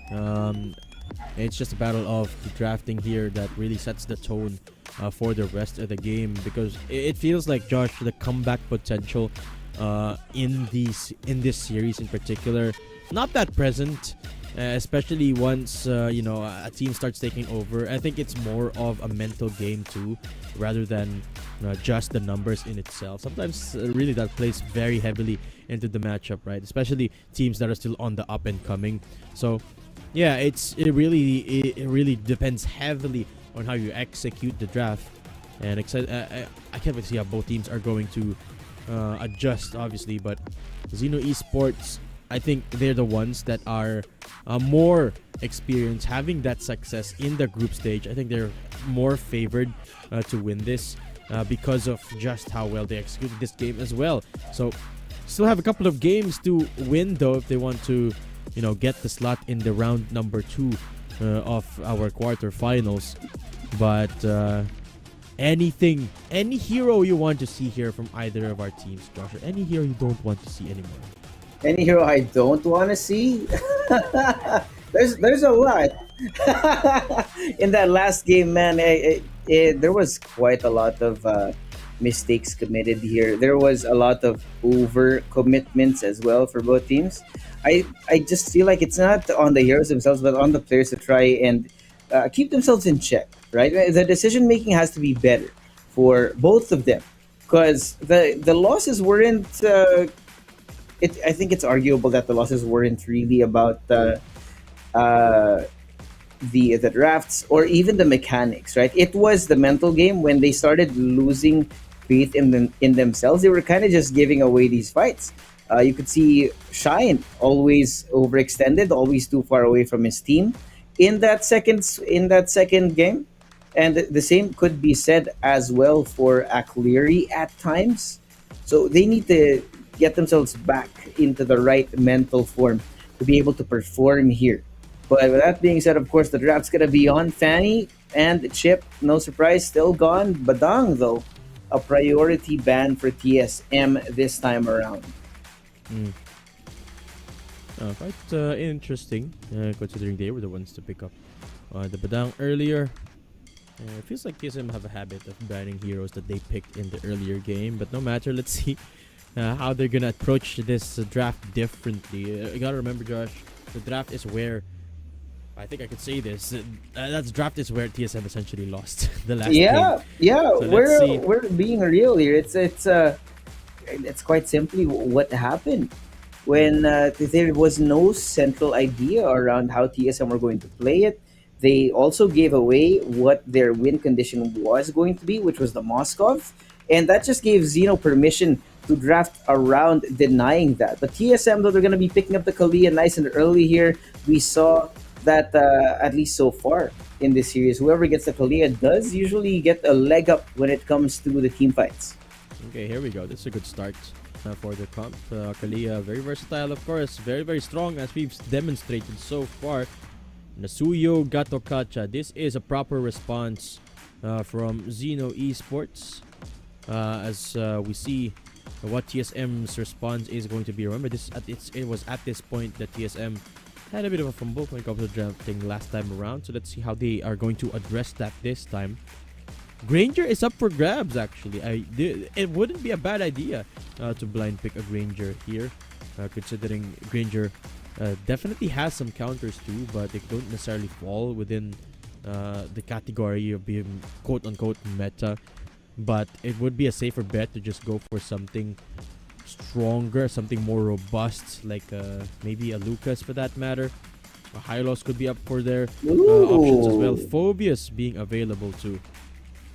Alright, so that's gonna be the Granger for TSM and the Sicilian. We were asking for the Sicilian earlier, right? Giving them a little bit more range for their team, and I think this is gonna be great as a pickup comp for TSM. But the Farsa in response is an interesting one, Datum. I'm not entirely sure if I'm happy about seeing this Farsa for Zeno.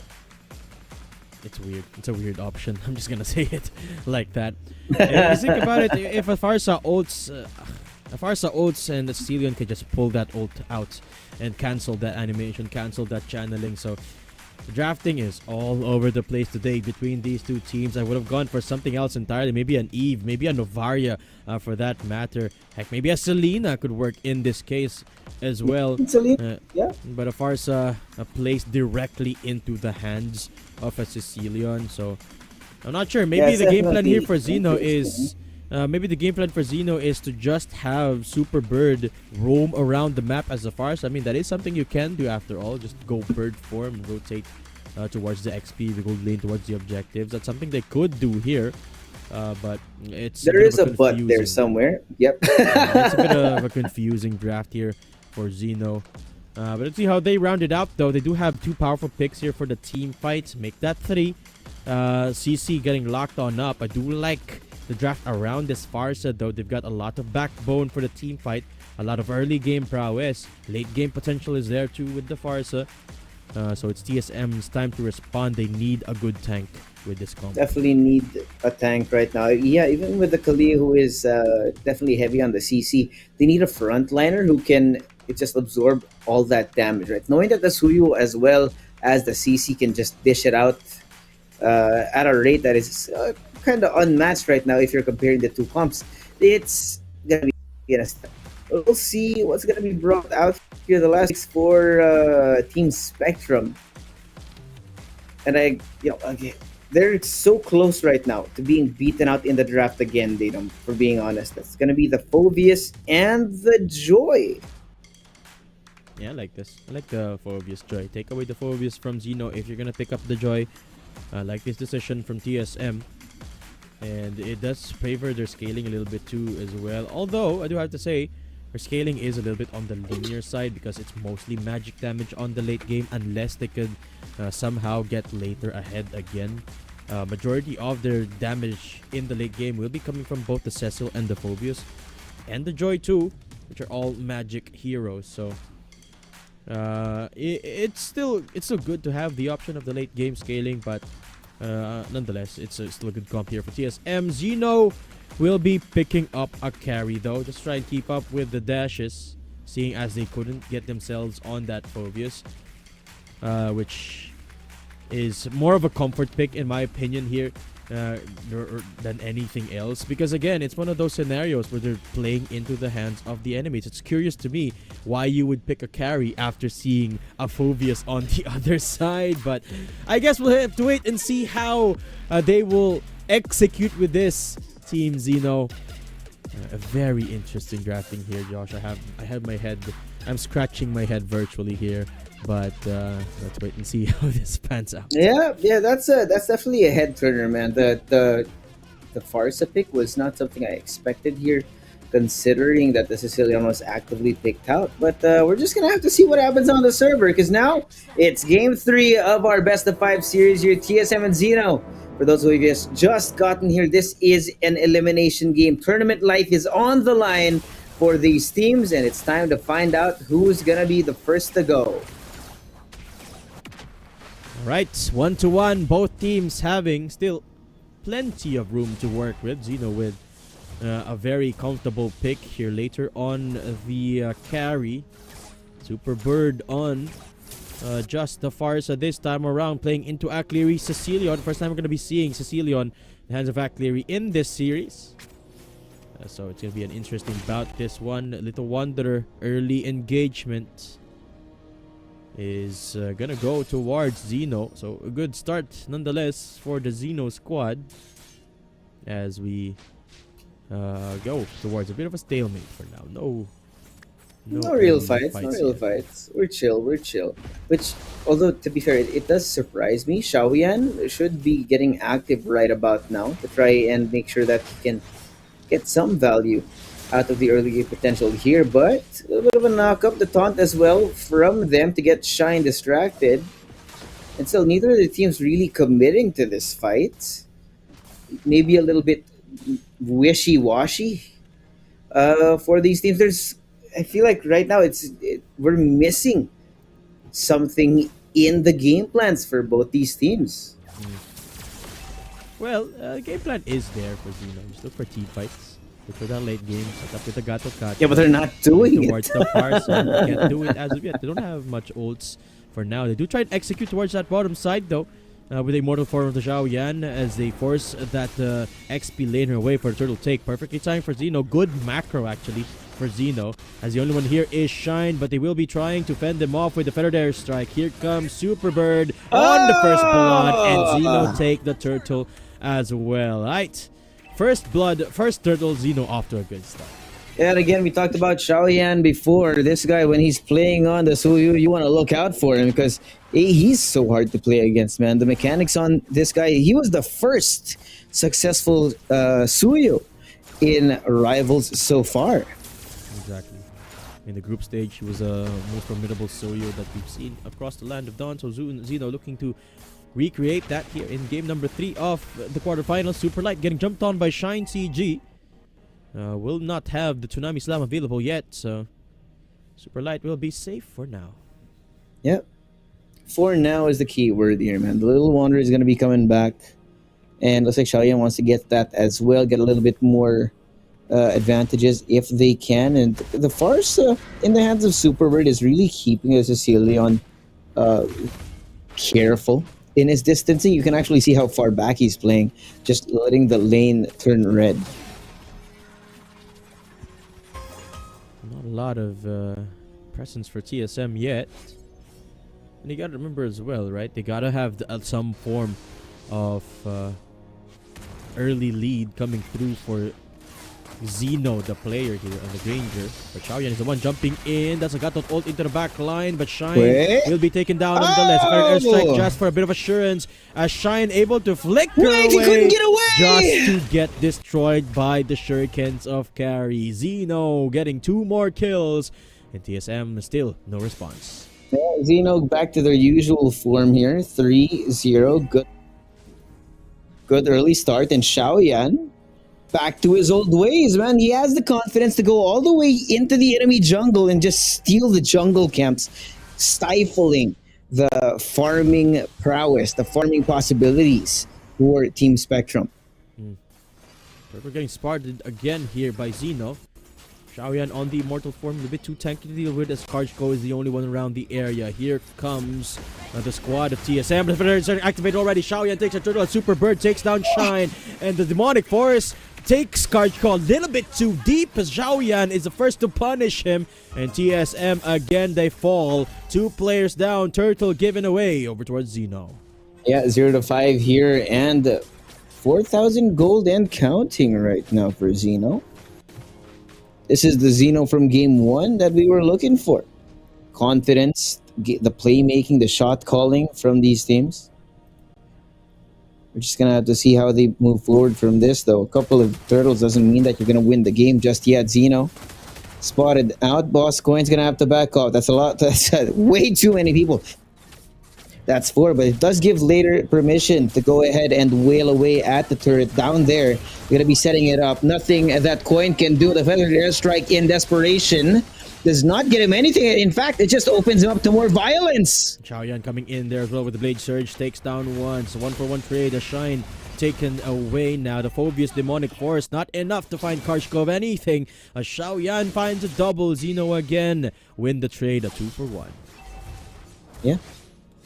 At least TSM have hatched their egg, but at this point, man, what do you even do?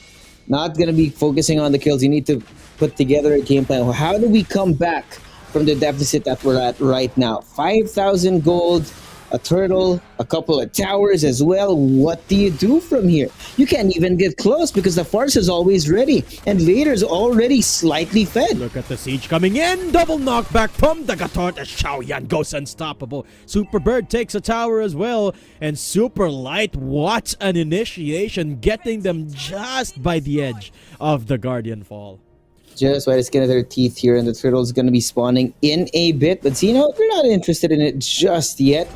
Try and push up through mid, get some control of the map, and zone out the enemy so that they don't know where to look. But Xiaoyan's already starting on the turtle, and the third one is going to go their way. Yeah. Without contest at all for TSM, Zeno Esports. Oh, they're playing this team fight comp to a T. I mean, I doubted this composition, but So did I? Zeno are pulling it off by just staying away from the lanes. They're roaming around the map, as I said. Super Bird just getting as much kill participation as possible, and later getting to farm off the back of the ominous presence of Super Light, able to use the avatar of the Guardian any moment to start a fight in their favor. And Zeno this time are just ignoring the deficits of their drafting. They are taking this game by brute force. And they are certainly having a good time. 7,000 gold lead is no joke, Josh. Yeah, definitely not a care in the world at this point, man. But they want to keep doing this. You want to keep themselves ahead. Make sure that TSM don't get the chance to scale up here. At the 8-minute mark, they've already shaved off the first layer of turrets now. And Karchko, the sheer amount of feathered airstrikes that we've seen in the last 7 minutes is pretty impressive. True. It's pretty fun to watch too. Zeno is taking over the game now. Just waiting for the next big objective to spawn up as they take all of the outer towers away from TSM. In fact, Team Zeno just leaving one tower apart from the inhib towers here from TSM. 8,000 gold lead and counting. Team Zeno about to make a dent here. with the 18-second timer. It seems like they're actually going to push towards the bottom side. They could potentially end the game. Look at the positions They could. of TSM here. If it left unchecked, Team Zeno could just push straight into their base on the bottom side. Gonna back off though. Yeah, they're gonna back off for now. Team Zeno gonna pivot towards this Lord instead. And they should go by uncontested. Team TSM trying to get close though. Definitely uncontested, man. At TSM, at this point, they can't take fights. They're gonna have to play things from behind the walls of their own base at this point, just because of how far forward it's gone. It's 8,000, 9,000 gold in the lead for Team Zeno right now, and TSM are getting more and more desperate. Every few minutes, every few seconds that pass by, they're losing some sort of resources. Look, right now, the purple buff, the orange buff, not being able to be found. And here the feathered airstrike again, later just wailing away, crying, trying to make it worse. TSM, the options are running out. They're in a ticking time bomb right now. Exactly. Time running out here for TSM. Team Zeno, with the aid of the Lord, should be able to crack open the base at least here, or perhaps force a fight out of TSM. After the Guardian available here for Super Light might be used just to penetrate that base, as everyone hunkering just outside of TSM's base. Later looking for initiated fight as the Feather Airstrike used to zone them out to take the first tower. Inhib tower down on the bottom side. Zeno looking for the middle one as the Lord starts marching down into the base. Minions just a little bit too far off, but Team Zeno gonna have to reset and wait for them to arrive. Here we go. Sage happening yet again now. As the Feathered Airstrike, remember, still not available. There goes after the Zargan, connecting onto Zeno, who will fend off Super Light, who is a little bit too far off from the team, as Zeno back off from that mistake. A little bit too spicy. Super Light got punished for it here. That's going to be the second kill for TSM, but at least they know that they're alive and kicking. This gives them permission to move forward a little bit. We clear the waves a little bit, get something out of the jungle, but they're still so far forward. I mean, look at Superbird. He's just waiting for the opportunity to throw all of his abilities in their favor. Now Shine missing. Feathered Airstrike already being brought out. We'll be able to start the fight cleanly here for Later, who has already gotten the kill. Superbird on a killing spree. They've got TSM on the run. Zeno, 5-man strong steel. Cleary a little bit late here to run away. Will be able to survive for now, but the siege in full work. Xiaoyan coming in the mortal form, and Zeno, this should be it. After the Guardian not hitting, but it doesn't matter. Zeno's looking at the base, and they will be able to take game 3 of this quarterfinal. There you go. That's the Zeno that we know and love. The confidence and the sticking to the game plan, man. It looked really good. Xiaoyan back on the Soyo, back on his comfort, and Superbird. We had our doubts. We were kind of doubting what Superbird could do with the Farsa, but he proved us wrong. There was quite a lot of utility there. It was like drawing a line in the sand, right? Where you're marking your territory. Don't you dare walk into my hood, or you get hit by the Feathered Airstrike. Yeah, and TSM just unable to execute much out of their composition, and it's boggling to me how Zeno was able to perform such a good job given the deficits of their composition. I was talking about it. Celion kind of counters the Farsa in the laning phase, because once you activate that ult, blah blah yada yada, but didn't matter in the end. The carry as well got left unchecked. The Phobius not seeming to find a lot of value here for TSM, left them in the dust. And actually in a fashion that I wasn't expecting at all. The pace at which Zeno play make them look like a completely different team than they were in that last game. There were barely any mistakes here from Zeno.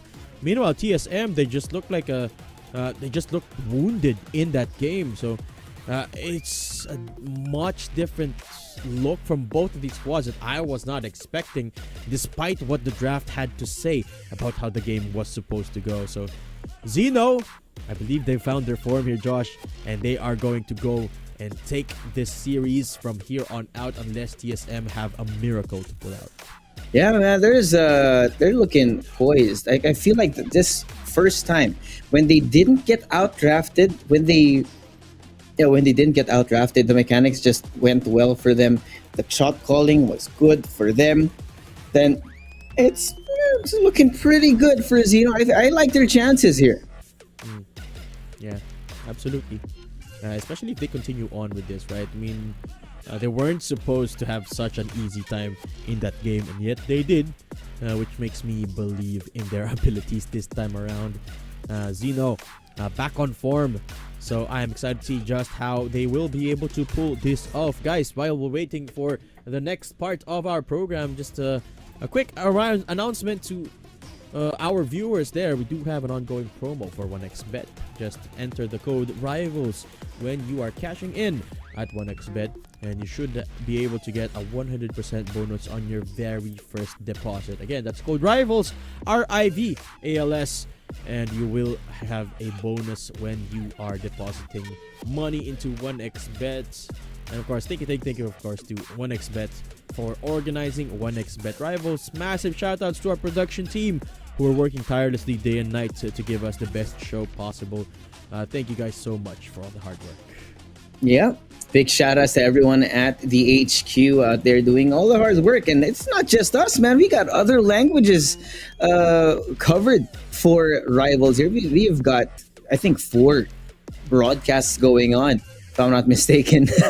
Or we have our other MLBB lovers out there, the other MLBB casters from the other parts of the Mekong region. Yeah, absolutely. Of course, thank you as well to all our viewers who are still watching and supporting all of our teams. But back into the series at hand here, Josh. It is quite an interesting series, this one. I can't wrap my head around the way this series is happening. The drafts are interesting. The way they execute is interesting, and people who aren't winning who aren't supposed to be winning wins. Are winning, yeah. So I'm a bit confused as to how the rest of the tournament how the rest of the series rather is gonna go on. But let's take a look at the numbers, at least to review just exactly as Zino was able to win that game here. And who came out ahead the most? It's Xiaoyan Suyu. And I'm wondering quite a bit why it took so long for them to bring out this Suyu. Because Xiaoyan is pretty good at it. What do you mean pretty good?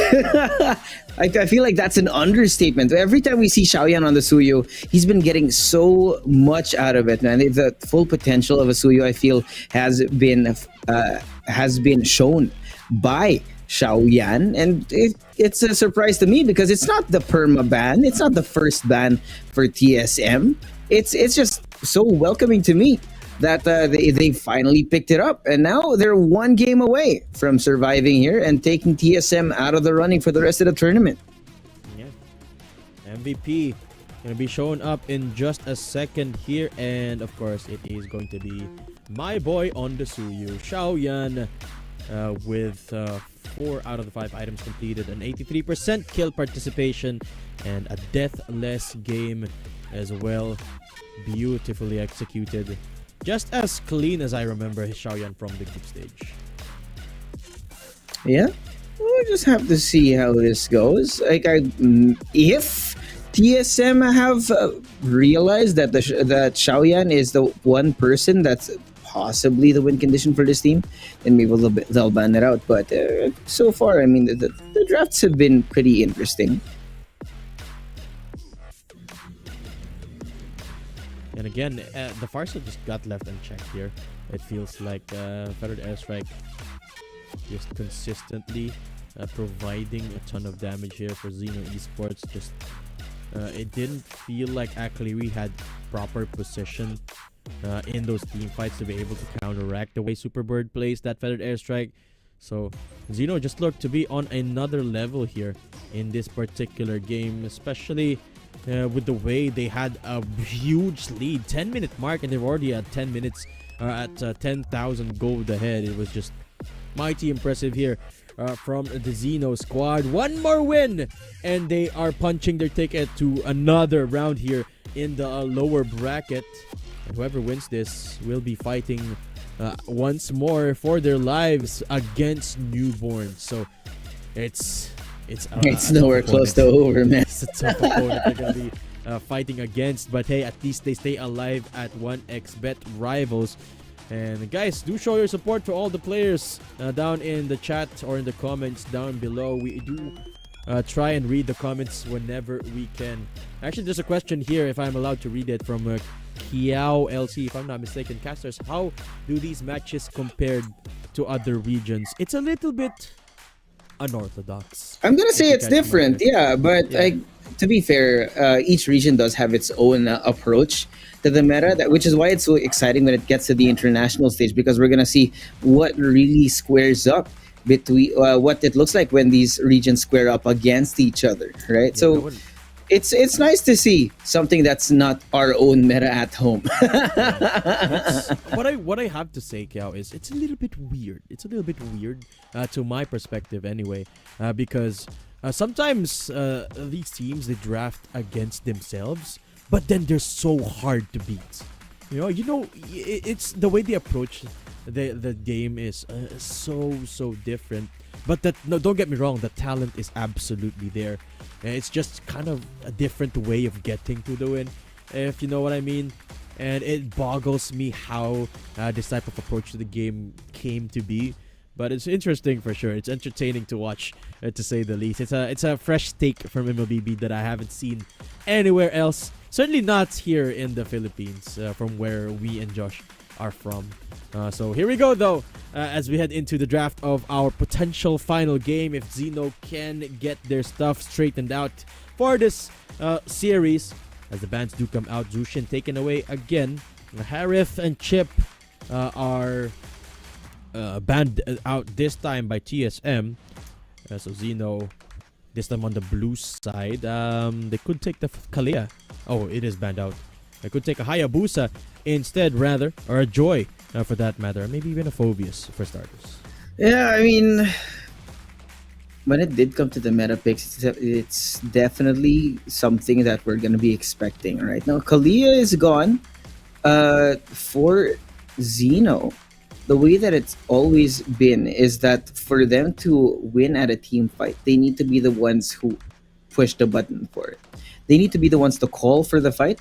Because if they get caught off guard, which we saw in game number 2 when TSM caught them by surprise, they usually would not be able to come back from it. But it's going to be the Granger for Zeno as the prio first pick. Yeah, I don't mind the Granger first pick. As I said, picking first your gold laners are a little bit risky. But I think Granger is an exception to that, because if you're going to pick a counter pick to the Granger, it's going to be not the best in the meta right now. Off the top of my head, maybe a couple of picks that can keep toe-to-toe with the Granger in that early game. Maybe a Bruno, which is not necessarily strong in the meta. We've seen a Bruno earlier in the group stage. It did not work out really well. And if you pick a Moskov into a Granger, we know what happens there earlier.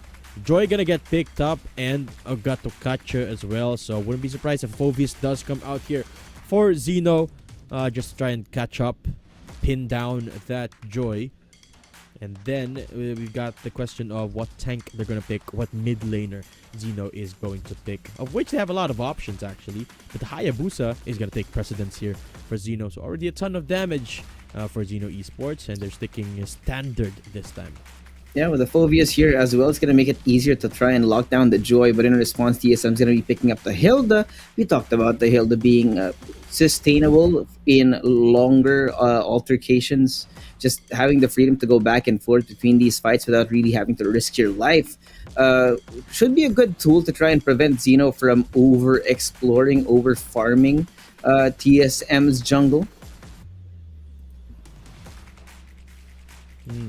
Hilda taken this time, so a little bit more early game available for TSM. Dino's got a couple of options here in the mid lane. Eve still available too. The all contested mid laners all up for grabs, seeing as most of the bans actually here are geared towards the utility side. Zushin's the only one being banned out for the mid laners. Now the Faramis as well. Valentina could be up for grabs here for Zeno. Those are two. That's already a big ult on the Gato Kacha that they can steal away.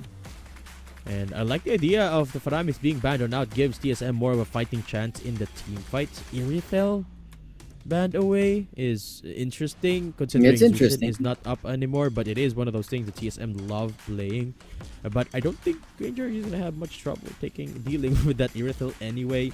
But might as well, right? If you're fighting Keep against them up their of the comfort, man. enemy. Yeah. We did Yeah. talk about this matchup being one of comfort, especially during that first game. And yeah, it has been a battle of such, which is why, to us, maybe it's a little bit weird, these drafts, but they're drafting for themselves. They're not drafting to try and beat their opponents, right? It's more about setting yourself up for victory here and possibly taking away a couple of picks from the enemy team. But the Tigreal is going to be the last ban for TSM here, which we have not seen as of yet for Zeno. Moskov banned away for Zeno, just for good measure here. Tigreal out for the count as well. What is TSM planning at this conjuncture? Harith taken What are they away cooking? means TSM need an option when it comes to damage department here. I don't have a mid laner yet. Novaria could be up for grabs here. Eve as well. Could be something along the lines of those mages. Let's see here. An early game is something that they can focus on here for TSM because of the Hilda that they've got. So they can pivot around that with a Farsa or a Novaria that can both travel along the map pretty easily. And this time the difference is TSM doesn't have anything, or actually they do have to worry about the possibility of a Sicilian counter. They're gonna go for the carry, which is not too bad of an idea in my opinion. They do have the need for damage, but again, it's one of those scenarios where you're picking a high dash hero against a Phobius. Vexana taken this time on top of the Jawhead. So that locks up the composition here for Team Zeno, being a team that loves to play for that pick. And the Jawhead as well coming out for their potential final match here as CSM round out their comp with an Angela. This is going to be fun, Josh. Yeah, I mean, fun is definitely the word I would have chosen. It's interesting. It's fun. We're seeing a Jawhead. We're gonna see some shenanigans of people dashing around, being thrown in the air, and just being chased down by several people. So this is going to be a game where the mechanics, where the split-second decision-making is going to be very important for both these squads. But we are raring to go. Game number 4, Datum. Zeno have the opportunity to end the series here. TSM are going to be fighting for their lives to possibly bring it to a game number 5 for this one. What are your personal predictions for this game? Let's see here. I'm gonna base off of the compositions solely and not on the track record of both of these teams. Earlier, we saw a carry getting picked into the hands of a Phobius, right? But it was Zeno that did that. And TSM wasn't able to do much about it with the Phobius, but this time around, it was TSM that did that.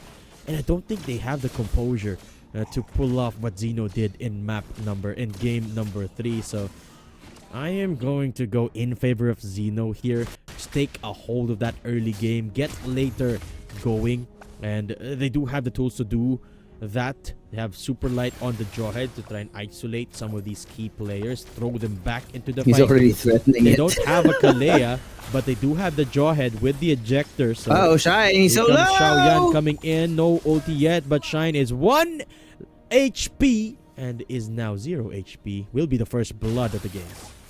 And this is going to be a classic Team Zeno getting active early in the game, but this time TSM are prepared for it. They're able to go 1 for 1 in these kills.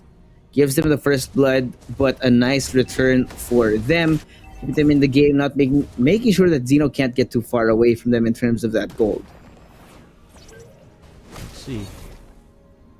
A good start here, but traded out by TSM now means that they're still in contention of this early game. It's a bit tragic that it went to Akleri, the Angela of the game, but it's okay. Still a little bit more damage for the TSM side. The little ones that are now not alive anymore gives a little bit more roaming potential.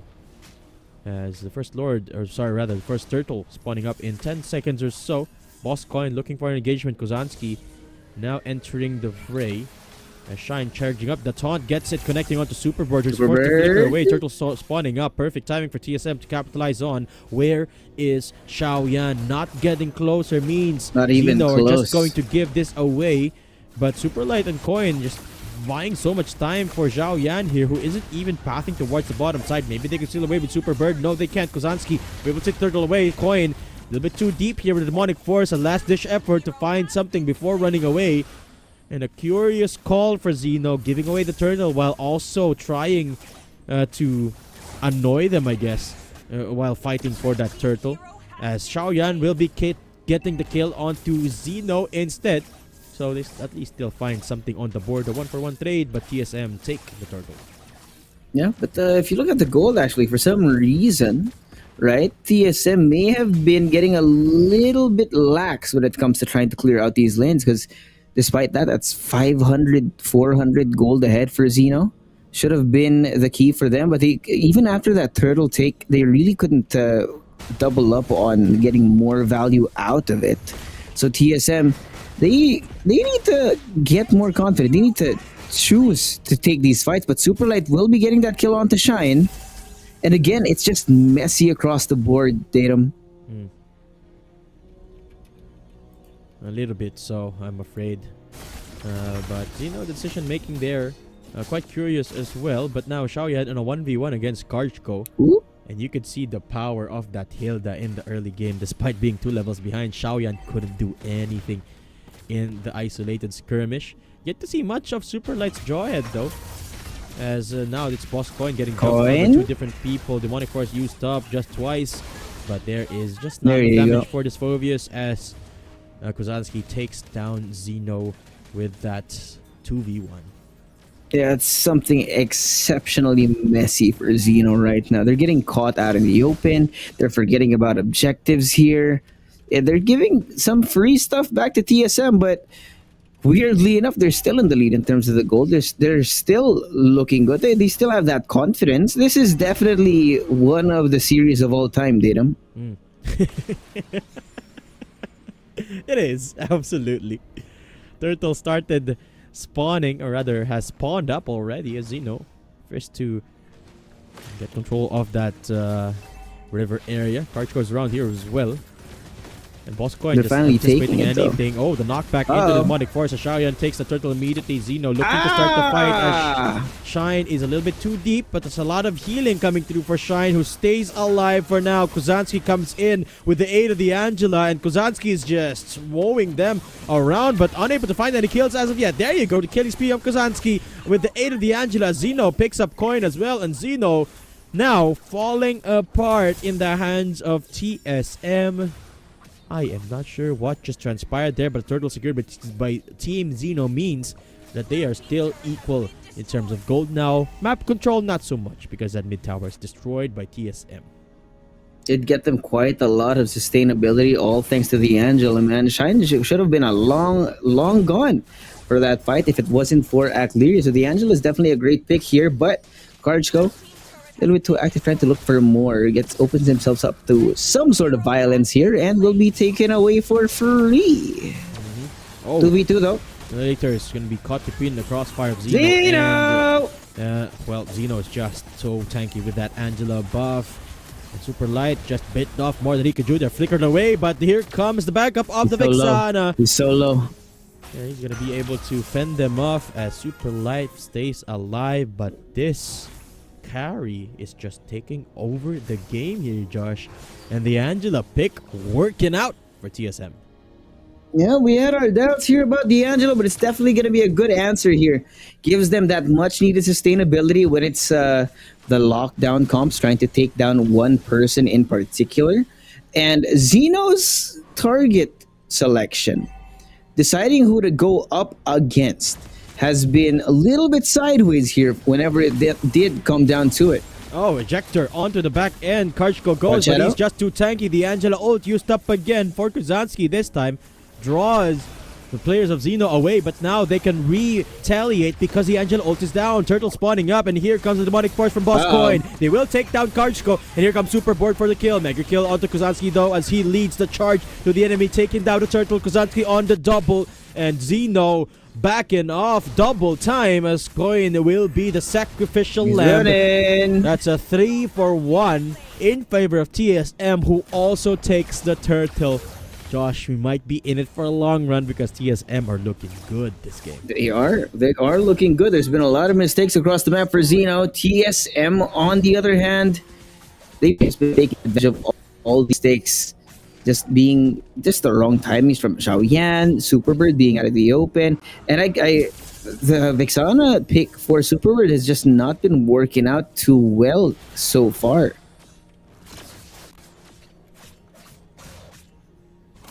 It's not too far off yet for Zeno. They're just 2,000 gold behind, but I can't help but feel like they're just gonna get run over by both Kozanski and Zeno, who are both just so far ahead now. TSM pushing forward, and the odds now almost equal between these two teams. Which is interesting. As it was a very different story when we had game number 1. Now TSM starting to look confident with an off meta and a half composition. But hey, if it's working out, as I said, TSM, they should just stick to what they are comfortable with. That first game that they won as well was with a very off meta pick as well. So might as well run away with this one too. Bring out the Irithels. There's nothing feels like Super Light can do. I haven't even seen an unstoppable force there. Ejector gonna be used this time around onto Kozanski, who is just too strong. Super Light just goes down later. Finds a trade this time as TSM find a bit of resistance, but Xiaoyan now finally enters the fray. Decides to back off at the last second as it's just a trade of kills. As both teams now looking for the next big objective. Yeah, definitely going to be a lot of possibilities here, but with Shine gone, this does get rid of some of the tankiness that TSM's bring into the table. Uzanski though going to be starting it up here on the Lord. The rest of Zeno that are still alive are looking for a way to stop them from taking it, because Xiaoyan is a little bit too far off. But look at the concealed play. Super Light's right here, ready to set it up, waiting for the right timing, but it expires now. Shine being thundered down. What is that? To the back line they go. That is the Angela powered up Joy, who now goes godlike as he takes down Super Light. Boss Coin again is the sacrifice as the rest of the Zeno squad tries to run away from that rampaging Joy. TSM turn tide towards the Lord, and they will take it without contest. I can't help but say it, Datum, but it's looking like a one-sided affair so far. That's another Lord for TSM. Another problem for Zeno to get past. Even with Xiaoyan getting around here, it's looking more and more dire. Exactly. Off Rejector, Unstoppable Force onto Shine CG as the mega kill will be secured by Zeno. Even when they get the execute, they can't get the kills. Yeah. Man. We're behind 5k gold and counting right now. They do get a turret before the Lord gets there, but when it comes to the team fights, man, they're really lacking. The Angela has thrown a wrench into their plans. There's way too much sustainability, and the fight's already going on. Xiaoyan in a 1v2, just getting burned down, melted down by Zeno. Tries to stay alive, tries to do some damage. Redirection, trying to keep them distracted, but it's not enough. That's way too many people, man. Bit off more than he could chew. Yeah, now TSM running away with this game quite literally in the hands of Kozanski, who is just unstoppable. Level 15, the only one, the first one in the entire lobby to reach the maximum level. Probably getting close to an item lock as well as the players of TSM march towards the base of Zeno now. Lord getting dealt with by Zeno. At least that's out of their worries for now, but TSM are just gearing up for another 90 seconds until the next Lord. And TSM taking things a little bit more slowly this time, deciding not to risk any mistakes. A steady lead for TSM, just continuing to trudge forward, continuing. Super Light's all the way out here. Gonna get spotted out, waiting for it, for the go signal to do something, but nothing has happened. TSM are not gonna be found out of position. Playing it like they're best friends here, man. Close to their chest, close to their heart, each other. But it is getting a little bit closer to the late game. We're at the 12-minute mark right now. Zeno should at this point have found a way. We'll have to Reminds me see. of this type of playstyle, Josh, reminds me of a certain time in MLBB where a certain strategy called Ultimate Bonding Experience Oh yeah, was the meta. And it was a different time, guys. It wasn't Estes usually picked up by several years ago, bro. yeah, by a team called, you might have heard of the team called Blacklist International. They used mage enchanter supports that had healing like an Estes. I can ask And then they'd this. use Florian sometimes as well, and then they'd group up together and they'd be an unkillable unit. They roam around the map. They kind of like this. But the difference is this time it's a joy. So even more unstoppable with the CC immune. CSM taking a bit of a step back, slowing things down, and waiting for the opportune moment to strike. Alright, it's gonna be down to the minute though. Gonna see it. Lord's gonna be back. Chow Yan just farming up in the jungle while he can. Uzanski pulling the Lord his way, not fully committing though. This DSM, they're not here for the Lord. They're trying to bait out Zeno to move forward and get taken down. So they have to be careful here. And there goes the Phobius, Coin revealing his hand. Halfway here for the Lord. The reset being brought in. They're trying to take them down, but it's not going to be enough. Karchko, immortality. There's so much sustainability. How are they still alive? Even with all this damage, man, they're just soaking it up like a sponge. And it's kill after kill for TSM. Yeah, it is. They're mopping the floor with Zeno now. Xiaoyan going down first, super light out for the count as well. Now Boss going up on the chopping block will be trying to run away, but Kuzanski says nope. Here comes the joy with the Angela, and here comes the mega kill as well. Legendary the joy goes, and TSM marching on the base of Zeno as they march on to force game number 5. TSM have won against Zeno. I see what you did there, Dino. But yeah, that was a pretty good game, pretty good comeback from TSM. Looking down the barrel of the gun that would have taken them out of tournament running, bringing it all the way to game 5. We are going the distance, ladies and gents. This is 1xBet Rivals Mekong, and we are looking at, this is the lower bracket, man. We got a banger. Yeah, it was absolutely fun to witness an Angela. I didn't expect to see, out of all the possibilities here, to see an Angela. It's like, it reminded me of my game last night when I was playing Clint. And there was a duo. I had a duo teammate who were... I got the role first of the marksman, and I was like, I play marksman, I got this. And they were like, no, we're a duo, we're gonna play Mia and Angela, and they did. Even if I was already on the Clint, and that's what this reminds me of, and it works. They won. We won the game as well yesterday, so I can't complain. Sometimes you just gotta believe in the magic, dude. The power of friendship will bring you past quite a lot of trials and tribulations. And such is the case here for TSM. They force a game number 5. And to surprise of many, we are going the distance here, with the odds reflecting that surprise. It's evened out now, both 1 point something currently as it stands. But we're getting our first drawn out game in the playoffs. So I'm mistaken. Yeah, this is the first time we're going all 5 games. And it's, of course, fitting because both teams now fighting for their lives. Now that the Angela is brought up to the table, I think we could expect anything now, Josh, for the final game. We've seen a Khalid. What else have we seen? We've seen a Jawhead, Angela, not to mention. I think it's safe to say anything could happen. Any hero could come up in game number 5. Yeah, this series has definitely been one of the most interesting ones, with some different ideas thrown out there. You know, finally some healing, finally some single pick lockdowns that we've been seeing out of these teams. Because I'm being honest, man, the last couple of days did look kind of one-dimensional, and it's a nice, it's nice adding this type of flavor to the tournament, showing us that it's not just one monolithic meta for the Mekong region. Yeah. and love it. I love it. It's a lot of different faces shown by the handful of teams that we have. Spices up this competition even further.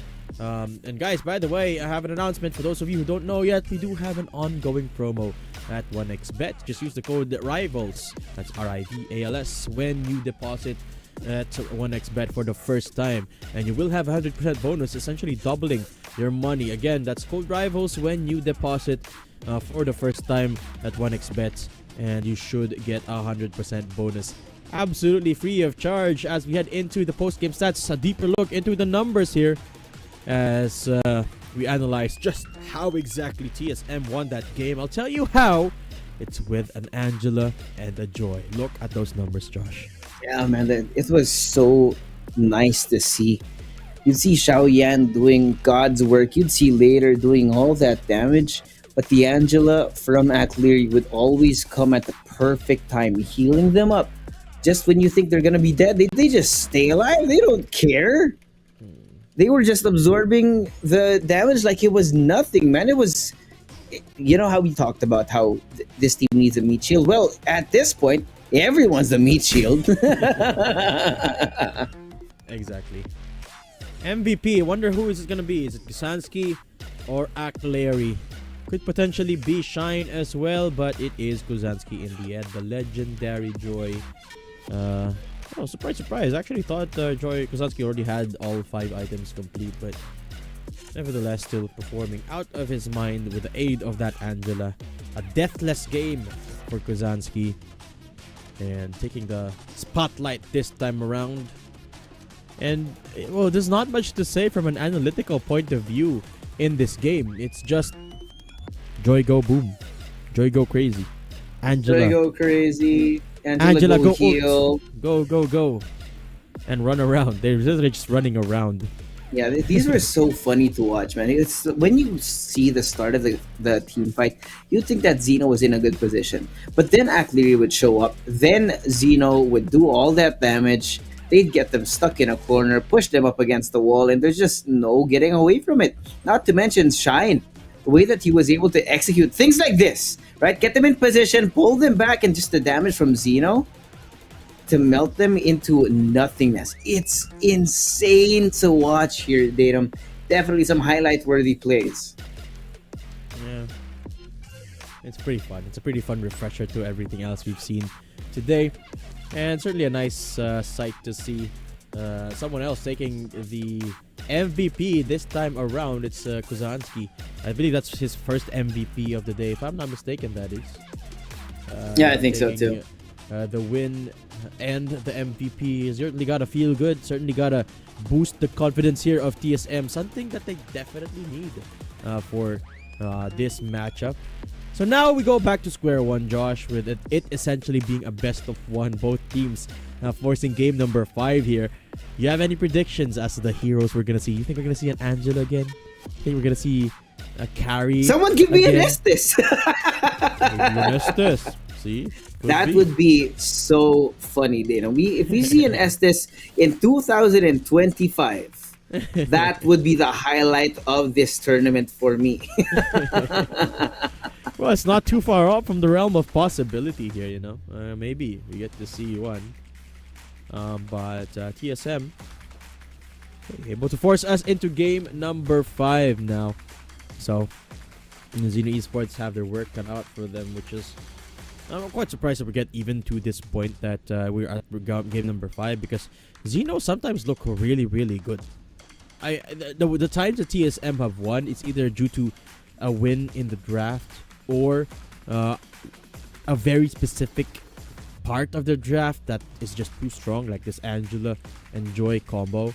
But Zeno, when it comes to fundamentals, have it figured out. So I'm a little bit surprised actually that TSM giving them such a big run for their money, but it's a pleasant surprise because we get to see all these brand new approaches to the current meta, which is of course always fun to see. Now give me my Zilong, TSM. That's all I'm asking. Yeah, on, yeah, man, pull out something from 2021. That would make my day. Give me my Zilong. Yeah, Come on. get us a Zilong, something more like a Mia, Mm. or what, a Bane. Oh, I would A Bane would freak be out. so fun. We got a I would, Valir yesterday. We got a Valir I would, yesterday. I would freak out if TSM pick up a Bane at this point. I would absolutely lose my mind. Let's see, TSM, come on, give me one hero that is within my own Who was hero guessing? pool. A Bane, a Zilong, maybe even a Clint for that matter. Hey, you're looking for a Moskov counter. Clint isn't too bad, I hear. Clinton? Yeah, I mean that's an arguable Moskov counter, man. Alright, here we go. Bans coming out here. Do bear with us, guys. Josh and I just having a bit of fun with the drafting here. But TSM, I mean, hey, who knows? So this squad has surprised us quite a few times over the course of 1xBet rivals, of course. Zeno this time on the blue side, TSM on the red. What are the available options? Joy could be taken here by Zeno, just so it doesn't go into the hands of TSM. We're gonna go for the Zushin instead. So Joy could be picked up again here by NB, rather sorry, by TSM in the hands of Kozanski again. Yep. Huh. Yeah, it's definitely gonna be in the realm of possibility, but man, TSM, maybe they have another surprise up their sleeve. We don't know. We're gonna have to wait for it to happen. TSM with these pocket picks are a team that are gonna be unpredictable, and if they can get past this series, then they're gonna make this tournament much more interesting. Datum, I can guarantee you that they might not win all the time. It might not be the cleanest, but it's gonna be fun. Absolutely. It's kind of like kind of like eating seafood. It's a bit of a Seafood? mess, but it's absolutely delicious. Okay. Sorry, I just had seafood the other day. I thought you were gonna say Uh, like if you're allergic, then you're in trouble. No, no. That too. But yesterday we went to a couple of days ago. We went to a port to pick up my brother from. I don't know where he went. You he should was get on a ship. some fresh seafood when you're in Cebu next time. And then we went to pick up a seafood boil. We went to a seafood boil restaurant. It was so good. Anyway, back to the game here. TSM. Moscow. We'll be picking up the Joy, and a quick reminder, guys. This were the pieces as well for TSM's previous comp. The Joy, the Hilda, might as well put an Angela in the mix. Why not? Moskov getting picked Why up here not? by Zeno, and the Granger being available again. This drafting is a bit of a pickle here. As TSM could just pick up the Granger themselves and pin down that Moskov. But at this point, who knows what TSM are going to bring out?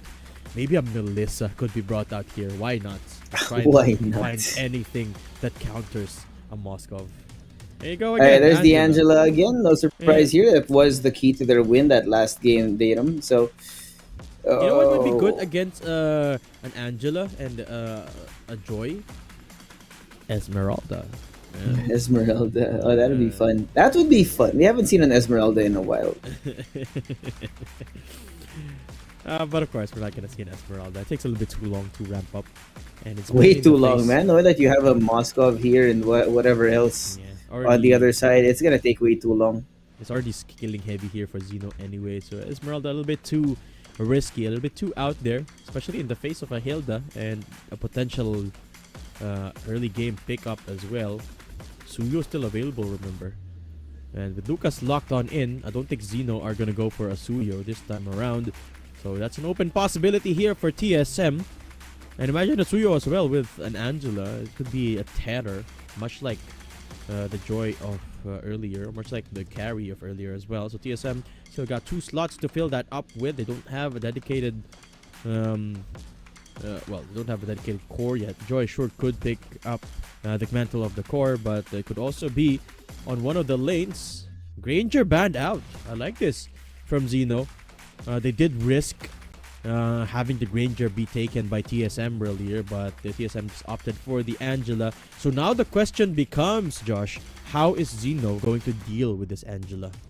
Yeah, how do they deal with it? What do they do about it? Right? I mean, I do see the vision, Zeno, when it comes to the late game, but if we're going back to what happened in Game 4, they didn't really get far. They couldn't last long against this comp that TSM cooked up. And we're going to definitely need a lot more burst out of this for them to be able to survive this game, knowing that the Angela is picked out again.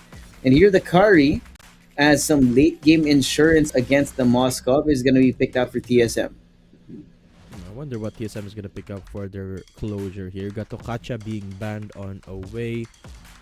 They need a little bit more setup with this comp. Yes, they've got the numbers. Yes, they've got the healing and the shielding. But what about the CC? What about that setup of the team fight? Ooh. And Khalid both taken away. And I like the idea here. Just brute force the early game from TSM. But I have to say, Josh, I'm not convinced. Yeah, it's definitely missing. I feel like it looks well rounded, but it's kind of like when you have your default character, right? You have no strong points, but you don't really have any weak points either. So I in my mind, it looks like they're just hoping that TSM makes some mistakes and then they can capitalize on top of it, because this is more of a reactive comp than one that has an actual game plan behind it, if you ask me. Well, it is very proactive. Let's get that straight. That's a very proactive lineup here for Zeno. They do have a Badang and a Khalid. Both of those play really well into each other. That's a ton of AoE and damage coupled together along just those two heroes. So it's a very proactive comp for sure. But the part that I'm not convinced of is it doesn't necessarily respond to the Angela. Yes, it's a good it's looking combo. like a mismatch. It's a good combo, but it's not a straight up response to the Angela. So we'll have to wait and see how they adapt to that in the game. Maybe they're just gonna brute force the early game here with the Khalid and the rotations of that Badang. And we failed to mention the final pickup here of TSM. It's an Edith, another new addition to our heroes, freshly brought out here by TSM. And well, it is certainly a fresh sight to see. The Edith, of course, very versatile, and it's one of those tanks that surprisingly deals a ton of damage, especially when left unchecked here. So yeah, it fits really well into the interesting idea of TSM into just drafting anyway, and it of course provides a big meat shield up against super light on that Khalid. So okay, here we go. Right. Final game of the day, folks. That's the odds showing up heavily in favor, it feels like, for Zino Esports. A lot of the people are rooting for them, so place your bets, guys. Use code RIVALS on your first deposit. And this is the final game of the day here. Can TSM stay alive?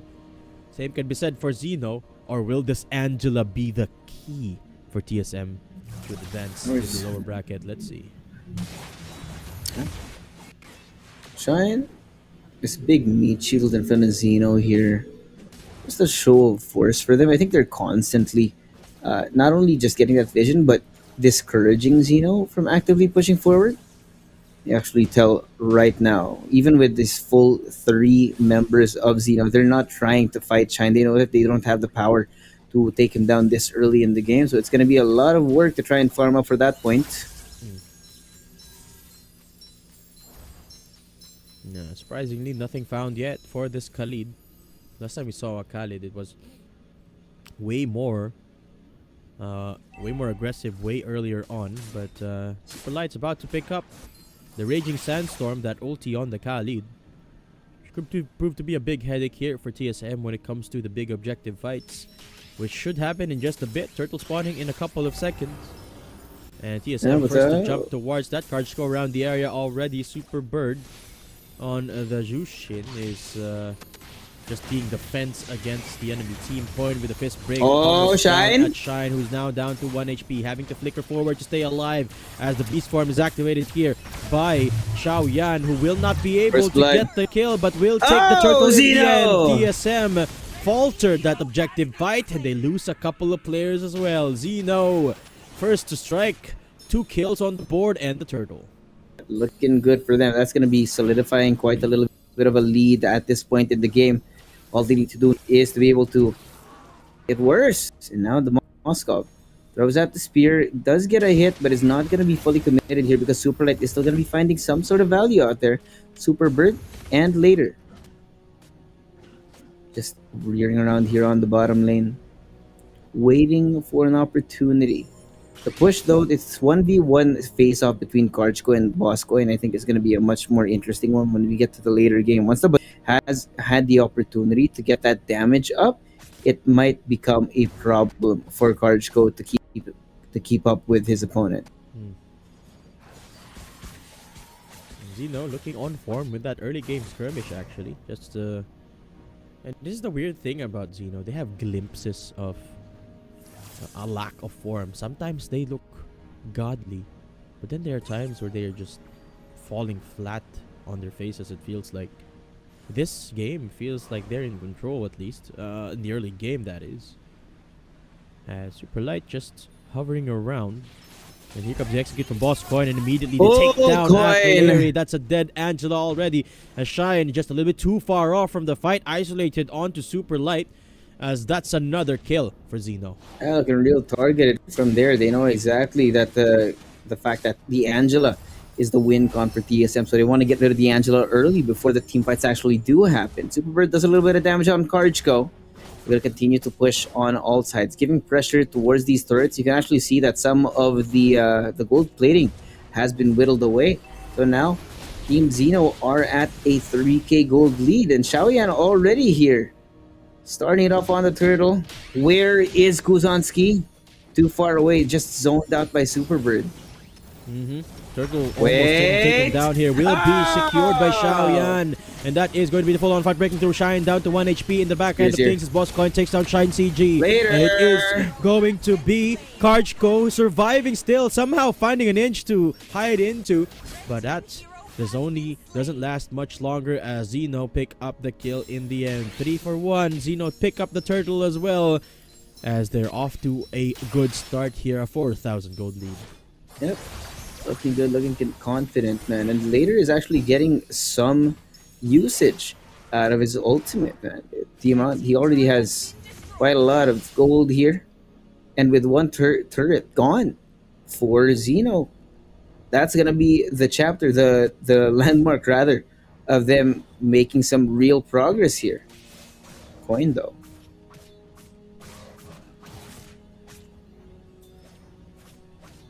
Bit of a setup again from Shine, providing assistance to Zeno, but Coin is around the area as well. Earth Shatter not hitting from Shine CG. Mid? In the mid fight, it's just gonna be a skirmish between. Oh no, this is gonna be spicy. Onto the bottom side, that's a fist break coming on to Zeno, who will survive because of the Angela heals, but not Shine, who gets obliterated in the face of Xiaoyan, who gets another kill here for Team Zeno, trudging on with a 5,000 gold lead here, and it will be 25 seconds till the next big objective. Turtle spawning up soon as later finds a tower. And the mid lane push happening now. Karchko a little bit in trouble, but Zeno will be pushing on towards that turtle pit, who is spawning just 10 seconds. Yeah, 10 seconds here. Shine looking for a concealed play, pushing all the way forward, misses on Superbird, and now you know where the entire team is. Activity and Shine so low right now on the health, and the turtle's being taken away already. Xiaoyan's here. Full distraction, not gonna be able to decide what you even want to do here. Superbird's forced out with the blink, and Zeno just hit up right here. Shine's out. Good setup with the fist break. We'll be able to take out Shine, and Karchko now running for the hills. Zeno take the turtle as well, and it is just all-out domination for Zeno. Well, I did say I wasn't convinced. I'm convinced now. Every time, there's a pattern here. Every time we're not convinced by the draft, it just goes the other way. It's so funny to me. Yeah, and it's Zeno pulling it off again, too. So TSM desperately clinging on to their mid-tier 2 here. But Zeno Esports look unstoppable at this conjuncture. Boss Coin getting a lot of the kills actually on the Badang, and getting a lot of initiation for their team. So good start, 7 minutes and 30 seconds into the game, and Zeno already walking That's away so with a much pretty gold. hefty advantage. 7,000 gold lead for Zeno as we head into the 8-minute mark. Yeah, that's going to be a lot of confidence inspired as well later. Going to get another turret here. See how far pushed up all the lanes are as well. TSM, they got a lot of work to do. That they do. It's definitely an uphill battle. Look at the odds now. Live odds here updated. Yeah. It's going to get even higher as the game progresses. But the Angela doesn't seem to be working anymore. Zeno, good strategy to pummel that Angela early on. Just focus that attention towards mid and not let any items be picked up by Akleri. Working out for Zeno.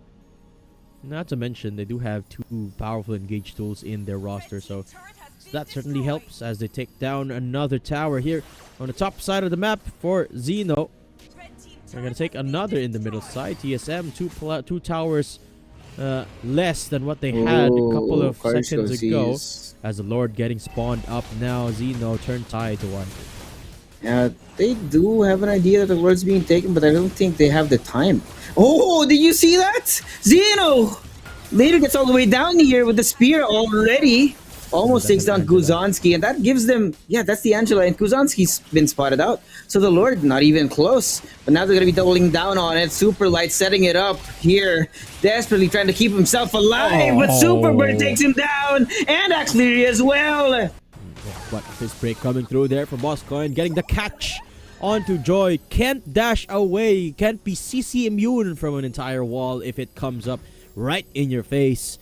And that's Zeno starting to march up on the base of TSM. Lord walking up as well. Super Light pushing onto Zeno's face as TSM have their base opened wide. Karchko getting pulled back into the fight as Zeno want to end this right here, right now. They're taking down the next tower as well as they turn towards the players of TSM this time. Angela will spawn up, giving Akleri a bit of breathing room for now. But TSM have to play heavy defense into the hands of Zeno, who are just hanging around into the base of TSM. Coin still around the area. Karchko looking for some engagement, and there was some Super Light with that OT. Super Light will be taken down after the fact though because of Zeno, who will turn the fight on its head. Double kill for the carry as TSM fend off Zeno. A misplay from Zeno. They miscalculated that, man. They didn't expect Zeno to be so damn painful at that point.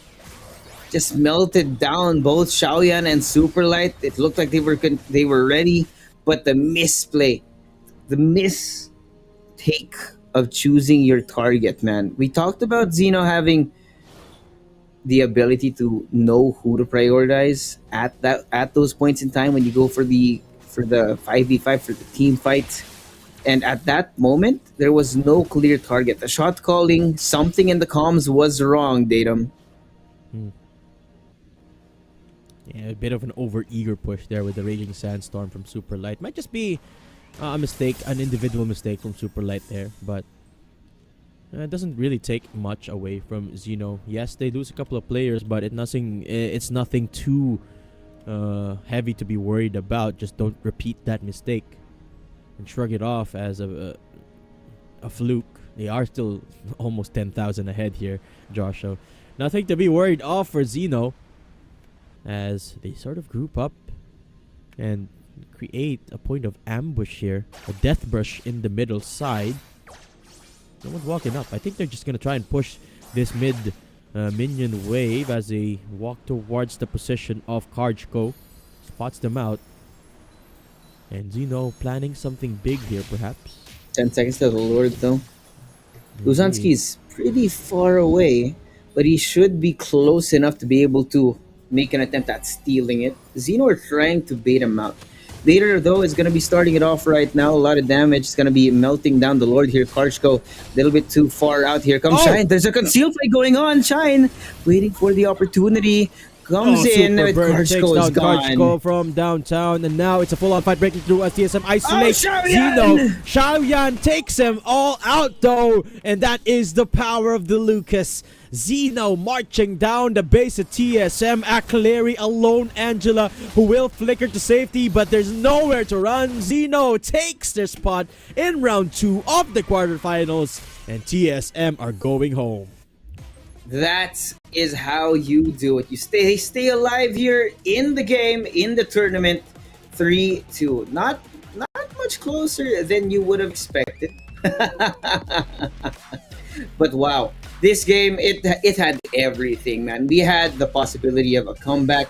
We had almost a wipe out of TSM to go back into it, but Zeno just had the discipline to know when and where to fully commit to those fights and ended it with a bang.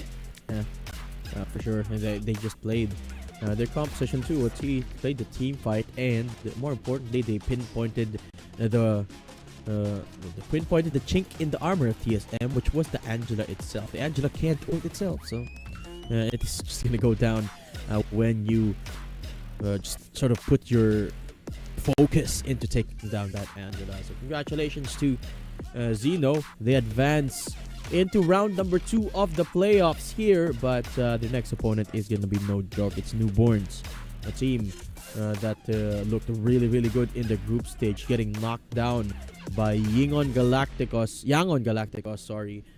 So it's gonna be another banger matchup between Zeno Esports and Newborns. But I believe that's gonna happen next week, if I'm not mistaken, Josh. Yeah, we are gonna be calling it a day, or calling it a week rather, for the first 3 days of 1x Bet Rivals. When we come back, we have more bangers. But hey, we're not done yet. We still haven't gone to the post-game stats. We haven't gotten down into the math of it. Yes, we are casters, but we're also nerds.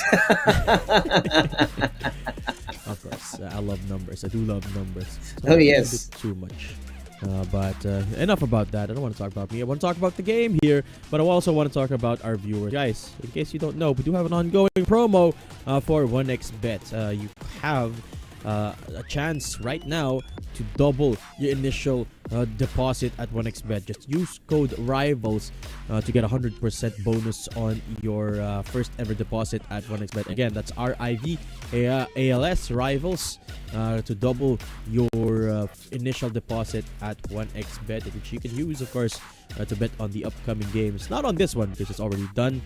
As we head into the numbers, as Josh says here, the post-game numbers, as a deeper look into how Zeno Esports exactly won that game against Team Spectrum. And if you look at it right now, and Boss Coin was so deactivated in that last game 4. He looked so well paced right now. He was able to get himself into some great spots to set up his team for victory here. Not to mention Superbird as well. We were talking about this matchup in the mid lane between Atlery and Superbird, and this guy was doing some great things. It was a perfect game for him, not a single death for Superbird. Yeah, and that's sort of like one of the most annoying things about the Zushin, right? It's very hard to capture off, especially when you don't have a dedicated engage. Such is the case for TSM. They struggled so much in this game because remember they replaced the Gato Kacha with a different look this time on just a completely different hero, an Edith, which strong in its own regard, but it's nowhere near the same feat when you have the need for just starting up fights. I would have expected actually for them to go something completely different. A Joyhead, in my opinion, would have been good for this composition for TSM to just start up fights, but nope, they went for the Edith instead, so they struggled so much when it comes to looking for fights. But the MVP of this matchup is going to be none other than Superbird on the Joy with a 5-0-7. As you mentioned, no deaths. Not the Joy, rather. On the Zushin. Yeah, I believe that they played. But yeah, Superbird, well-deserved MVP there on the Zushin. Just addressing what they need to address, which was that Angela in the mid lane. Yeah, it was a pretty good counter for them, right? We had our doubts about how they're going to be able to scale up here, and it was in the face of Boss Coin specifically, right? He'd be able to isolate whoever needed to be isolated, even if D'Angelo was stacked on top of Kuzanski. Doesn't matter if it was Karchko or Zeno, they'd just be able to burst him down just because of the sheer amount of damage that they were doing here, man. And part of it was because Boscoin just got so far ahead so early on. You wouldn't expect a setup Badang to be dealing as much damage as Boscoin did, but he did because he was so far ahead. He's 4-0-4 heading into the 8-minute mark, which is mighty impressive for a hero that is typically more for the CC and the lockdown more than anything else. So there goes the success of Zeno, the reason for that success anyway, as they take TSM down and keep themselves afloat in 1xBet rival. So congratulations to all the teams that won today. Congratulations to everyone who won with their bets today as well. Guys, quick reminder, yes, the promo is still ongoing. Just use code RIVALS to get 100% bonus on your first ever deposit at 1xBet. Now that concludes our games for this week. Actually, we will continue on next week Monday yet again, but that actually marks my end here, my time here at 1xBet Rivals. But before I say goodbye, I want to look at the bracket again to review what is going to transpire from here on out. It's the semifinals now locked in for Mythic Seal and Yangon Galacticos. Meanwhile, in the lower bracket, Newborns and Zino Esports gonna be duking it out to keep themselves alive in the playoffs here at 1xBet Rivals. Yeah, we got some bangers, man. Some revenge matches. Again, some elimination matches. Newborns are definitely one of those favorites you would expect to be going all the way to the grand finals. But if we look at the bracket, man, there is no lack of power for these teams here. Zeno definitely need a lot more polishing to be done before we get to Monday next week. So they do have some time to prepare for Newborns here as well. Do have to say, Josh, I am gonna miss D'Angelo. D'Angelo is so fun, I gotta say. Yeah. No one else is gonna play D'Angelo. Let's face it, no one else is gonna pick that up. And Team Spectrum being the only team that had the guts to do so, unfortunately eliminated from here on out. But that concludes our day here, Josh. Some highlights here to cap off our day with some crucial moments. Mythic Seal, of course, with outstanding performance up against NB. I mean, they were pushed to their limit, but at the end of the day, they still bounced back strong of the 3-1 scoreline. And this is what I admire about Mythic Seal too, is their composure, their tenacity to move forward despite being punched down. Still bounce back, and now they claim their revenge match. That's gonna be super exciting to witness.